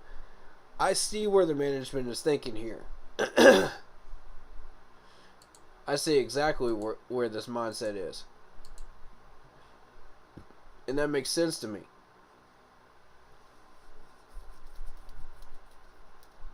Alright. In that case, we made the right choice. Based on what was still here. Smith would have been my next choice. And then it kind of goes downhill from there. Maybe Tyrese Robinson you mess around with. There's an LSU guy here. Hines, maybe you look into. But I think the whole debate was Alec Lindstrom, the center from Boston College, versus Caden Mays. You know, Alec Lindstrom was supposedly he could play guard. That was the rumor that everybody was going with, or the information that everyone was going with. I don't know if it's true or not, but that's what people were telling me. So, I don't know if it's true or not.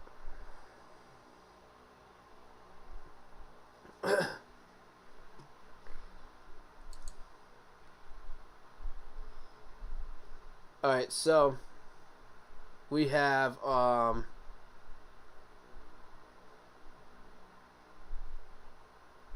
the Ingram running back from Southern Cal going to the Cards. Oklahoma wide receiver Woods going to the Browns. We got Abner going to the Bears. The Baylor running back. Titans chose Jackson from Tennessee. Texans chose offensive tackle Deculus from LSU. Denver chose Wisconsin defensive tackle Henningsen. Never heard of him.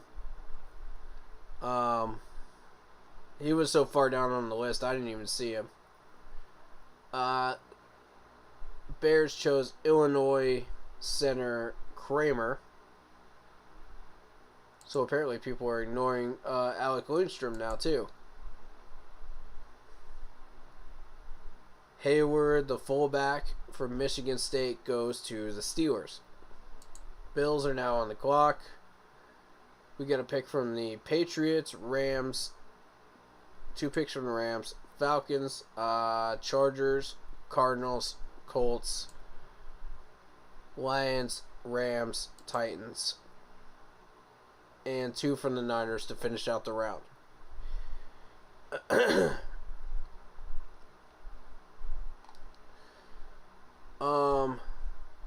Who we should take in the 7th should definitely be a safety to replace Sean Chandler. That's my take on it. Who we're actually going to take? Probably a wide receiver. Because ESPN says we need a wide receiver, right? Doesn't. ESPN is not always right, ladies and gentlemen. I'll tell you that right now.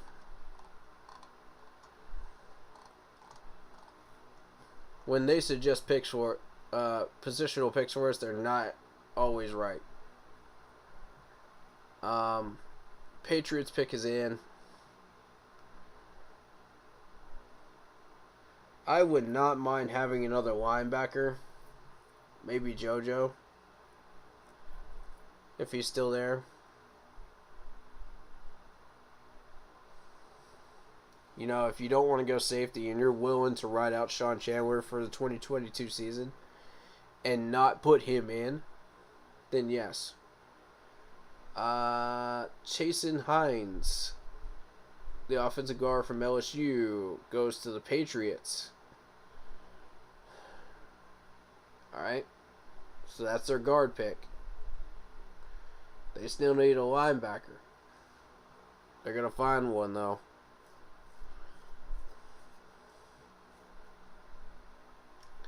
They'll find one. New England's resourceful. They'll probably find a gold mine guy, too. Watch.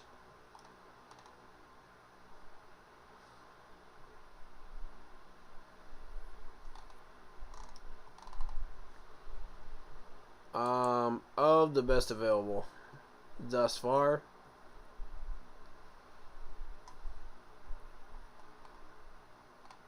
overall, you're looking at JoJo. Marquise Hayes is still there. Justin Ross is still there? Whoa, whoa, whoa, whoa, whoa, whoa, whoa, whoa. Justin Ross is still here? That changes a lot. Okay. Haskell Garrett's still there too? At this point? That's a tough call. Justin Ross or Haskell Garrett? Or Marquise Hayes? What y'all think?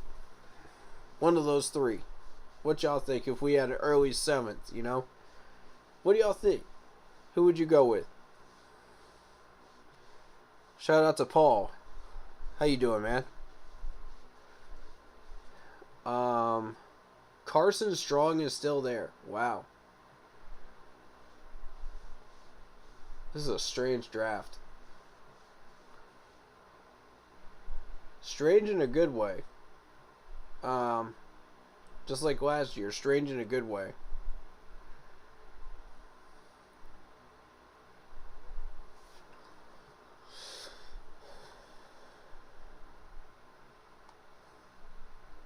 Oh, that Justin Ross opportunity there in the 7th. That just made me rethink this, man. What's he doing down there? What's he doing on this list?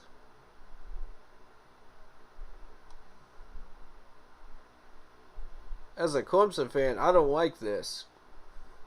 Because this dude was supposed to go in the 3rd round. All these 3rd rounders are still here, bro. I don't like this. But I do like it at the same time.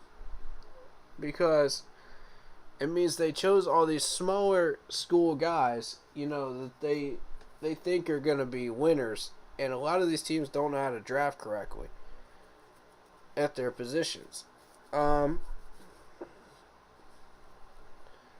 So, to me, that's a win for the teams that do know how to draft correctly and get these steals. And that's why these teams that draft correctly are constantly winning. Consistently every year.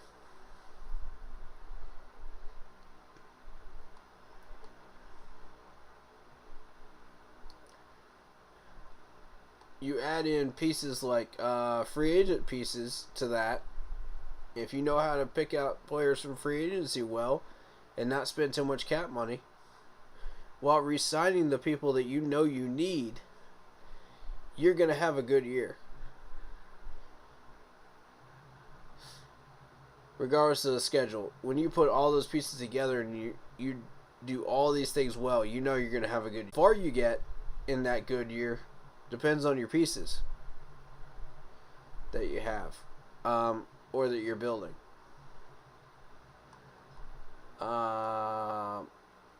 I do like Verone McKinney as safety. I do like him. But let's see. Let's see, man.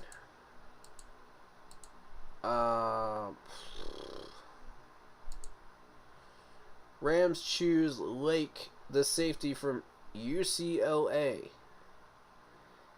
Here's their next compensatory pick. Then we got the Falcons and Chargers.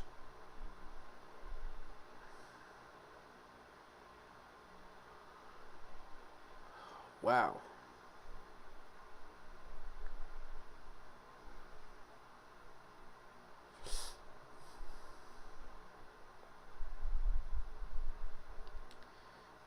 Positionally, we have met all our needs.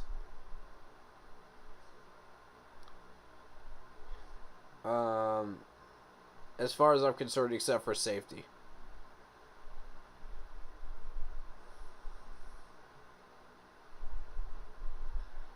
Now, if you want to mess around with this pick and get Justin Ross, go for it. That's what I say. But if Marquise Hayes is still there, maybe consider it. If Haskell Garrett is still there, consider that one too. Over Justin Ross.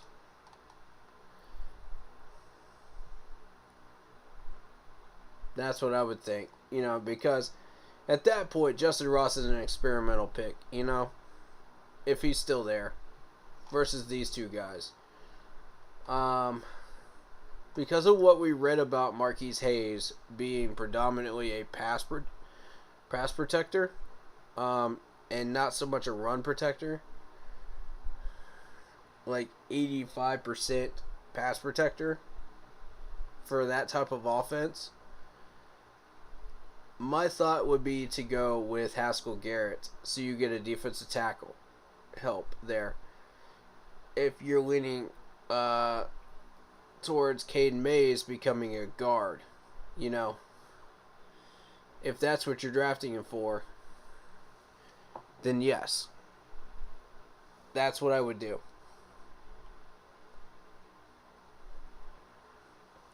I have a feeling Garrett will still be there in the 7th when we pick.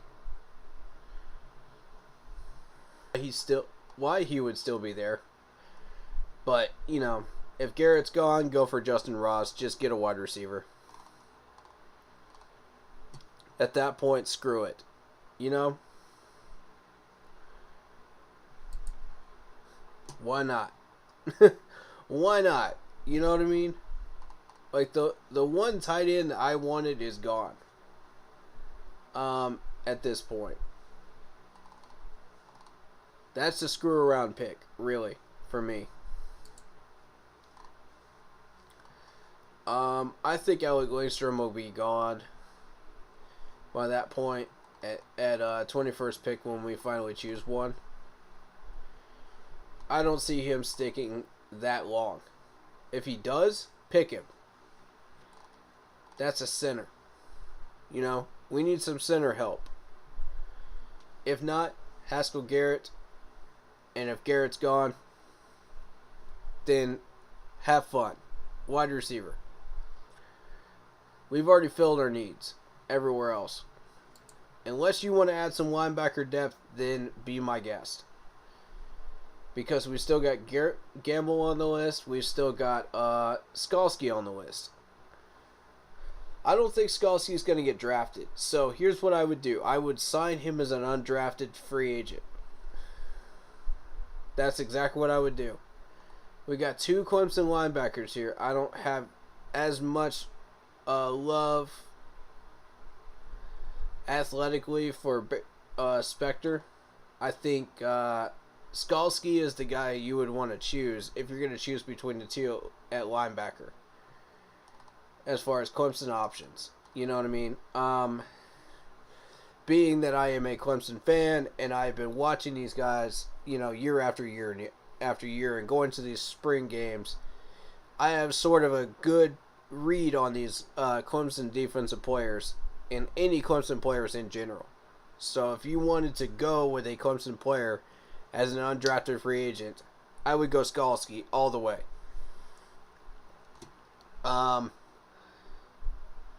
I give full vote of confidence to Skalski. You know, if you're looking for linebacker depth, that's where you want to go. And I'll take a Venables Clemson defensive player over a North Carolina defensive player that has been proven, you know, during the championship year. In North Carolina, put up the numbers respectably, done well, you know, but he doesn't move as quick as Skalski does. So in my opinion, Skalski would be the better pick. You know, if you're picking a linebacker 7th. But there's other choices that might still be on the board before that, you know, that we have needs in. Because a linebacker at that point would just be depth. That's how I feel about it. And there's the other tight end off the board that I liked. Fitzpatrick from Georgia. So both tight ends are off the board. Ignore tight end position. Stick with what we got. I'm alright with Steven Sullivan filling in for Ian Thomas, the second string, until Ian Thomas gets out of trouble with the law. I'm cool with that. Although you don't want that more than 1 year. You know what I mean? So next year we might want to go tight end late into the draft. To fill that need.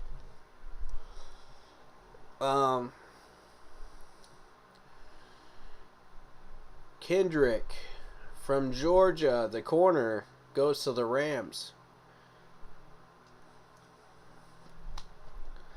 Alright, so we got the Chargers, Cardinals, Colts, Lions, Rams, Titans, and San Francisco to go here in the 6th.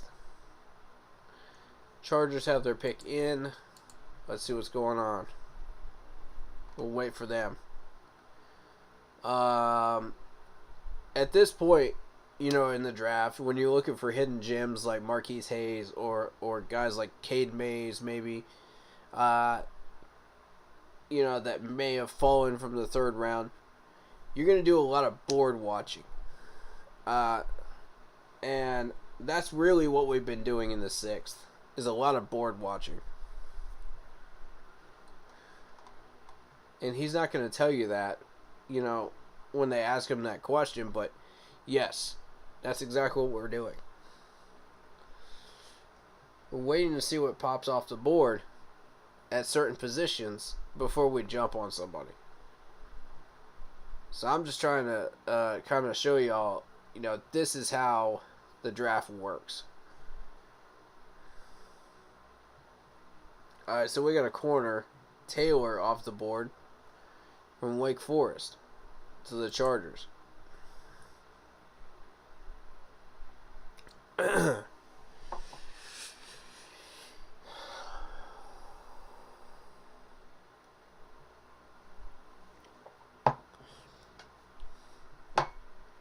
Again, Carson Strong still there.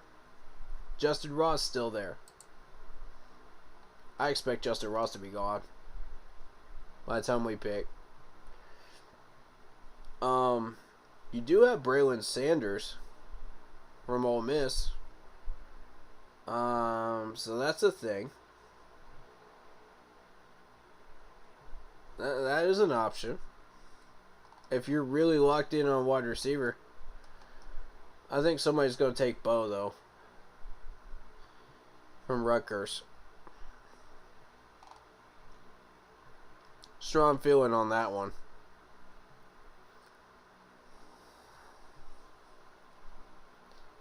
I think it would be early 7th when that happens. Late 6th here, early 7th. I think Bo will go off the board.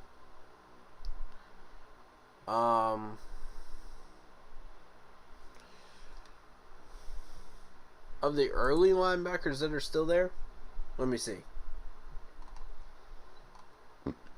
Yeah, like I said, Gamble isn't a terrible. You know, Gamble's a good choice. 7th round.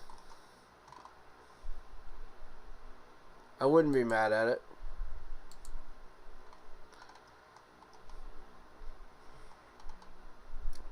We still have Christopher Allen on the board, outside linebacker. JoJo's on the board.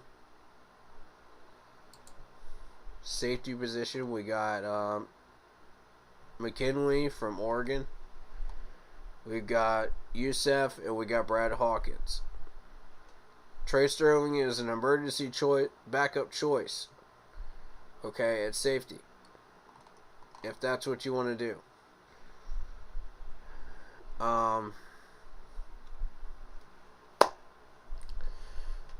To me, that's what we're doing.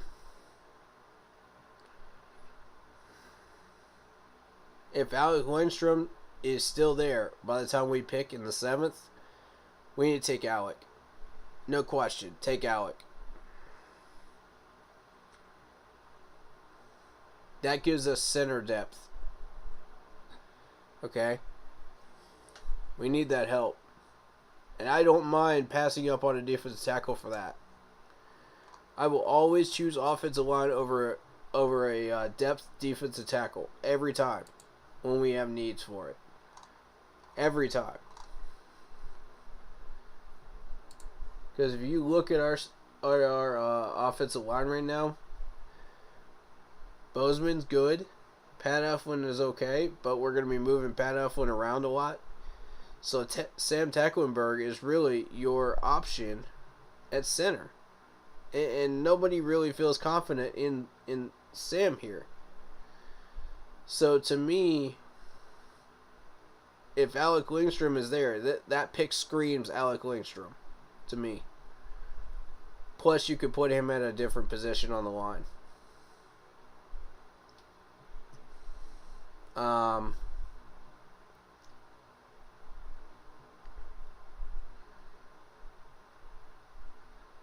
That's an interesting thing. Taylor Moton's good. We do have questions about Austin Pleasance here. So I do like the Cade Mays pick here. I do like it. Over Marquise Hayes in retrospect. I like it. Good choice. Good choice. You know, that solidifies right tackle. We've solidified left tackle. As well as guard position a little bit. Because Icky can play left guard as well. When you need him to. So that kicks back Michael Jordan and Dennis Daly back to third and fourth spot on the depth chart. For that purpose. I would still put Daly in at second string, tentatively, until Icky is ready. You know what I'm saying? That's what I would do to handle that backup role. If you don't, Pat Eflin, everybody thinks that Pat Eflin is not the choice here at left guard. A lot of people do. And that's why I wanted a solidified left guard. That's why at first I was going Marquise Hayes. But because Marquise Hayes is a guy that that best fits passing offenses like the Colts are about to build with Matt Ryan, I mean. That's where he best fits. With pocket quarterbacks, you know. Pass it about 75 to 85% of the time. That's where you want Marquise Hayes to go. And that's not us. We're balanced. So I don't have a problem with that. In retrospect, I don't have a problem with that. I think we won. I think we won this draft day. We won this whole draft weekend. As far as what we wanted. And what we were trying to do. We did well.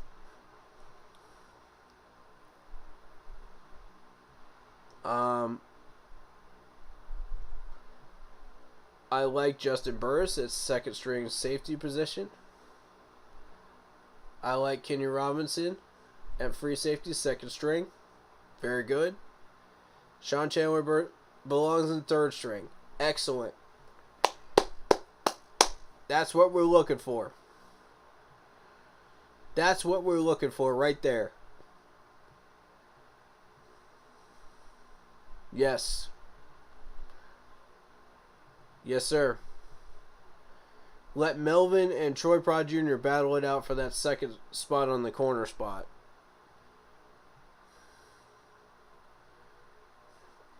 Let Keith Taylor get involved in that battle too. I like CJ at second string behind Horn. You know, I like what we're looking at right now. This is looking fresh, man. This is looking fresh. It's looking strong. We got a linebacker in that 6th round that could also run stop, so that that'll help out the defensive ends. That'll help with the defensive tackles. So, you know, you're good on both of these positions on the left side up until third string. You know, then it becomes questionable. Right tackle, you like Bravion Roy. You like Nixon, again, third string with Frank. Once Nixon is ready to come back. So to me, that linebacker pick that we had in the 6th, that's a win. That's a win right there. That's a major win. Positionally and depth-wise. I like it. Plus, it adds linebacker depth right here. It bumps Kamal Martin back, which is what it should do. I like Luvu here at second string. Maybe give him some first string reps occasionally. But I like this. I like this a lot.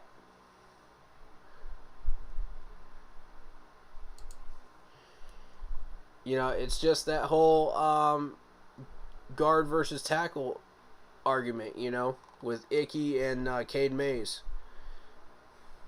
You know, just like we had last year with Brady Christensen. So, you know, to me, that's the only way. That's the only thing I see negative about this draft. Really, except for what we gave up to get Matt Corral.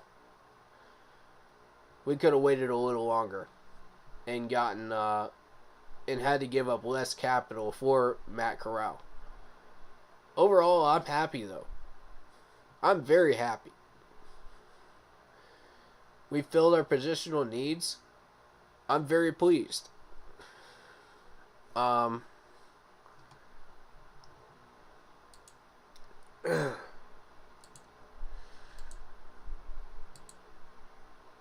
Yeah, I like Barno. Virginia Tech. That's a battle-tested linebacker right there. ACC. ACC linebackers are battle-tested.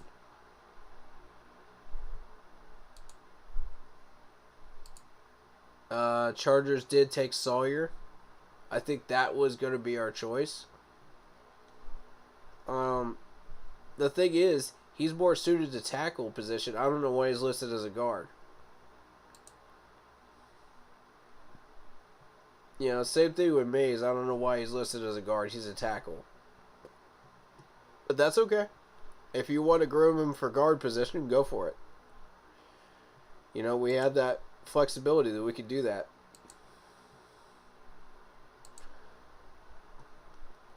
So, catching back up here, we got offensive guard Smith, Virginia Tech, his counterpart, going to the Cardinals. Defensive tackle Brooks from Cincinnati goes to the Colts. Offensive lineman Houston the Fourth goes to the Lions from Jackson State. I don't know why the Lions are messing around with people that low on the board.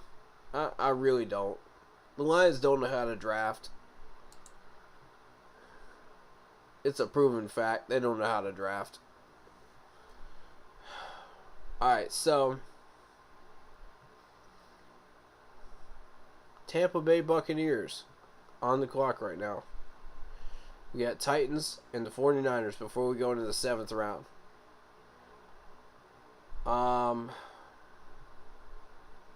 Who Tampa is going to go for is anyone's guess. This late in the rounds.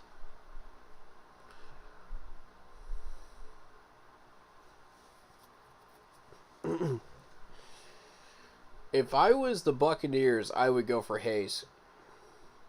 Why? Tom Brady. It's a no-brainer pick for me. Because that's the type of style that Tom Brady plays. He's more of a pocket passer. So, for me, you know, if you want to really protect Tom Brady in Tampa Bay, go for Hayes.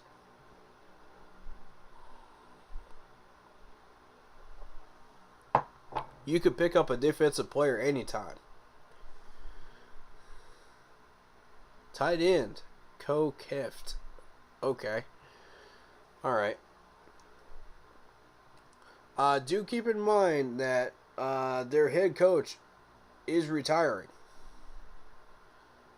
So, you know, it's still going to be Tom Brady, and it's still going to be Gronk. So they're in full control of what this offense does in Tampa.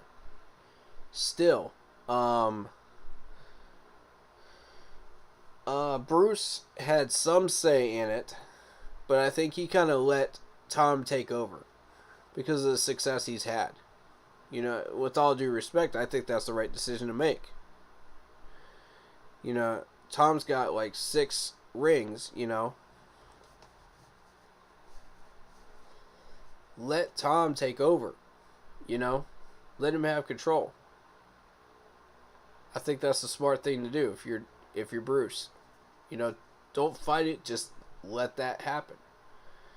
Because Tom will run circles around teams when he's in his prime. When he is playing well. Even when he's not playing well, he still runs circles around you. With his arm. So, me, I feel like Tom has developed the type of offense he wants to develop in New England, and he took it with him to Tampa Bay. So now we have a Tampa Bay offense without Bruce leading the way here in Tampa. New coach coming in, possibly. Or they want to hire from within. But Tom still holds control of the offense. So therefore, Tom has a major say in what draft picks Tampa Bay goes for.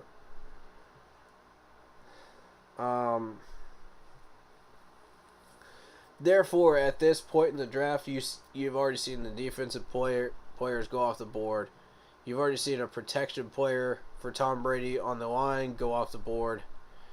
So now it's just a play around pick. You know, you get some tight end help. You feel like you need some tight end help, so you go for tight end. Which is not a bad pick. You know, the guy's from Minnesota.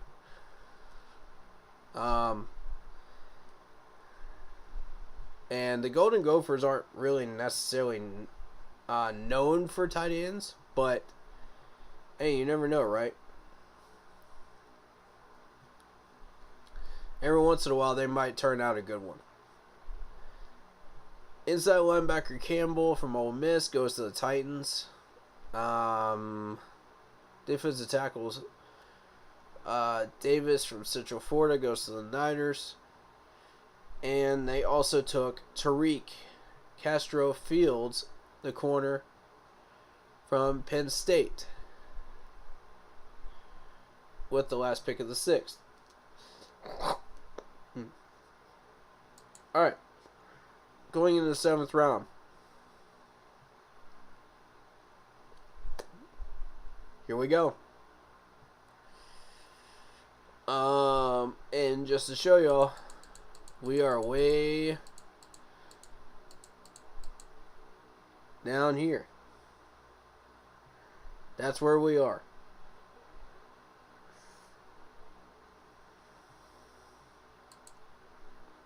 I'm going to open up that draft cast.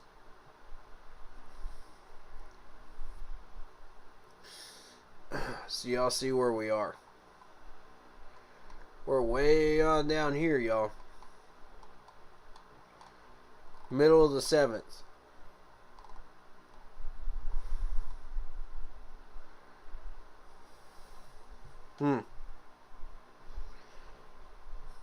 If Garrett survives that long, I say we get Garrett or Alec Langstrom. The debate begins between the two. And I would take Alec Langstrom out of the two. I don't mind missing out on a defensive tackle for that, because we already got the linebacker that can run stop. So yes, Alec Langstrom would be the pick without a doubt, if he is still there. If not, then we start getting more creative. Do we want linebacker depth? Do we want wide receiver? 7th round. What do we want? You know?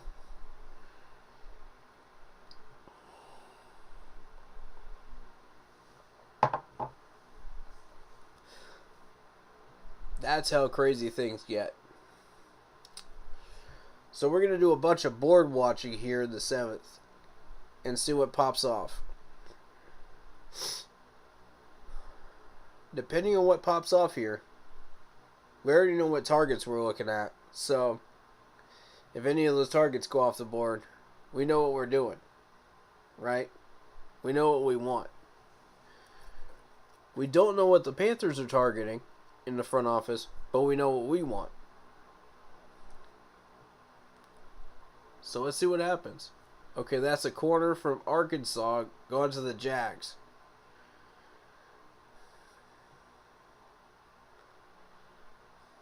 The way this draft is going, we'll be done by 6:30. It's going fast.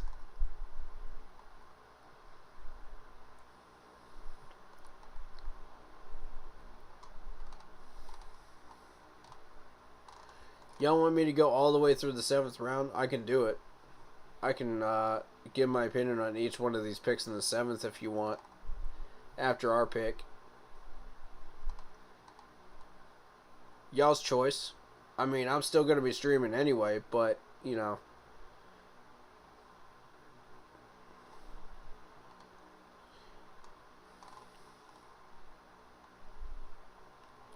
Frankly, the 7th round... There are not many players that really get my attention when it comes to the 7th round. Typically. But the fact that we still have Haskell Garrett on the board, we still have Alec out there, Marquise Hayes out there. This 7th round just got a lot more interesting this year than it normally does.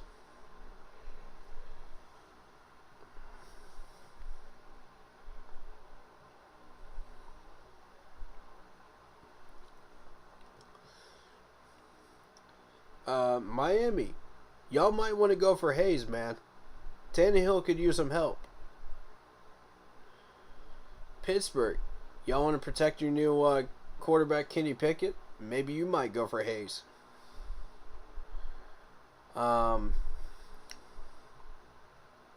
Maybe Green Bay is looking to protect Aaron Rodgers back there.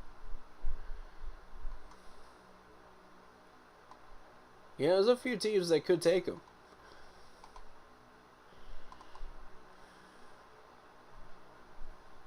But I like the Cade Mays pick. I do.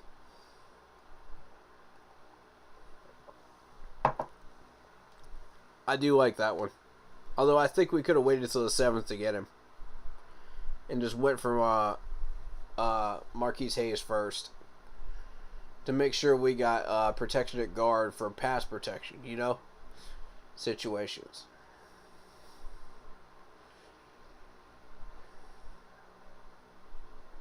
That's what I would have done.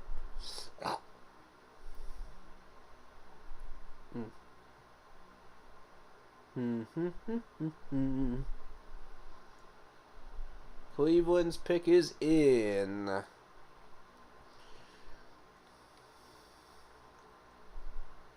Are you listening while you're at work? That's what's up, man. Appreciate you. Yeah, anybody working on Saturday, man. That's what's up. Isaiah Thomas going off the board from Oklahoma. Yeah, I figured he wouldn't last to us. To our pick. I figured he wouldn't. But we already got that run stopping pick with the linebacker. So I think we're okay. I don't mind that one going off the board. I'm not mad at that one.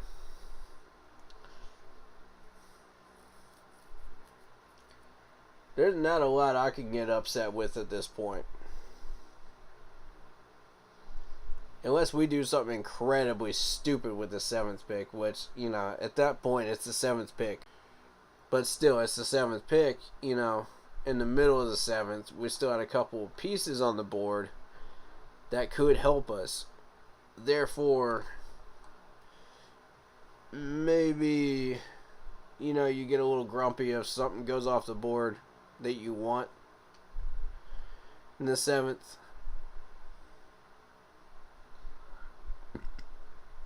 Yeah, couple of teams here coming up that could take Alec Lindstrom or Marquise Hayes.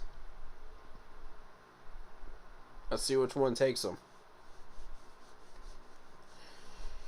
I hope neither one. I want all those options available when we pick.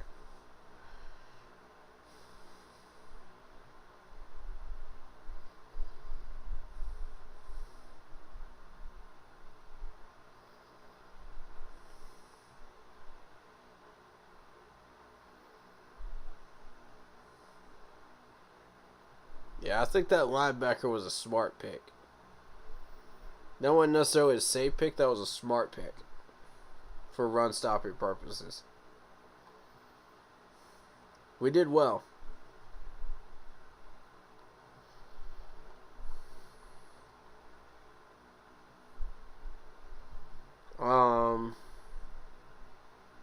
Alright, we're waiting on the Dolphins. Let's see what happens.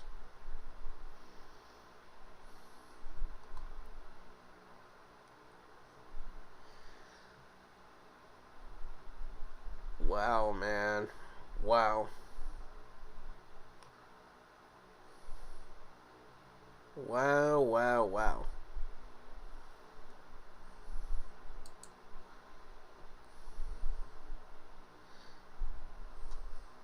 And David, since I know you came in late, look at what else is still on this board, man. Look at this. Here's another one that you might be surprised at, dude. Justin Ross is still there. Why he's still there, I don't know. Garrett's still there. Both my safety options are still there. Bo's still there. Carson Strong. Thayer Munford. Look at all these third or fourth round options that are still here, man. This is wild. This is absolutely wild. Any of these names pop out to any of y'all? Besides the ones I've already mentioned?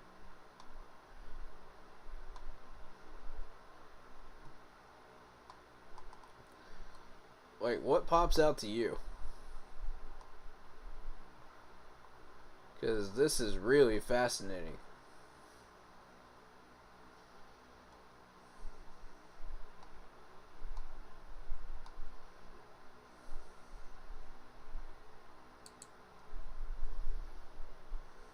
And then we go into the second list here. Gamel's still there. Who I think will get picked up before Skalski, which I disagree with. I think Skalski is better than him. Mario is still here at corner. Hello. Oh, we better go for Mario. If Alec Lindstrom is off that board and Haskell Garrett's gone, it's Mario all the way. All the way, y'all. Because we can get Skalski or Gamble as a undrafted linebacker help. But Mario, that dude's going to get drafted. No doubt. Rambo's still there. I'm surprised Rambo's still there. Nobody took him? What in the world? What is this draft board?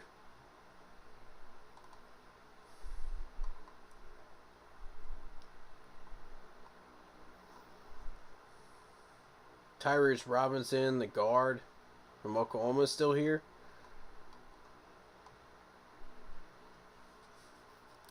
And there's my safety pick, Brad Hawkins.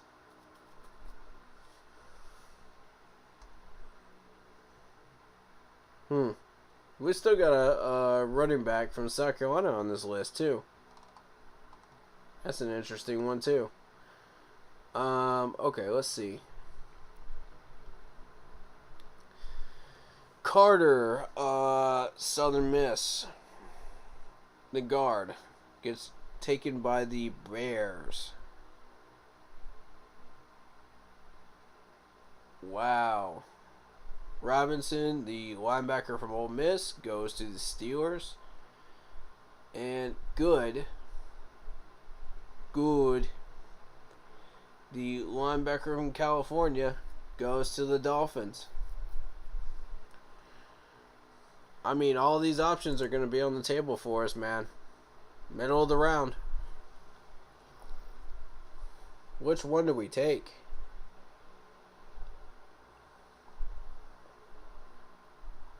Unless our management's just like, nah, we don't want any of them. Which I wouldn't put it past them.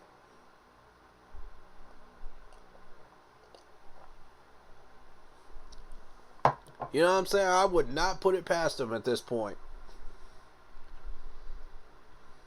But I trust Scott. Scott seems to know what he's doing. He's hitting a home run draft again this year. I'm happy with it. Tight end from South Carolina, Mr. Muse, goes to the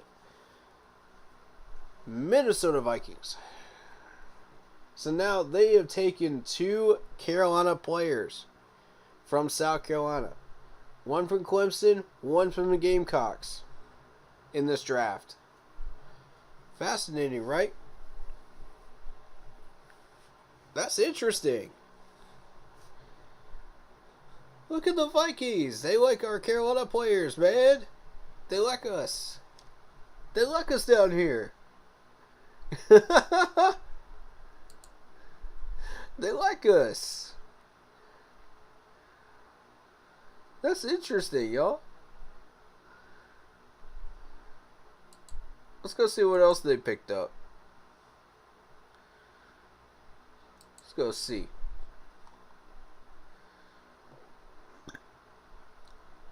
Alright, so they got their safety from Georgia. Lewis Sign. First round. They got my boy Andrew Booth Jr. from Clemson. Second round.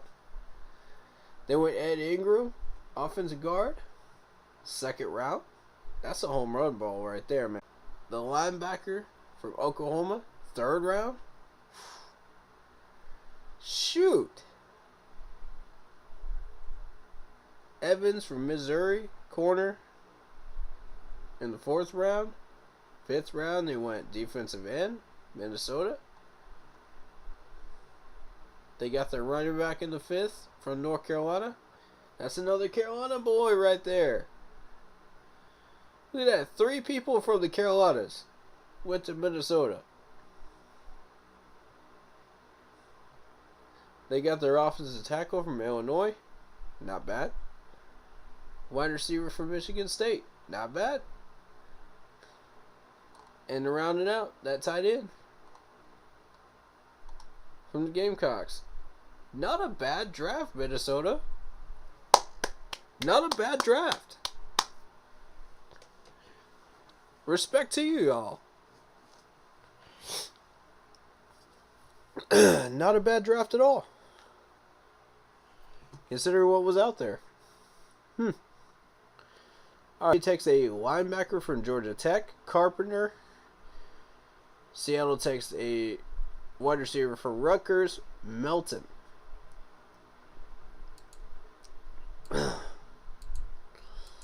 We're still a good ways out, y'all. But I'm liking these picks, though. I'm liking these picks that I'm seeing right now.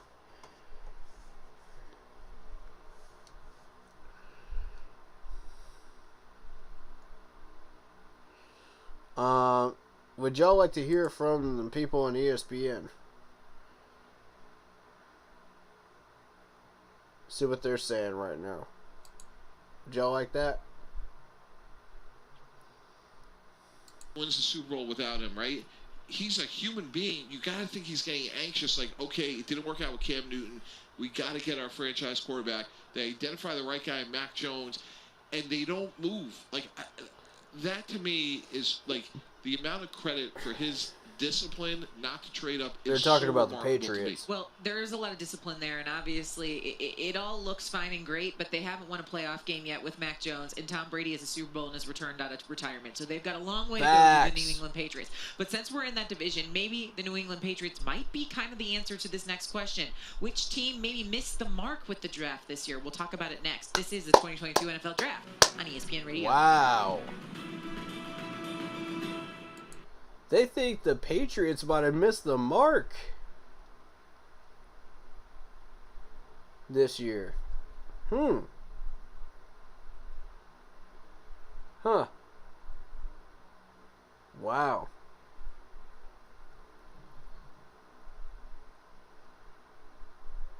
Wow, man. Remember, season long, right? We're not talking dynasty. Season long. Not interested in anybody at those two positions. Nope. I mean, nothing new there, right? Nope, nothing new there. Yeah. All right, so let's talk about the running backs. Obviously, there are a handful of guys here at the running back position that we have talked about. Breece Hall, Kenneth Walker. You talk about James Cook. James Cook. Yep, all three of them. Those kind of feel like the main Washington's three pick is so in, by the far way. that would have fantasy relevance.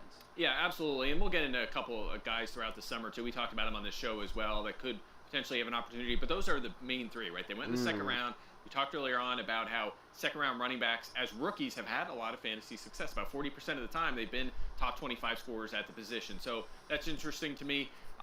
And I will say this, though. The landing spot's not ideal, right? You know, we were hoping for clear pass to feature back roles. Breece Hall's going to have to deal with Michael Carter. Kenneth Walker has to deal with Rashad Penny and maybe Chris Carson in Seattle.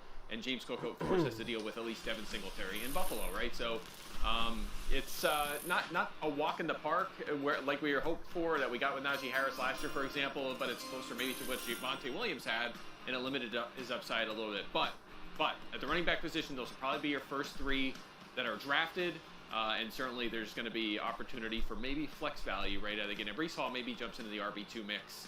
The other guys still some Chris things to be Paul. Yeah, there are a handful of guys still. The guard We'll see from how Tulsa goes everything to Washington. breaks out through the rest of the offseason. Maybe Okay. some other names will pop that we have seen from this draft. Early running backs. those And are one the of those names guards that for really stood out to us. protection Let's talk for about Sam the wide Howell. Receivers.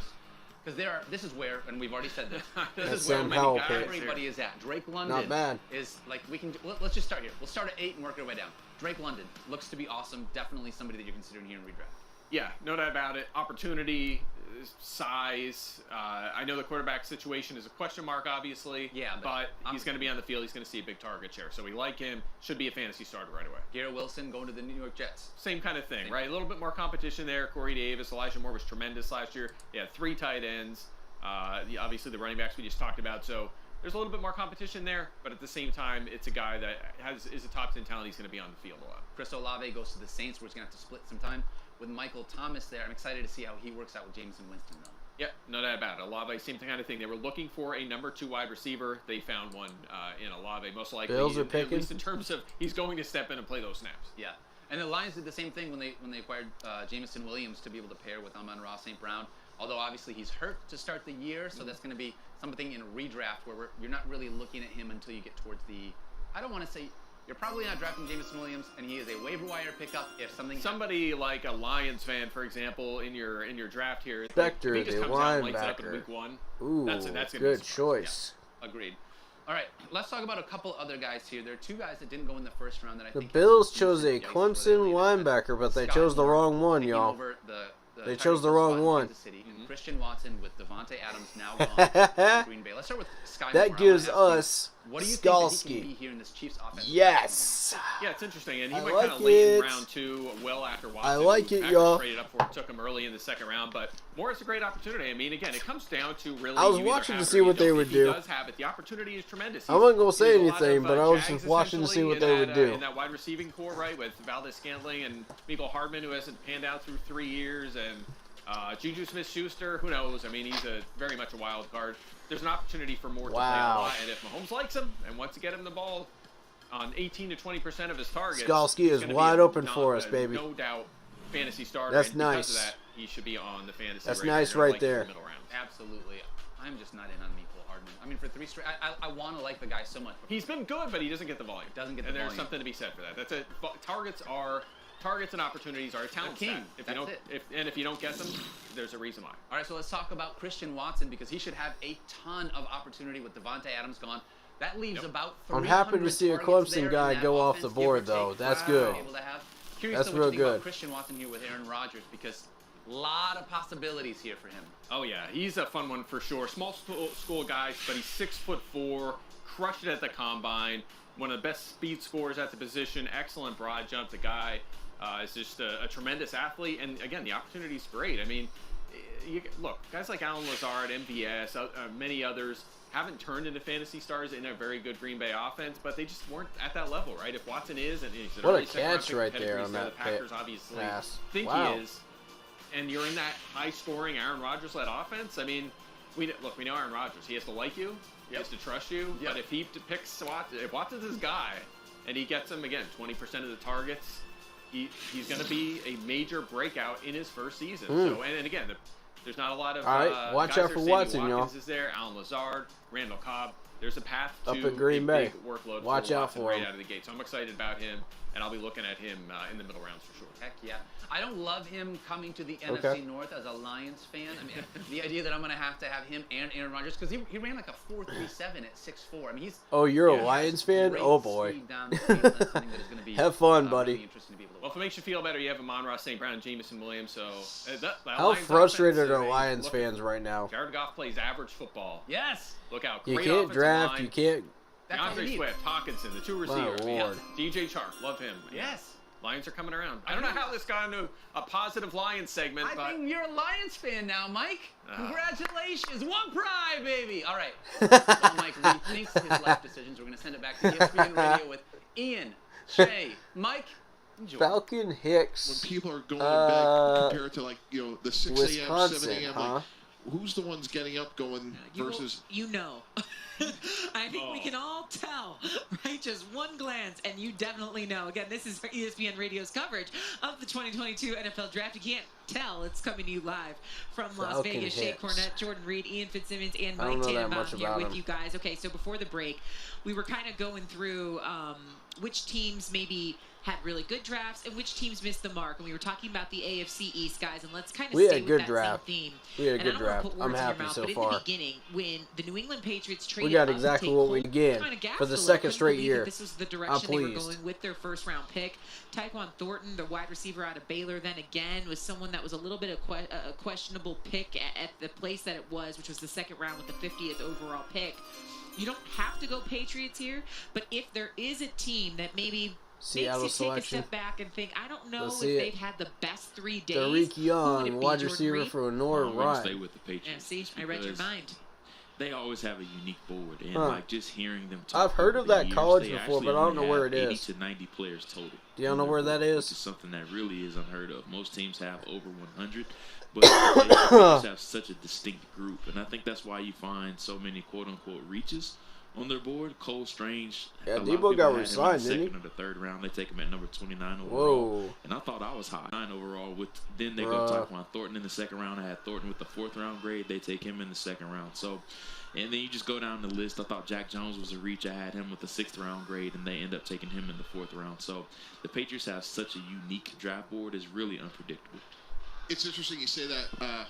When I was first named GM, there's Packers excitement pick and is anxiety. in. Let's see. And it was 2006. I remember speaking to Coach Parcells. I felt like I was calling him every day, just double checking and asking question after question. And the one thing he kept asking me, Jordan, it's so funny you bring it up. He's like, "How many guys are on your board?" I think I said like 130. Way too many. Smoke Hangs up the Monday's still phone. on that list. Okay, Yep. Coach, we got down to 115. Hangs up the phone like, and Coach Belichick obviously learned a lot of this from Coach Parcells. And the whole notion of it is, and I think this is where a lot of, like, when it seeps into these discussions about Baker Mayfield, but Coach Parcells was a big prototype height, weight, speed, and that goes back 40, 50 years. A gentleman named Bucko Kilroy going back to the Patriots in the 1970s, and George Young. But the whole notion is that over time, the bigger, more physical person's going to win over people that aren't. And Green Bay. this is a physical Here we go. game. And to hear you say that, the philosophy has remained the same, and I agree. Like, we certainly could argue about the value Jonathan of Cole Ford, Strange. defensive And one tackle thing I would from say is, Miami. If you guys All right, remember, all that was these part of the pieces trade are they still did on the with Kansas board, City, y'all. going from 21 to 29. All these And pieces when are you still look at, there. their depth chart right now, they lost J.C. Jackson. Who we going for? And right now, Malcolm Butler, they're trying to resurrect him. They got Jonathan Jones. I thought right there they could have taken Trent McDuffie, who was like the ultimate Bill Belichick corner, a smart, tough, high character, plug-and-play corner. And if we go back to the last time they played a football game, David Newton said, mine as well, made the draft Bills Kenny pumped. Chesney for the last pick since he has taken over the that's stadium. part that I don't understand. Let me ask you this, Mike. Right. Moving up to get Cole Strange, that was the Right. strange part of it. Right. Had they just selected him and let him fall, how we were complimenting Exactly, him with Shay. Mac Jones a year ago, that would have been a different story. Because I think he is going to start All this right. year. I mean, he second, third round type player. Rams are on the clock. Most draft We got the boards, Jordan, as you Chargers, mentioned. Lions, So it's Raiders, Colts, I think Washington, everyone's hiking their leg on Pittsburgh, the pick like a fire in hydrant, front of like us. a dog on a fire All hydrant these pieces because are they still moved here, up y'all. to get him. But if you could have gotten him later. But They're because all it still is here. Belichick and Right. it is the Patriots. They're all still here, y'all. Haskell Garrett's still there at defensive tackle, if you want to go there. Alec Lindstrom, along with Marquise Hayes. Justin Ross is still there. There in Munford, if you're looking for another tackle.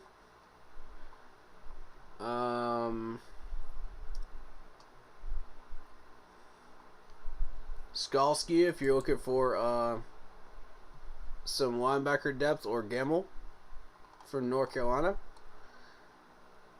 All these guys are on my board, y'all.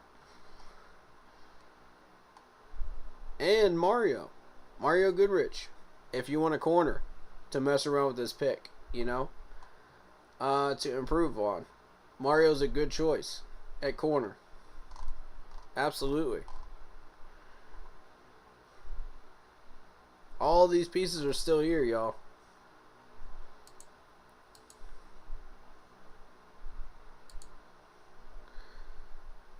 Wow. Wow, man. I love this board right now. I love what's still there. I didn't necessarily like the board in the 4th round, in the 5th. I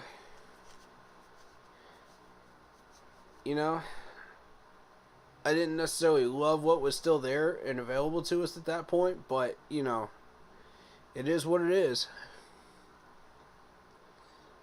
When we got Brandon Smith, it is what it is.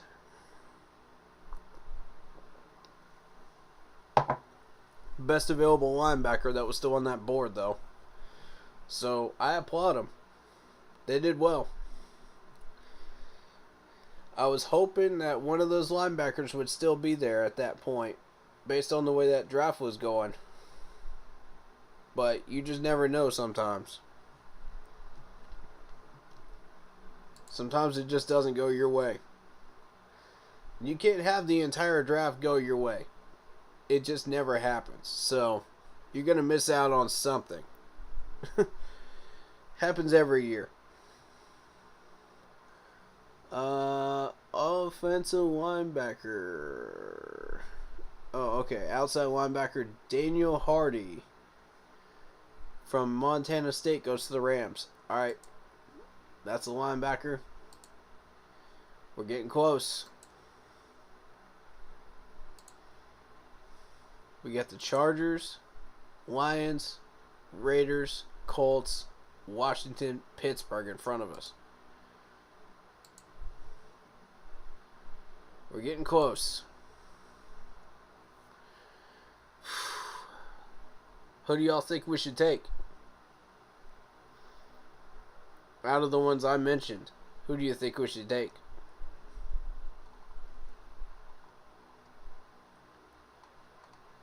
A lot of options here, man. And if you like safety, here's Youssef from Kentucky. And Brad Hawkins from Michigan if you miss on Youssef. So we got those two options on the board. I like Alec Lindstrom, though. I like Alec Lindstrom with this pick. I'll tell you what, I want to solidify the line. We've already solidified the defense enough, I think. If you want Mario, that's kind of a bonus pick. If you want Garrett, that's kind of a bonus pick at this point. Safety position, I feel like, is a position of need because of Sean Chandler. But Matt Rule doesn't feel that way, so there you go. We won't go that direction, probably. Even though we need to.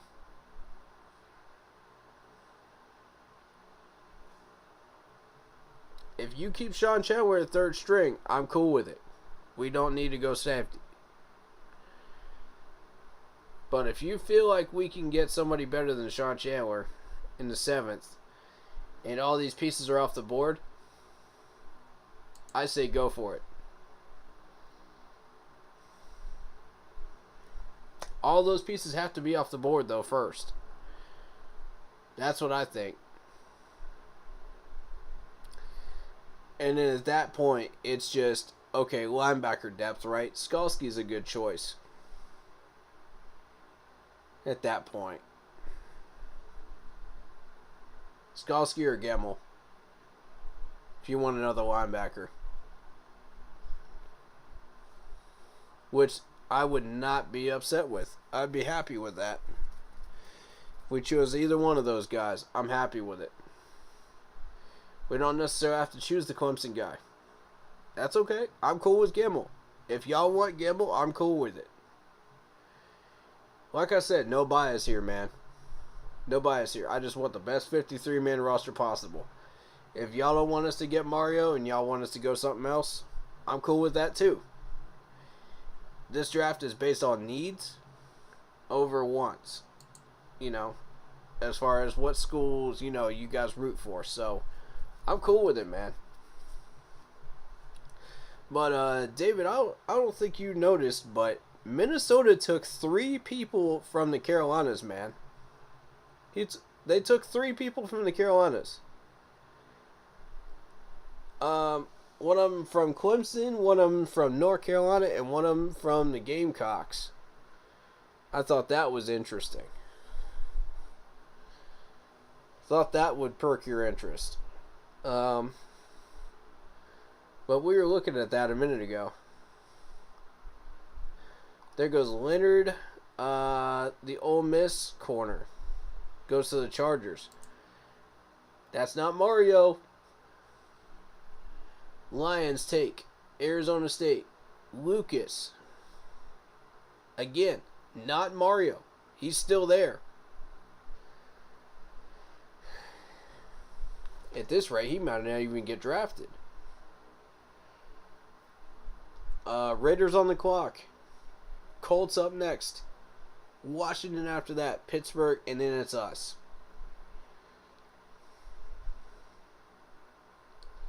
Again, all these pieces are still on the board. Including Marquise Hayes. No one's taken Hayes yet.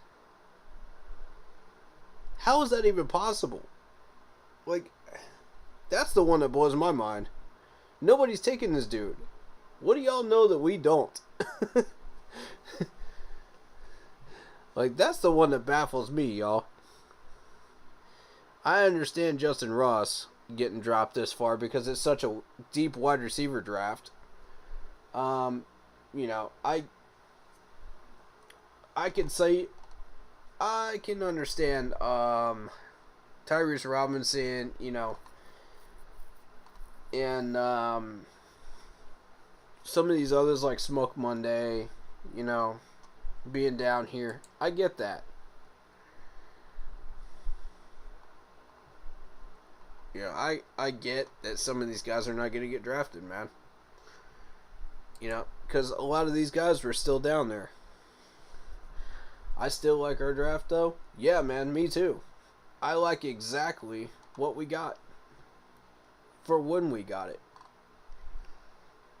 You know, based on what was there.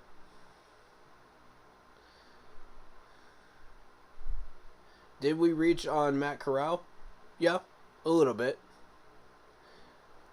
But am I mad at it? No. I'm only upset because we used that pick from next year on it. But still, am I mad at the pick? No. Just take Hayes. Our O-line would be freaking awesome in depth. I believe so. We took Caden Mays over Marquise Hayes. And the reason why is because Caden Mays plays multiple positions. Whereas when you looked at Marquise Hayes' scouting report, it says that he's more built for a pocket passer type offense. So I get it. You know, a 75% or an 85% passer type offense like Ryan is trying to build in Indianapolis. Or Tom Brady has in Tampa Bay. You know, that's not us. We're balanced. So I get it. You know, if you pass on him over Caden Mays, I get that. If you're going to groom Caden Mays for guard, by all means. You know, if you want him to be a backup right tackle, by all means. Because we got Icky in the first round. But somebody's got to start pushing Pat Eflin towards that second string spot. That's all I'm saying. And I think Marquise Hayes would do it. He would do it for sure. He's a little weak on the run, that's the problem. But I think if you develop him enough, maybe. You know? It would be a solid guy to add to our line. You know, if you decide to switch your offense to majority pass, he's your guy to put in. You know, once in a blue moon, to make sure that we have pass protection. We got Munford off the board. Offense tackle from Ohio State to the Raiders. Lions took a corner. Lucas from Arizona State. Washington is on the clock now. After the Colts take Thomas II, the safety from Yale. Interesting pick there. Huh. Alright. Let's see who Washington takes here. We're getting close, y'all. All these pieces are still here. Wow. That's where the real debate begins. Which one do you think is the best choice? Based on all that info, you know? We pretty much covered the run defense with our offensive line. Our linebacker pick. I like that. That helps out defensive end and defensive tackle in depth. So we're covered there. So we don't have to go for Garrett. With Caden Mays, we don't have to go for Alec Langstrom. However, you would like to see him end up at backup center position, as well as be able to back up the offensive line. So I think Alec would be the good pick to choose. However, we do need linebacker depth, and I would like a replacement for Sean Chandler. That's just my personal preference, is I want to see a replacement for Sean at safety. So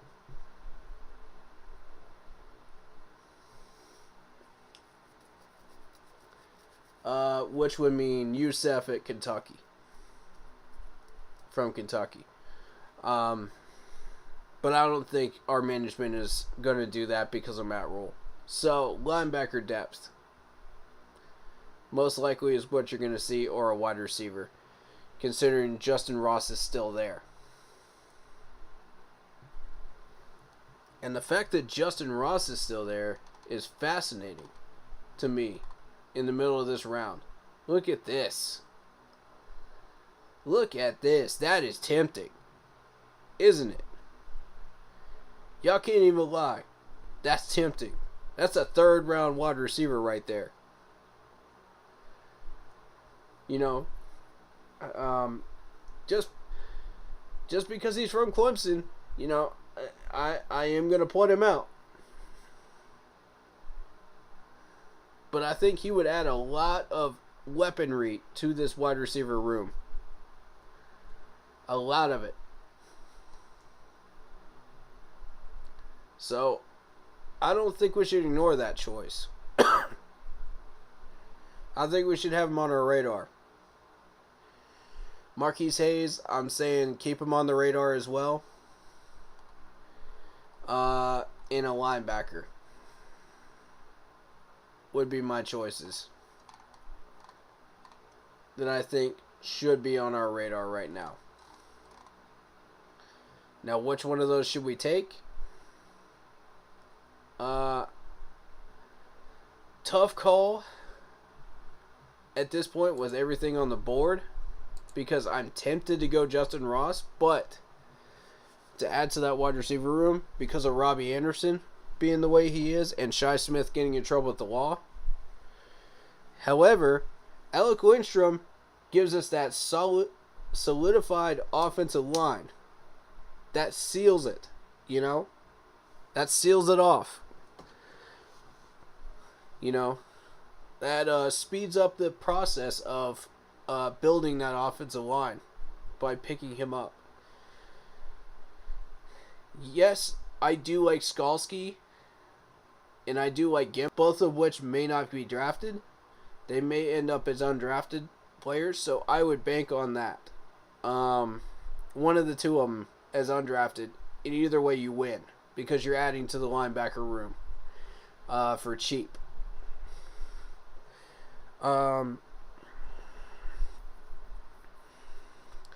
So for me, it would have to be Alec or Justin Ross. I value Alec over a wide receiver right now because we have a strong wide receiver room with DJ Moore, Terrence Marshall Jr., Robbie when he's actually putting up the numbers, you know, and making an effort and not talking out of his butt, then yeah, I would argue we have a strong wide receiver room, and we don't have a need for Justin Ross at that point, which would lead me to go towards Marquise Hayes or Alec Lindstrom at that point and seal off the offensive line. For absolute sure, without a doubt.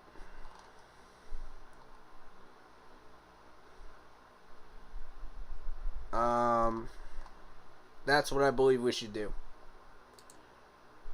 What was taken here? Corner from Oklahoma State, Holmes, goes to Washington. All of these picks are still on the board, y'all. All of them. The Bills took the other Clemson linebacker, which was Balin Spector, which I personally believe that Skalski is better than Spector in a good many categories. That's just my take on him. You know, based on me being a Clemson fan and me having like a good base of knowledge on Clemson players. So I'm bringing that to the table as a Panthers YouTuber. You know what I mean?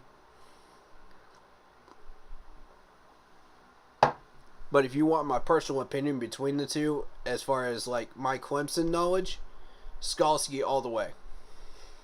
I feel like the Bills got the wrong one. And you're going to see it. You're going to see why. Give Skalski a chance, man. He had 5 years with Clemson because of the COVID situation. And I think he did opt out for one of those years, if I'm not mistaken. Y'all can confirm that, possibly. I'm pretty sure he did. And he came back for that 5th year. Which is very, very odd. Or the 4th year, my bad. 4th year. Because most of these guys get 3 years and then they're off to the draft, right? When it comes to stronger teams like Clemson, Georgia, Alabama, 3 years and you're gone. Sometimes 2 years and you're gone. Kalen Barnes. We chose Kalen Barnes, y'all. No, that's a Baylor pick. Matt Rule.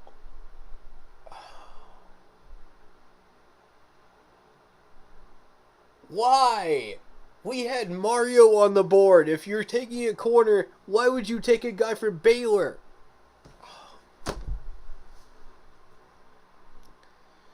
We literally had Alec Lidstrom on the board, Marquise Hayes, all of these options, and you take a guy from Baylor.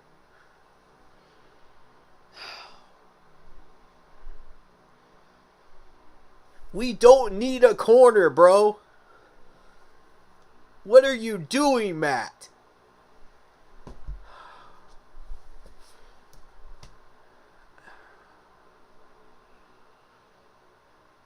Idiot.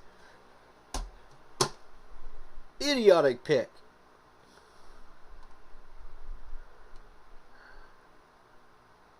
That's going to come back to bite you. We need to fire this man.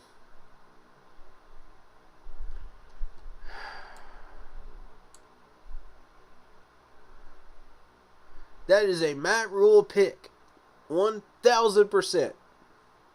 You cannot convince me differently. Dumbest pick of the 7th round. Dumbest pick of the 7th round.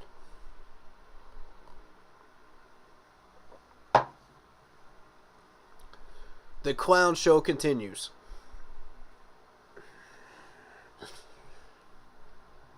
Oh my God. The clown show continues, y'all.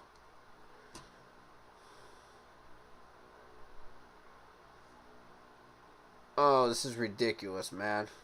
Washington State's corner. Watson off the board.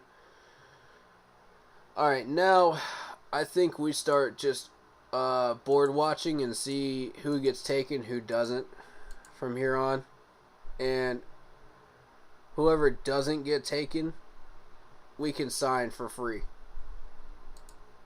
and add to our board. And I'm begging y'all, we need a linebacker. We need a linebacker depth. Please sign the undrafted Skalski. Please. You will not regret it.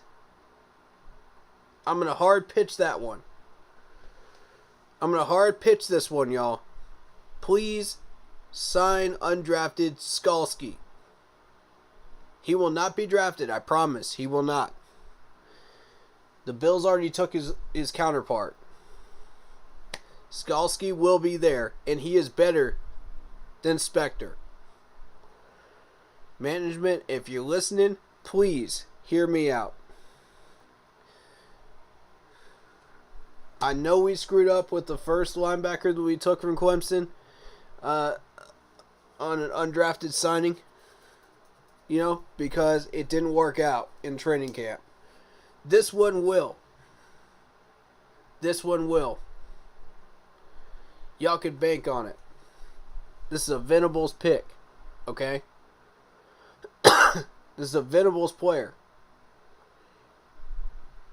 What up, Kenny? How you doing, man?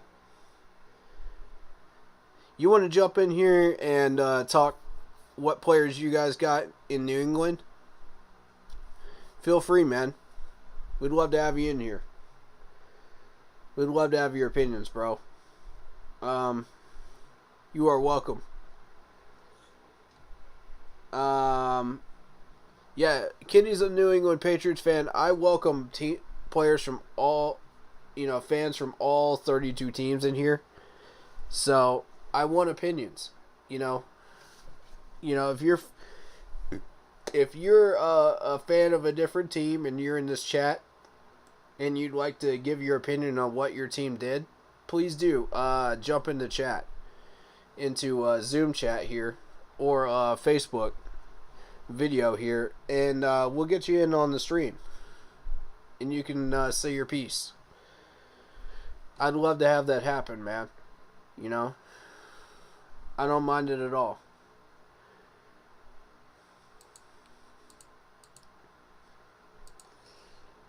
You know, we'll hear you out. Cardinals pick is in. Let's see what they do.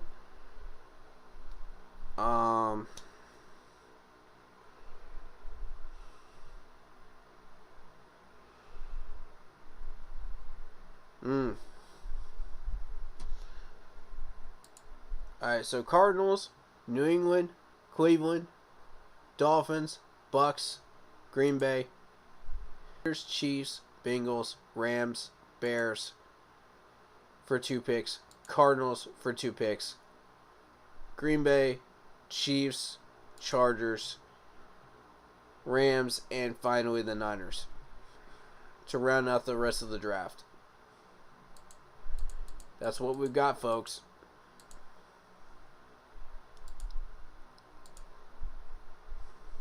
Christian Matthew, the corner, goes to the Cardinals. Interesting choice. From Valdosta State. Where even is that? Do y'all know where that is? I've never heard of that one. That's a new one to me. Oh, man.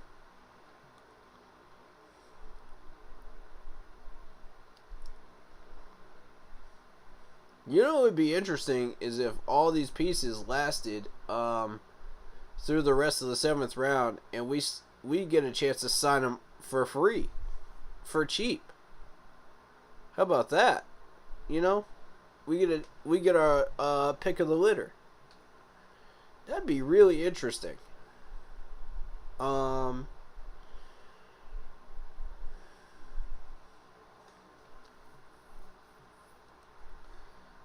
Stuber from Michigan, the offensive guard, gets taken by the Patriots. That's yet another one that is kind of an under-the-radar pick. My Mr. Belichick. He seems to know something we don't as far as picking linemen. So we'll see. Excuse me. He doesn't go for the typical big-name guys. He goes for the people that are overlooked, typically. But he finds these hidden gems, and I don't know how he does it. And he found another one right there, Michigan. How in the world you found a Michigan guard this late in the draft?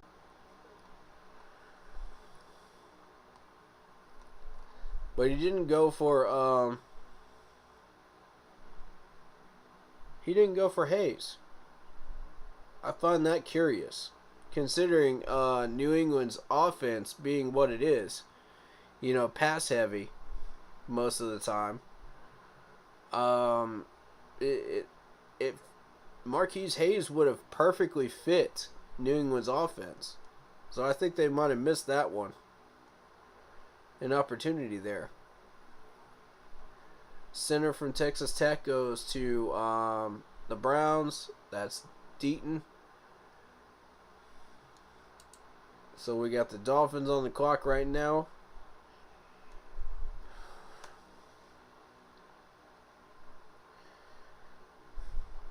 I think we did really, really well.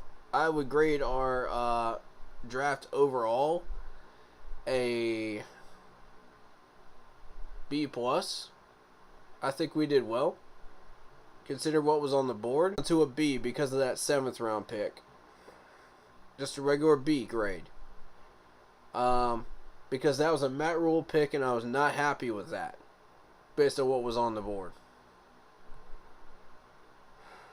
that was foolish. But everything else, you know, we got our needs. We got all our pieces that we were looking for. Best linebacker on the board at the time. You know, did we reach on Matt Corral? Probably. I didn't think we needed to move a 3rd round pick next year, you know, when we could have just let him shift into the 4th round to get him. But still, I'm not going to really hold that against him. I will kind of hold that against Scott a little bit, because that's a pick that we could use next year in a hot round. You know, 3rd round is a hot round for talent. But he's kind of banking on these guys dropping into the 4th next year. Whatever talent is in the 3rd, he's banking on it dropping to the 4th, because that's been the trend the last 2 years. So at this point, you know, I'm not mad at it, but I've got questions. You know what I mean? It's questionable. We wouldn't have had to give up so much capital had we just waited a little bit, you know, about 10, 15 picks. I don't see anybody drafting a quarterback with defensive needs, you know, in that group towards the end of the 4th, of the 3rd, I mean. You know, that was a little bit of a reach to me. But at the same time, it wasn't, because if you consider Matt Corral should never have been that far down. He should have been taken in the 2nd round, normally. But this is an abnormal draft, so therefore it's not a reach. You can't say it's a reach. Only the trade that we made was a reach. Okay? Only the trade for him was a reach. That's the argument I'm going to go with there, because that makes sense to me.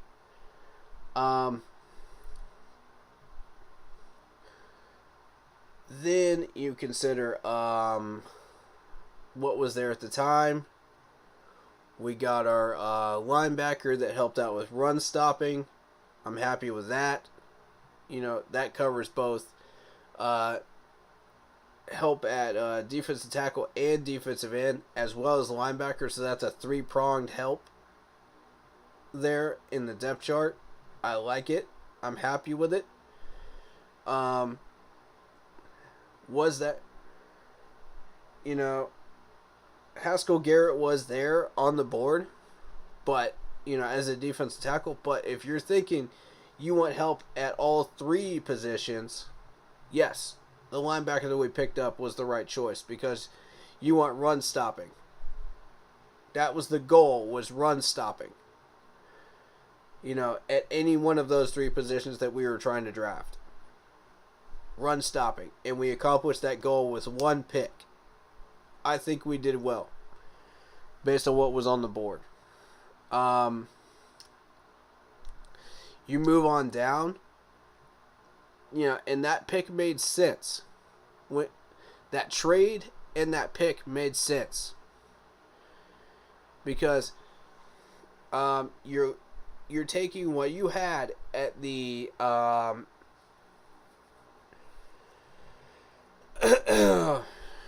let me show y'all. Hold up. You are essentially taking I gotta find it on the Panthers page. Hold up. I'm gonna show you exactly what this trade looked like. Give me 1 second, y'all, because they posted it. And I want y'all to see it visually, okay?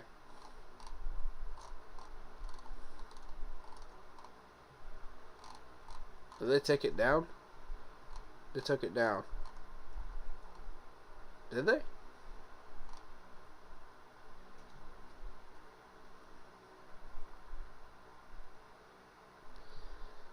That's not there's the trade to the Patriots right there. That's not the one I'm looking for.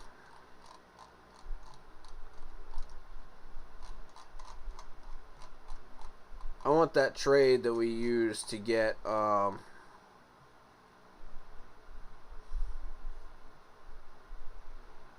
want that trade that we used to get the linebacker. Because essentially you are trading that 144 up,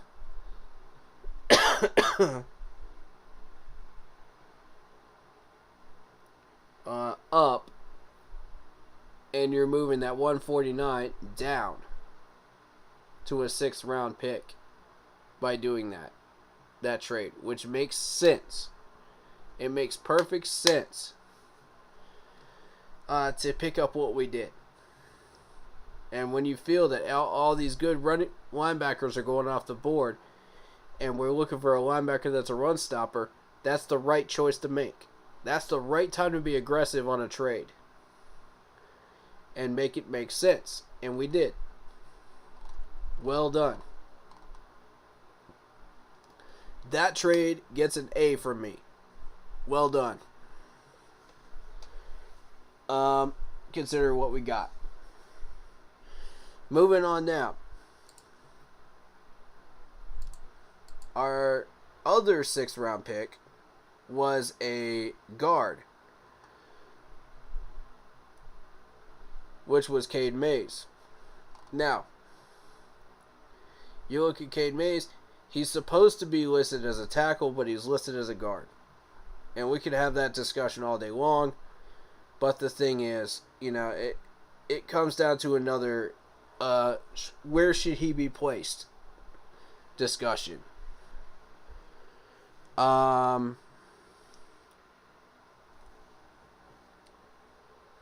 So it's the whole flip-flop, where does this offensive lineman belong?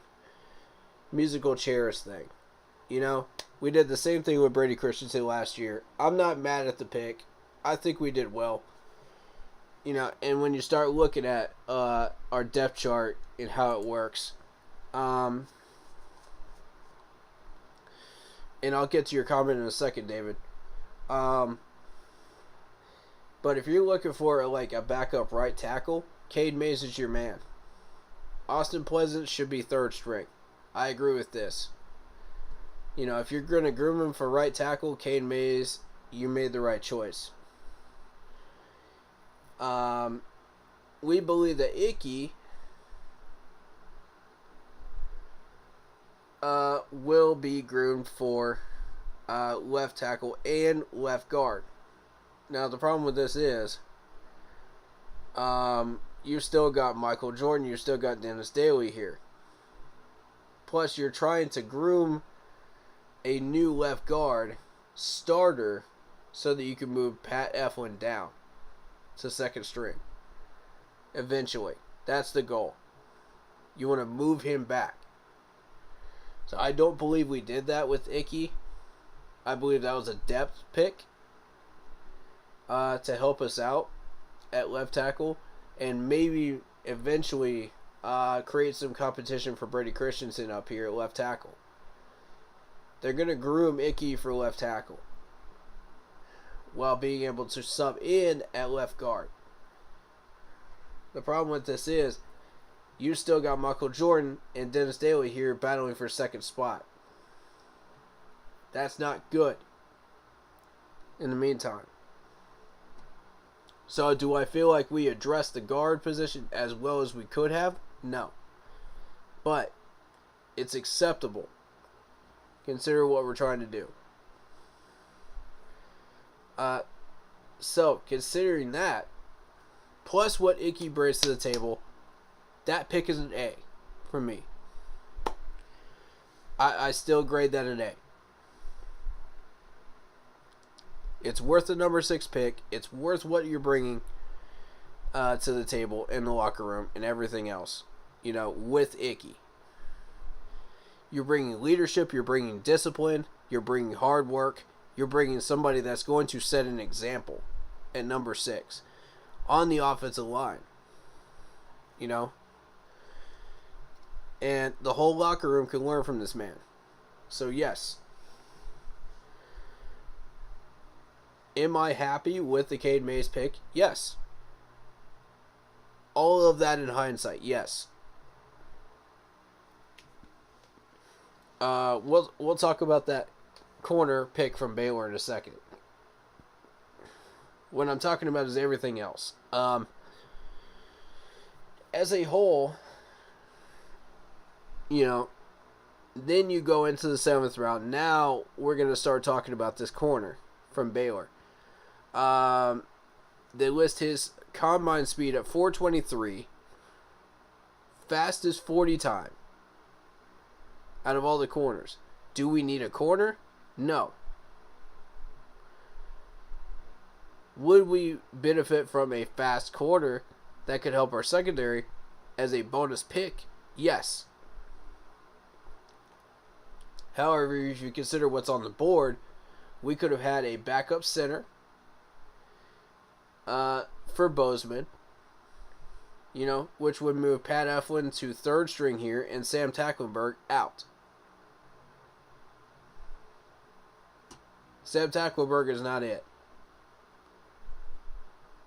We could have solidified center with that pick right there, with Alec Lindstrom still there. We could still do it because I don't think he's been drafted. We're going to find out. But I don't think he's been drafted.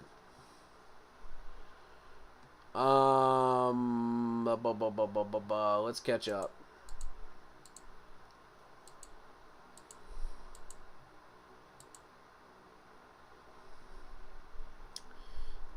This guy might be special. You never know. He's a Matt Rule pick.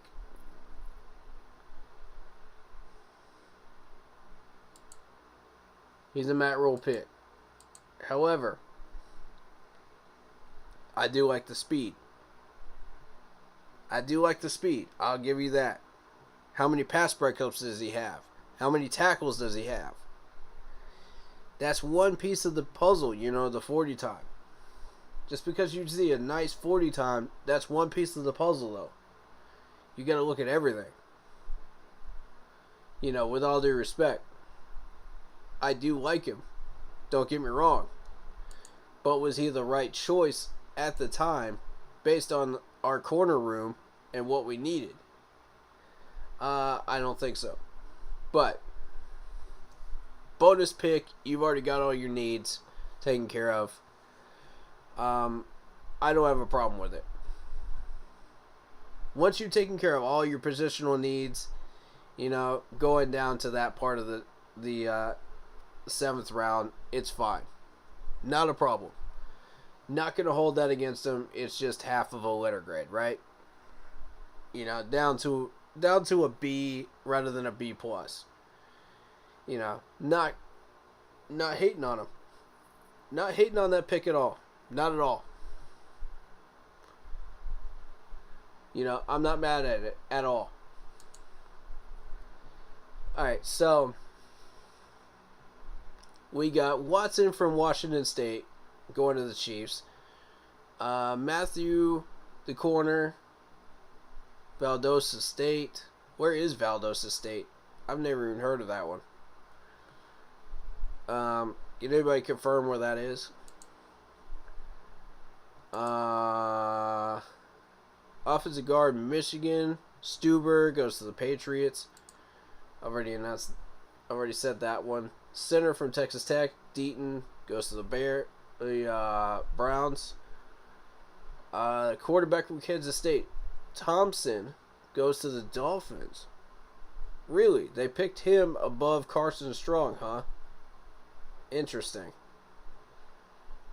They also picked up, you know, the Patriots picked up Zappy before Carson Strong. That's interesting, too. That just goes to show you, who you play makes a major difference. I've been saying it through the past month. Been saying it over and over and over again. And there you go. You saw it play out. Anthony the defensive end from LSU, goes to the Buccaneers. The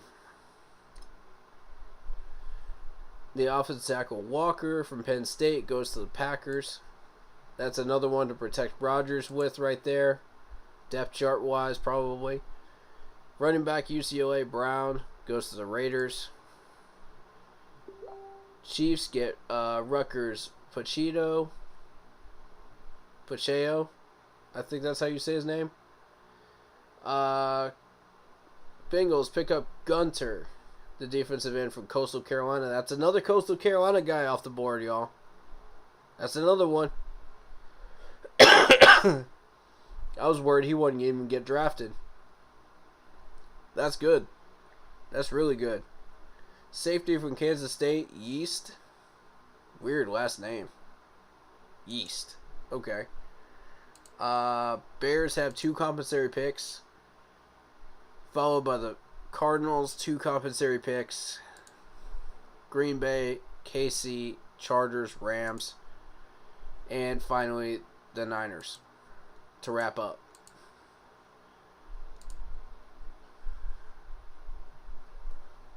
So, Bears currently on the clock. Let's see who they got their pick in. So, all those pieces that I had on my radar that I pointed out are still on the board. Interesting, isn't it?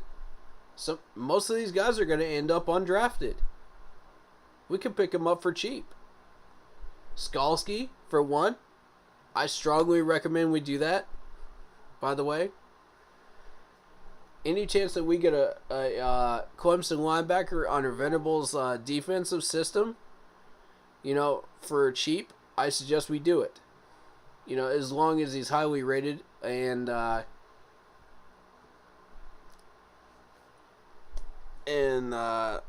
positive reviews from me, I will always recommend these guys.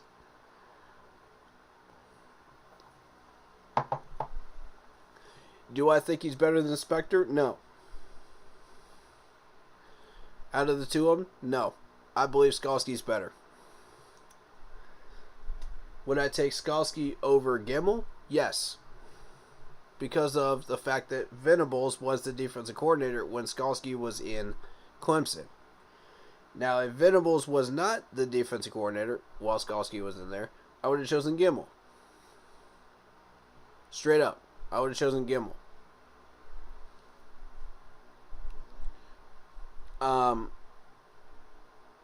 Which is about to happen next year because Brent Venables just went to Oklahoma to be the head coach in Oklahoma. So, therefore, there's going to be a lot of times where I'm not going to recommend a Clemson defensive player from here on.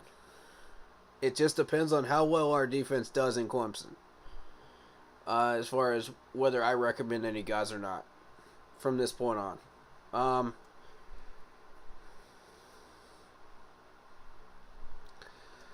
Therefore, Oklahoma might get some praise here soon because of that.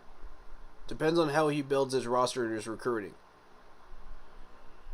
They're going to get a lot of praise from me and requests to draft certain Oklahoma players. I'm going to follow them closely because I follow Venables very closely. That's just how I feel about that. A lot of these pieces are still going to be there. Alec Lindstrom is still going to be out there. He may not get drafted. Justin Ross may not get drafted. We got Marquise Hayes that may not get drafted. Haskell Garrett, that will most likely not get drafted at this point, the way this draft is going in the 7th round. One of these guys might. I'm saying they might get drafted. Skalski's going to be out there. Gammel's going to be out there. He's not going to get drafted either. I believe one of the two of those linebackers will get drafted. I'm not sure which one. Most likely Gemmel. I'm banking on Gemmel. Based on the fact that the Bills decided to go with Spector over Skalski, as far as the choice of Clemson linebackers is concerned. So I do believe that that's what's going to happen. And I do believe in Skalski. I think Skalski is, even though they hyped up Spector a lot, you know, Skalski was the reason that they were anchored. So if you look at, you know, the film, you'll see Skalski's numbers go a little bit higher than Spector's. That's how it is. Sometimes you don't get noticed as much. But if you look at that stat sheet and you start looking at the film, you go, oh, wait a minute. We chose the wrong one. And I'm waiting on the Bills to figure that out. They will.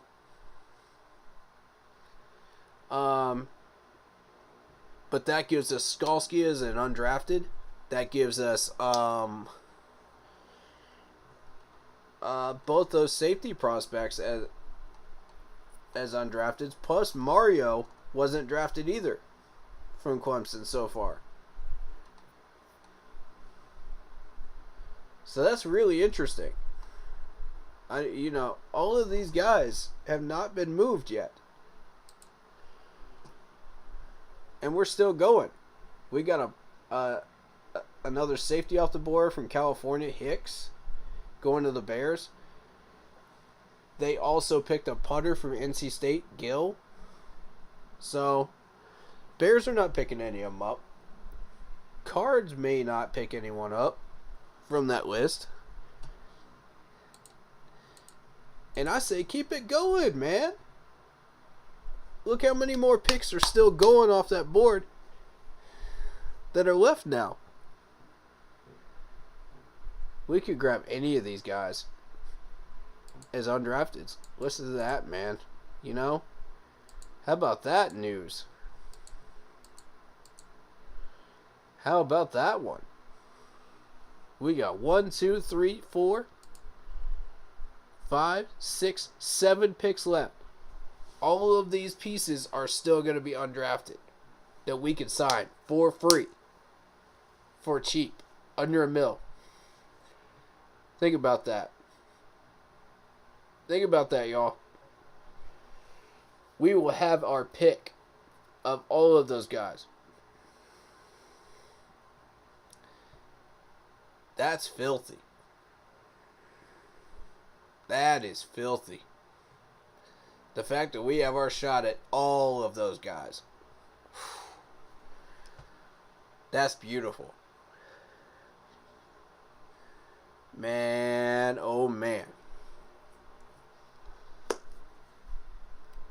If I'm GM, I'm just rubbing my hands, just going, let's go. Let's spend a little money. Let's spend a little money, baby. About 3 to 4 mil. Let's do it. Let's do it. I want these pieces.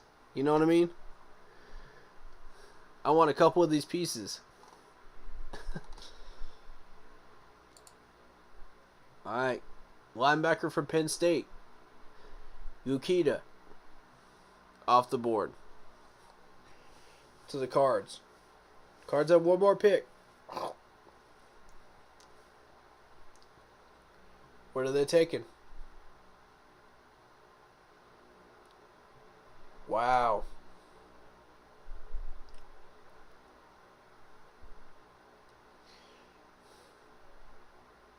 And it makes you wonder, what do these teams know that we don't know about these pieces?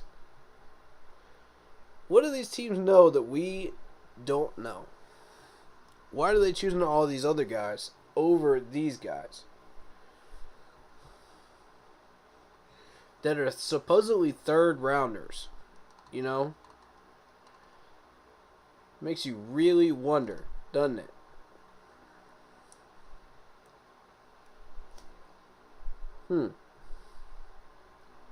Granted, some of these teams don't know how to draft right. And have no idea what they're doing. Now, that's as compared to the rest of the NFL. The rest of these guys know what they're doing. Now, why would they choose these guys over the other ones on that list, knowing that they had higher grades? Oh, wait. The grades aren't everything. Proving my point. Just because you see a high PFF grade doesn't mean these guys are going to get drafted.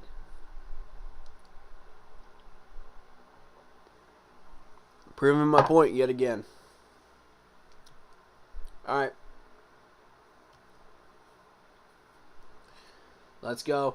There goes Marquise Hayes. Okay. I figured he would go off the board. I figured. There's no way he wastes it to undrafted. Wow, the 7th round. He doesn't get drafted till the 7th. That is unreal. Man. Alright. That's fine. You know, we got our guard.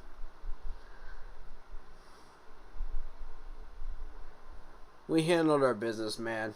We handled our business. I was hoping he would go undrafted so we could pick him up, but no. No such luck. That's fine. Akeem can be used in that spot, so they seem really set on Pat Eflin right now. Which, I don't know if y'all think that's a good thing or a bad thing right now at guard. A lot of people think it's a bad thing.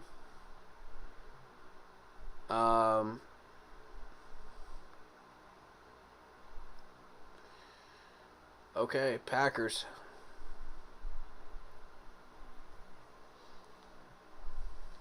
I'm not thrilled with it. I was hoping Marquise Hayes would make it out of the 7th round. But you can't always get what you want, y'all. If that's the most disappointing thing in this 7th round, I'd say we did pretty good.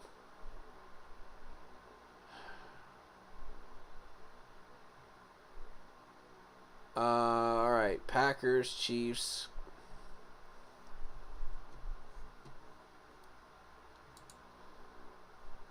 Chargers, Rams, Niners. Last 5 picks. Here we go. And then we discuss it. We have a full-fledged discussion after that. Because at that point, I want to hear what y'all think we did. What do y'all think that how we handled this draft? You know, let me know. Wide receiver from Nebraska goes to the Packers. That's Tor. Chiefs compensatory pick. Here we go.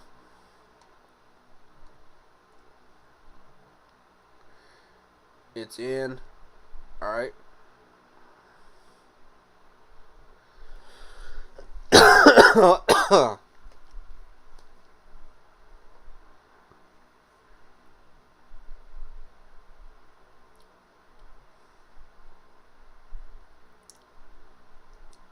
Again, I'm not mad at that corner pick in 7th round. You want another corner pick, you know? Make sure we never have that problem again that we had before, where we had to make picks and trades.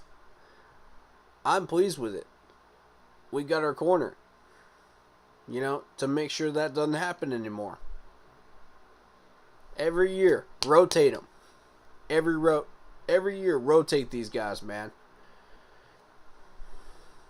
And that Baylor guy is going to replace one of these corners, which is a good thing. Miles Hartsfield is technically a safety.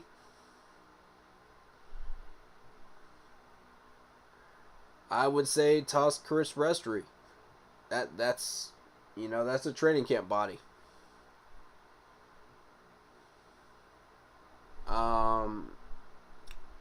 I don't like Melvin. I never did like Melvin up in second string. I never did. Troy Pod Jr. is questionable as well. You know,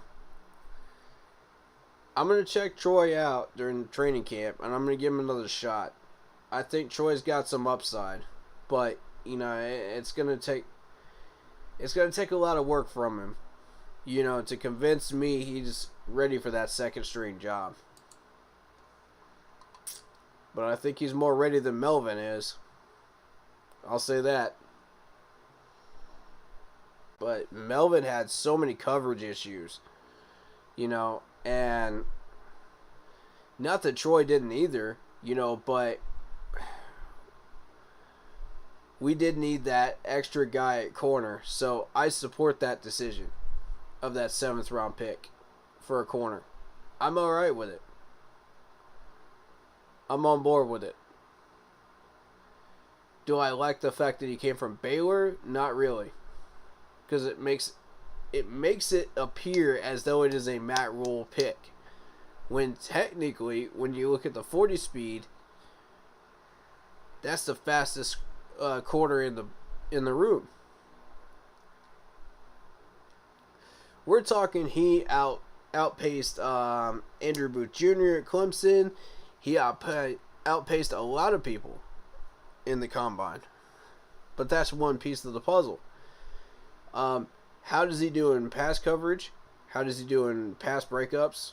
Again, one piece of the puzzle. But I like the pick.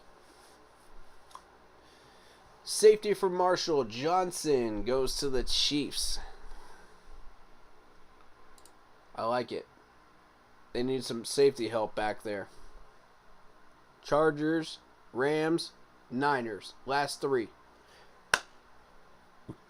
Oh.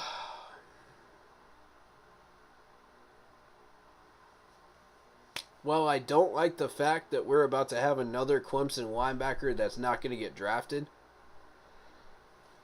He's still the best one out of the 2. And I say we jump on him. You know, undrafted. Sign him. He represents everything that we are trying to build in Carolina.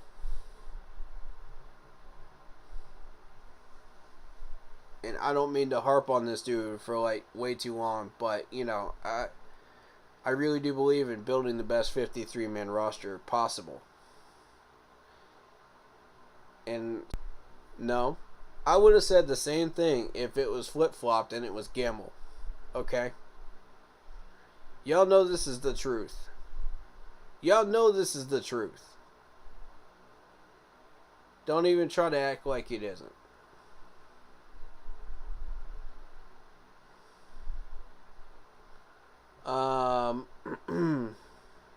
So we're just waiting on these last 3 picks. We're going to find out what we got. Fullback Xander Horvath from Purdue. Okay. 2 more. Then we get our choice of all these guys, man. We get to add to our linebacking core. We get to add Alec as a center if we want him.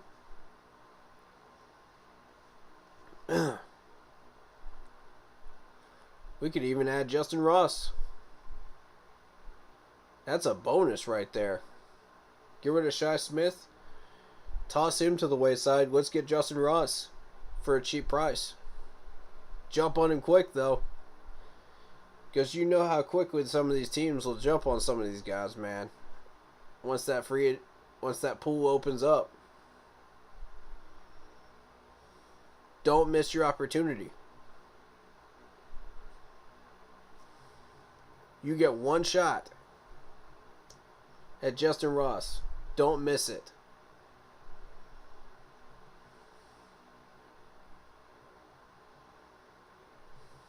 You know, because I'm telling you, he will draw a lot of interest, considering the fact that he's still there.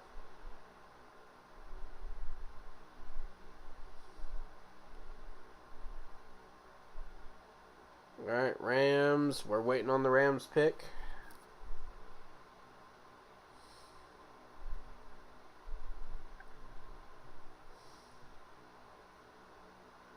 I've already graded our draft so far.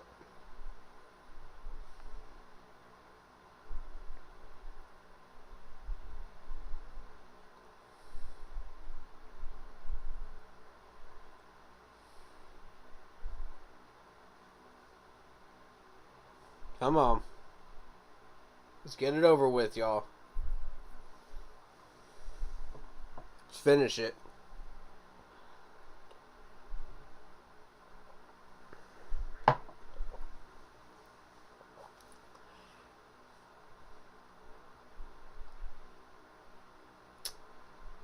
Alright, so you all know how I feel about our Panthers draft.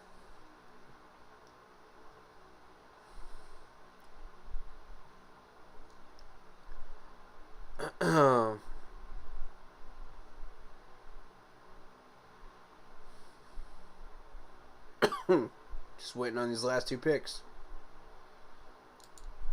Let's go.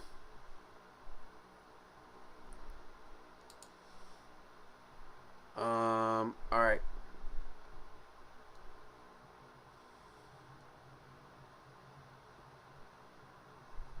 Come on, don't take forever. Minimize. There we go, thank you. Alright, let's see. Let's see what my man David sent me here about this corner.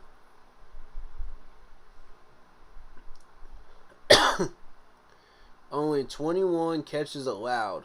Lowest among Big 12 corners with a minimum of 300 snaps.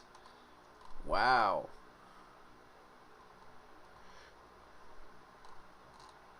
Bro, did we just hit a home run with this pick? Did we just get a steal with this pick?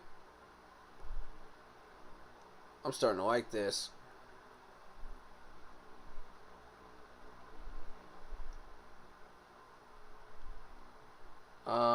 After the draft is over, we will start looking at everyone's opinions on what they thought happened here in the draft, and we'll talk about anyone you want to talk about, and then we'll call it a stream for today. If y'all would like to talk about anything else, or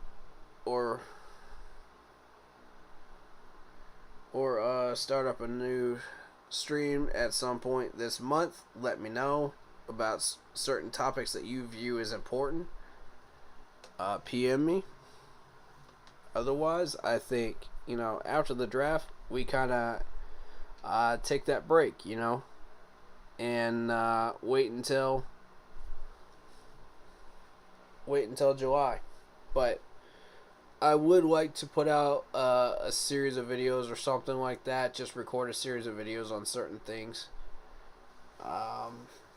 So I'll be considering what I want to do with that time for y'all. Because it does become a quiet time for the channel and for the NFL schedule until training camp kicks up. Unless we have moves that go on. I think if we have enough undrafted players that get signed by us, then I might do like a quick live stream or something for about 2 to 3 hours. And we'll talk about them. Otherwise, last two picks are in. Michigan State offensive tackle Akari. I think that's how you say his last name. Gets taken by the Rams. And Purdy, the quarterback from Iowa State, gets taken by the 49ers. That's it, folks. That's a wrap. That's a wrap, y'all. Good draft. Good draft. Very good draft. I'm pleased. We filled our needs positionally. We got the best ones that were on the board for us at the time in certain positions. So I'm pleased. Did we fully address the guard position? Not necessarily, but, you know, am I satisfied with it for now? Yes. So let's take a look and see how everyone else is looking at these.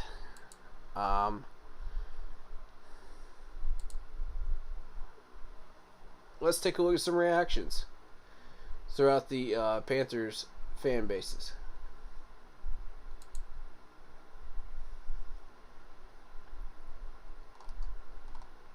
Okay. Stop messaging me, people, please. No, I don't want to hear from you. Never forget the Detroit Lions wasted 3 Hall of Fame careers. Ouch. For the Lions fans, ouch. Yeah. I will react to that. Wow. Thank you, Andy, for tagging me. Appreciate it. Yeah, the best way for me to find some of the posts that you want me to look at is to tag me in them in the comment section, and I'll take a look at it. I'm not the greatest at keeping up with my notifications, but I will try to keep up with it as best I can. Yeah, great pick in Brandon Smith based on what was on the board. Great pick. Very pleased with that.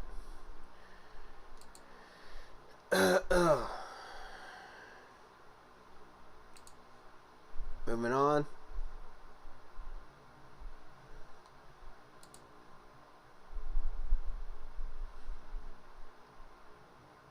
Who was the greatest draft pick in Panthers history?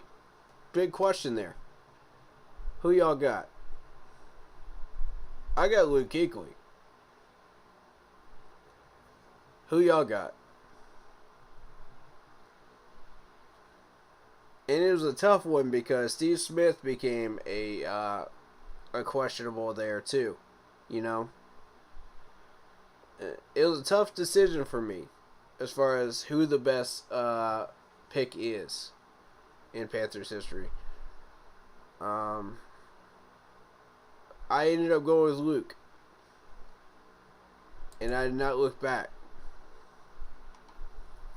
And y'all already know why if you've been paying attention to my streams and what I've been preaching on.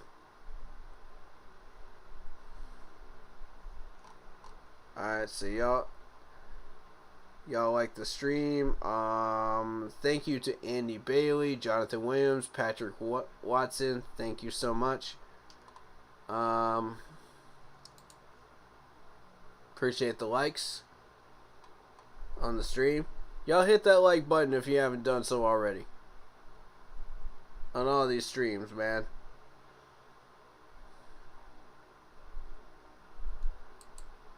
Yeah, best of the available.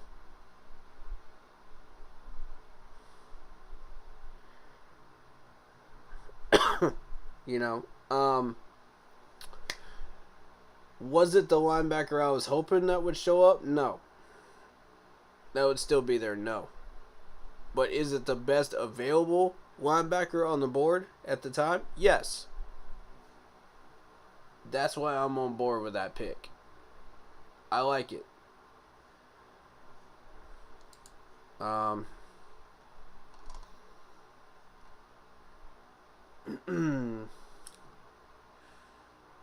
Y'all want to hear about? Y'all want to hear Scott Fitterer's presser? Y'all want me to throw it up there?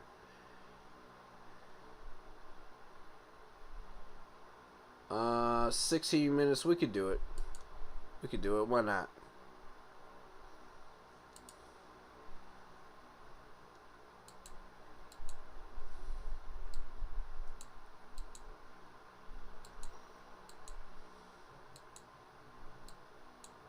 Y'all got about 30 minutes of solid silence on these press conferences, man. Come on.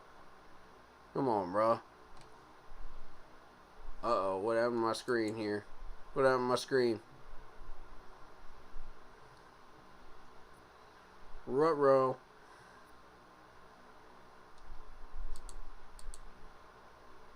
Oh, man.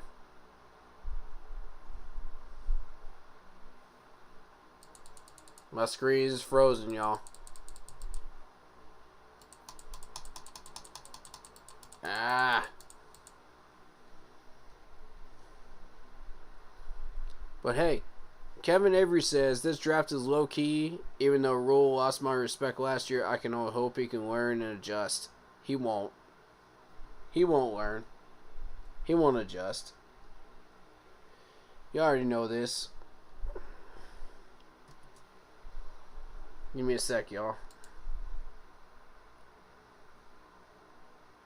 I'm trying to... Alright.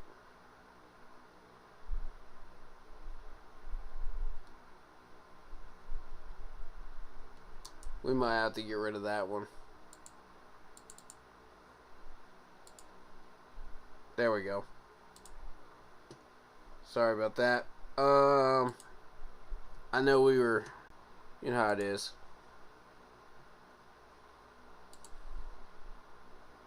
Nah, that ain't it. That ain't it.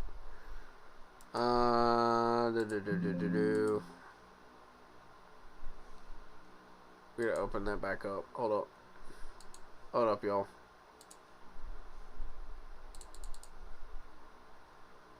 Stand by.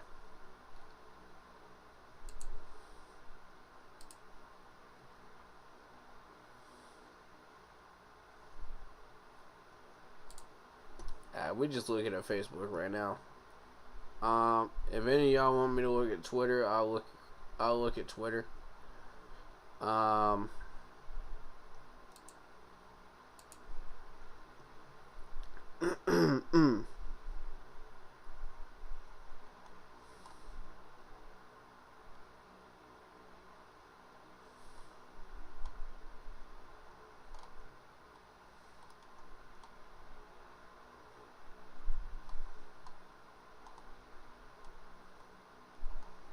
Let's see. I'm not seeing the notification there no more. Oh, there it is. Alright, y'all give me 1 second. I'm gonna get it up on the screen real quick.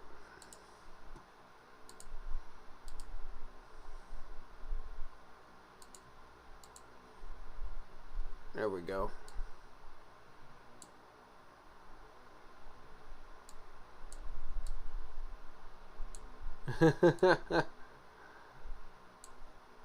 It's being a pain in my rear end right now. Come on, man.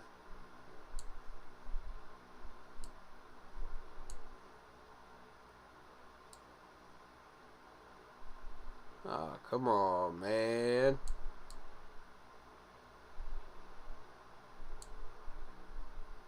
Alright.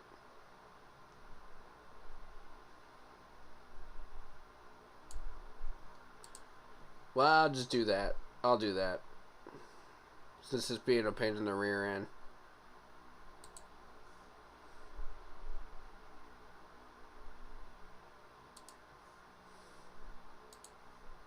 Alright.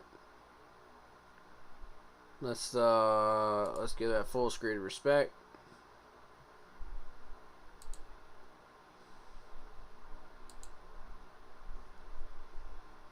Put that sound up.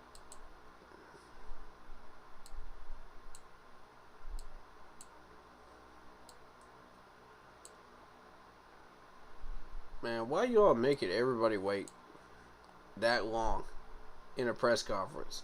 Look at this. Y'all gotta wait 5 minutes for everybody to start showing up. 5 minutes. Why y'all didn't start the live stream right at 5 minutes? They get started. Matt, could you begin by just kind of running down today's picks and what you liked about each of those guys? I think, Scott called me on the way in this morning with the potential of maybe moving up. Talked about certain guys. Brandon Smith was a guy that we've targeted for a long time. 6'4", 250 pounds, 4'5", 40. Part of that group of kids. He's young. He came out early.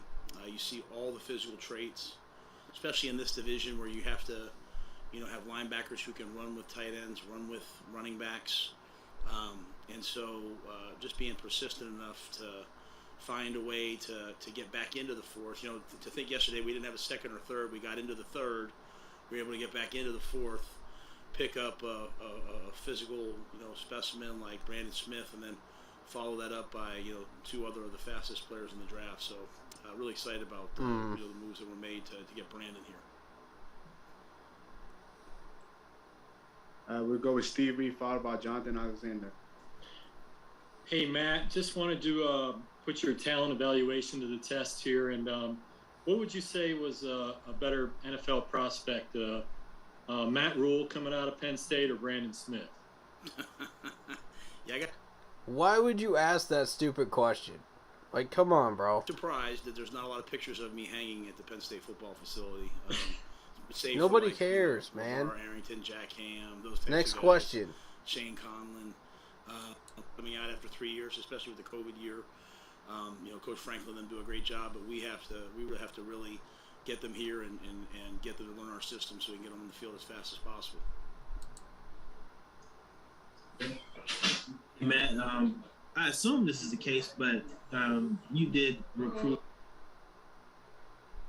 Caleb Barnes, correct?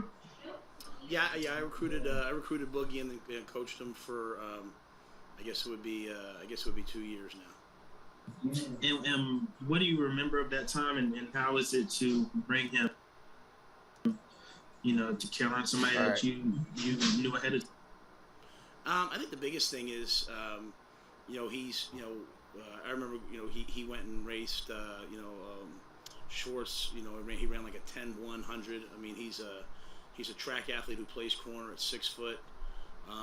At the end of the day, we're going back and forth between 2 players, and, Scott made the decision to, at the end of the draft, we're really going with traits.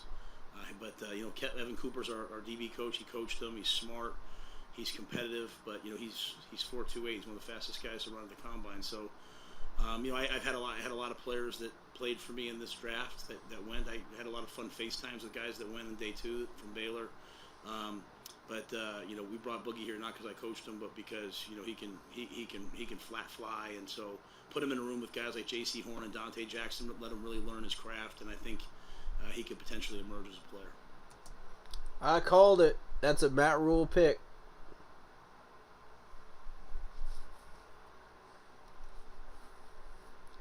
Matt, you look exhausted, bro. You look exhausted.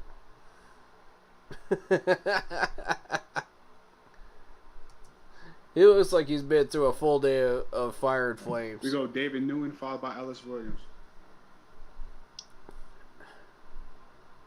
Hey Matt, congrats on your draft there. What do you like best about this class? Man, ask Scott Fitterer that question. I don't want to hear from Matt. I'm tired of hearing from Matt. He's going to keep lying to you. I want to hear from Scott. Well, I think it's a rare time when we're able to address need and take what we felt like was the best player possible. And again, Scott, I thought did an amazing job of, it. So which do you prefer? Do you prefer just taking the best player available? Because that's not the way to do it. You need to take needs. Guys, you need to take needs. That needs to be the priority every single time that you draft. Every time. Stop taking best player available every time.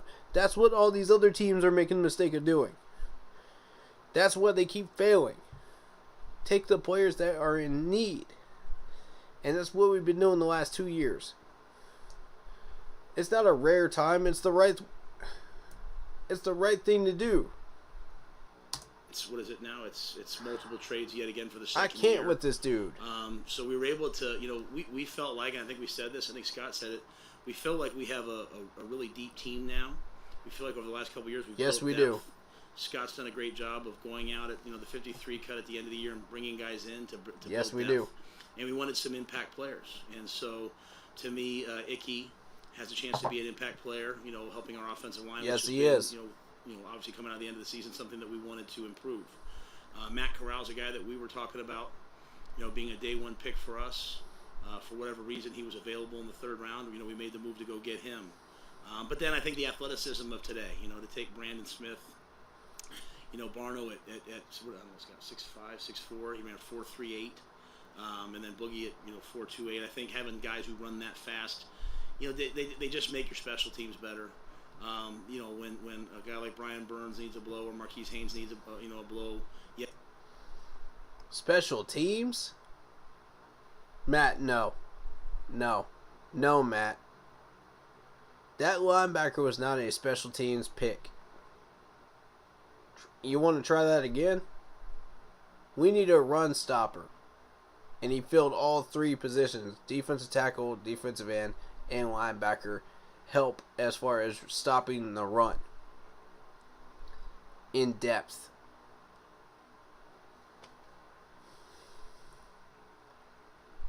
Special teams is a bonus.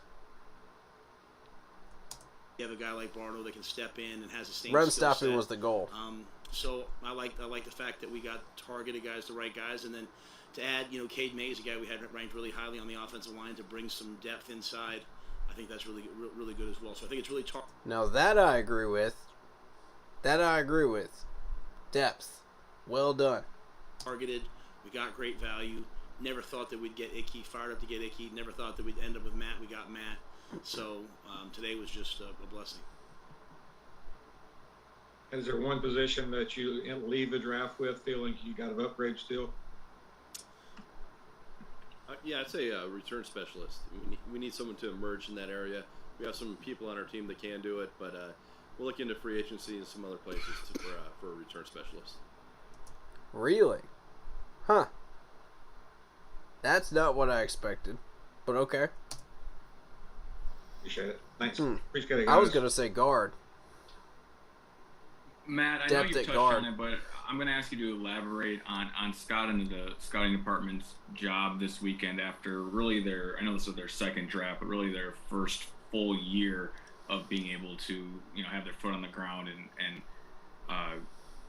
be the scouting department they want to be. I know you lived it, but from landing a top tackle to staying in contact with Cleveland while simultaneously negotiating for number 94 to then trading back up for Brandon Smith, to landing an edge rusher, a corner, an old lineman. Just what do you make of Scott and the scouting department's work this weekend and their ability to execute your game plan? Yeah, I would say that Scott's greatest impact comes when you look at the work being done by people whose names we don't ever hear, right? When it's Samantha Diamond as a scouting coordinator, when it's all the assistants on the road, it's the scouting interns in place, because it's amazing. Like, you spend thousands and thousands and thousands of hours of manpower to write these reports and get all the background and get all this information on players so that you can make a decision on a clock in 8 minutes. And so I think Scott has built a really well, finely tuned, oiled machine. I think he does an amazing job of giving people a say, but at the same time having a standard for what he wants. Dan Morgan is I think a tremendous component to that. I think Pat Stewart's a tremendous component to that. Cole Spencer, as our director of college scouting, really firm in what he believes in, but still loves to talk and discuss. I think Samir does a fantastic job in terms of being disciplined about the money, but there's many, many, many others. And at the end of the day, what I love about working with Scott is he spends so much time around our team that he understands, hey, this is how we want to play, this is what we need to make our team better. And so his constant question is, hey, what's the vision for this player? How are we going to use them? So he's not just picking based on ego or instinct or anything. He's picking based upon how are we going to use this player and how are we going to win. And I think his whole staff is representative of that. And I'll just finish by saying, 2 years ago there was a combine and no There were no 30 visits. There were no pro days really. And then last year there was no combine. There was a couple pro days, no 30 visits. This was the first year where everything came to fruition. And so I think in a year where we were limited in picks, we got a tremendous amount of value. And I think it started in free agency. And I think it's a credit to Scott, but also Dan, Pat, all the guys he has executing this. Thanks, Coach. All right, we're finishing up with Joe Person, followed by Chris Jenkins. All right, last two. Hey, guys. Last two, y'all. You may have addressed this, I'm sorry. But it seemed like today there was a trend, Tracy kind of defensive players whose college production was good, but seems like the potential is even greater. Was that the idea? Oh, Where was come that on, born? people.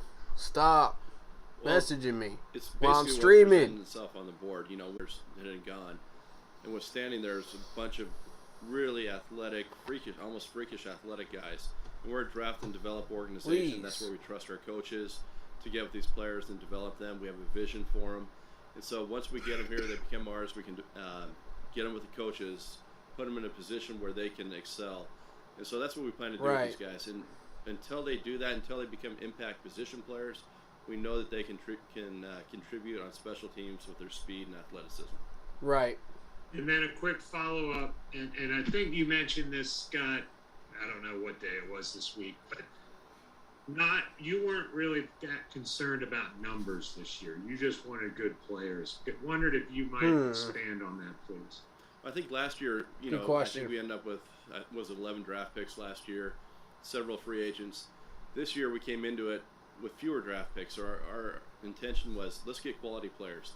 Let's get guys who can come in and help us, whether it's on special teams or come in, add depth, or come in and compete. Someone like Icky, those are the type of players that we were focused on this year. And then, we're going to use the rest of the year, the 53-man cut. We'll use the trade deadline. It's just not the draft. There's several other avenues to acquire. And, so we're going to keep our eyes open for those as well. Okay. How many UDFAs or undrafted guys do you expect? We're working on that right now. Our guys are upstairs calling. I can't remember if it was like 12 or so. Is that what it was? 12 of them? We expect to fill. Whoa.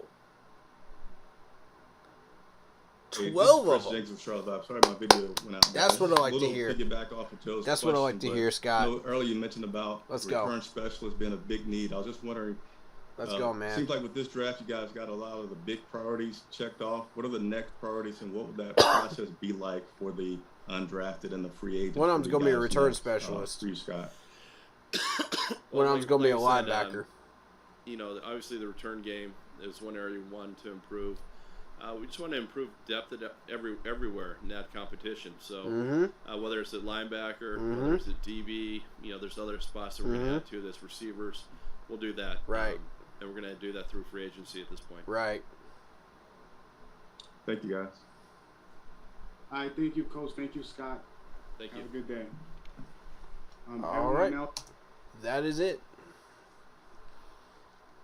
That is our press conference there.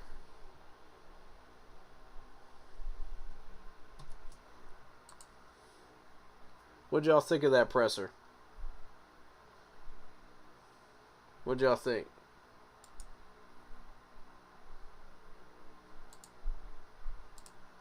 I thought that was interesting, right? I apologize for all the extra stuff that you saw on the screen. I was trying to get rid of all that. People are blowing up my phone today. It is what it is. I told them not to message me on draft day, but yeah, a return specialist, probably a linebacker for linebacker depth is probably going to be on that list of those 15 players that they're calling up. I would bet on Gemmel or Skalski as being one of them. We'll see which one they choose. Probably Gemmel.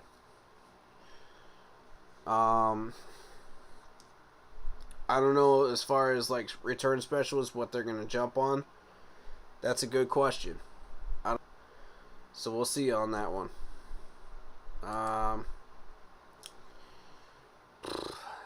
But yeah, interesting draft, yo. Interesting draft. What do y'all think about it? Y'all like it? What would you grade it? Let me know.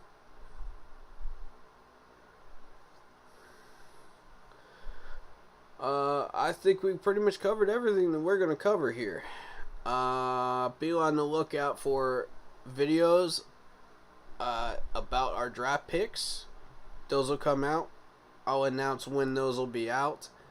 Expect some delays on those videos because I am a very busy man in the next week or two here.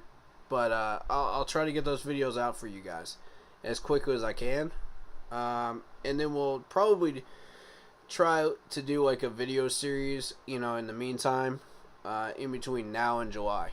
So I'll put up a post on the Facebook group page asking you, like, what would you like us to do as far as a project for our videos, and we'll go from there. Open-ended right now. Open-ended. I would like to fill that time with something, but I don't know what. It'll be short videos. It'll be small time, because I'm going to be a very busy man here coming up in May. So, doing my own stuff, side projects, working, whatever it is,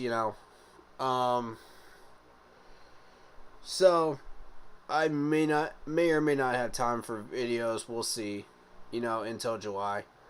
But I'll try to get some stuff up for you guys. So at least you'll have something to see, and something to check out, content-wise until July. Because it's going to be a quiet time in the NFL calendar until then. But I think we will do one video on the undrafted free agents. We may do a stream on that as well. Who knows? Depends on who it is. Depends on who we sign. And we'll go from there. You guys let me know if you'd like to see that happen, to stream on that or not. We'll go from there. Overall, very successful draft. I graded a B. I'm happy. We got our needs fulfilled. Let's go. Thank you guys so much for watching. Hope you enjoyed the stream. Hope you enjoyed the content. If you did, hit that like button, hit that sub button, hit that bell, select all. Leave a comment down below. Go check out the Facebook group page. Keep pounding in all caps for in-game posts, polls, opinions, and reactions to NFL news, as well as what we're doing schedule-wise for videos in the next couple of months. Thank you so much, and take care of yourselves. Take care of each other. And if I don't see you guys until July, then take care of yourselves, man. Stay healthy. Stay happy. Be positive representatives of the Panthers fan base. And be you. Be you. Be kind. So, absolutely like Poppy. Happy to be streaming throughout the draft, man. Love to do it. Every year. Happy to do it. In the meantime, thank you so much. Have a pleasant weekend. Enjoy your Sunday. And keep pounding.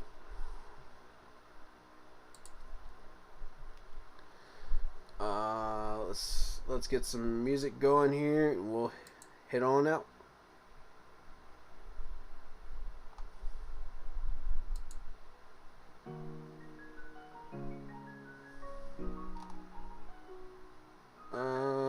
Nah. Let's do this one.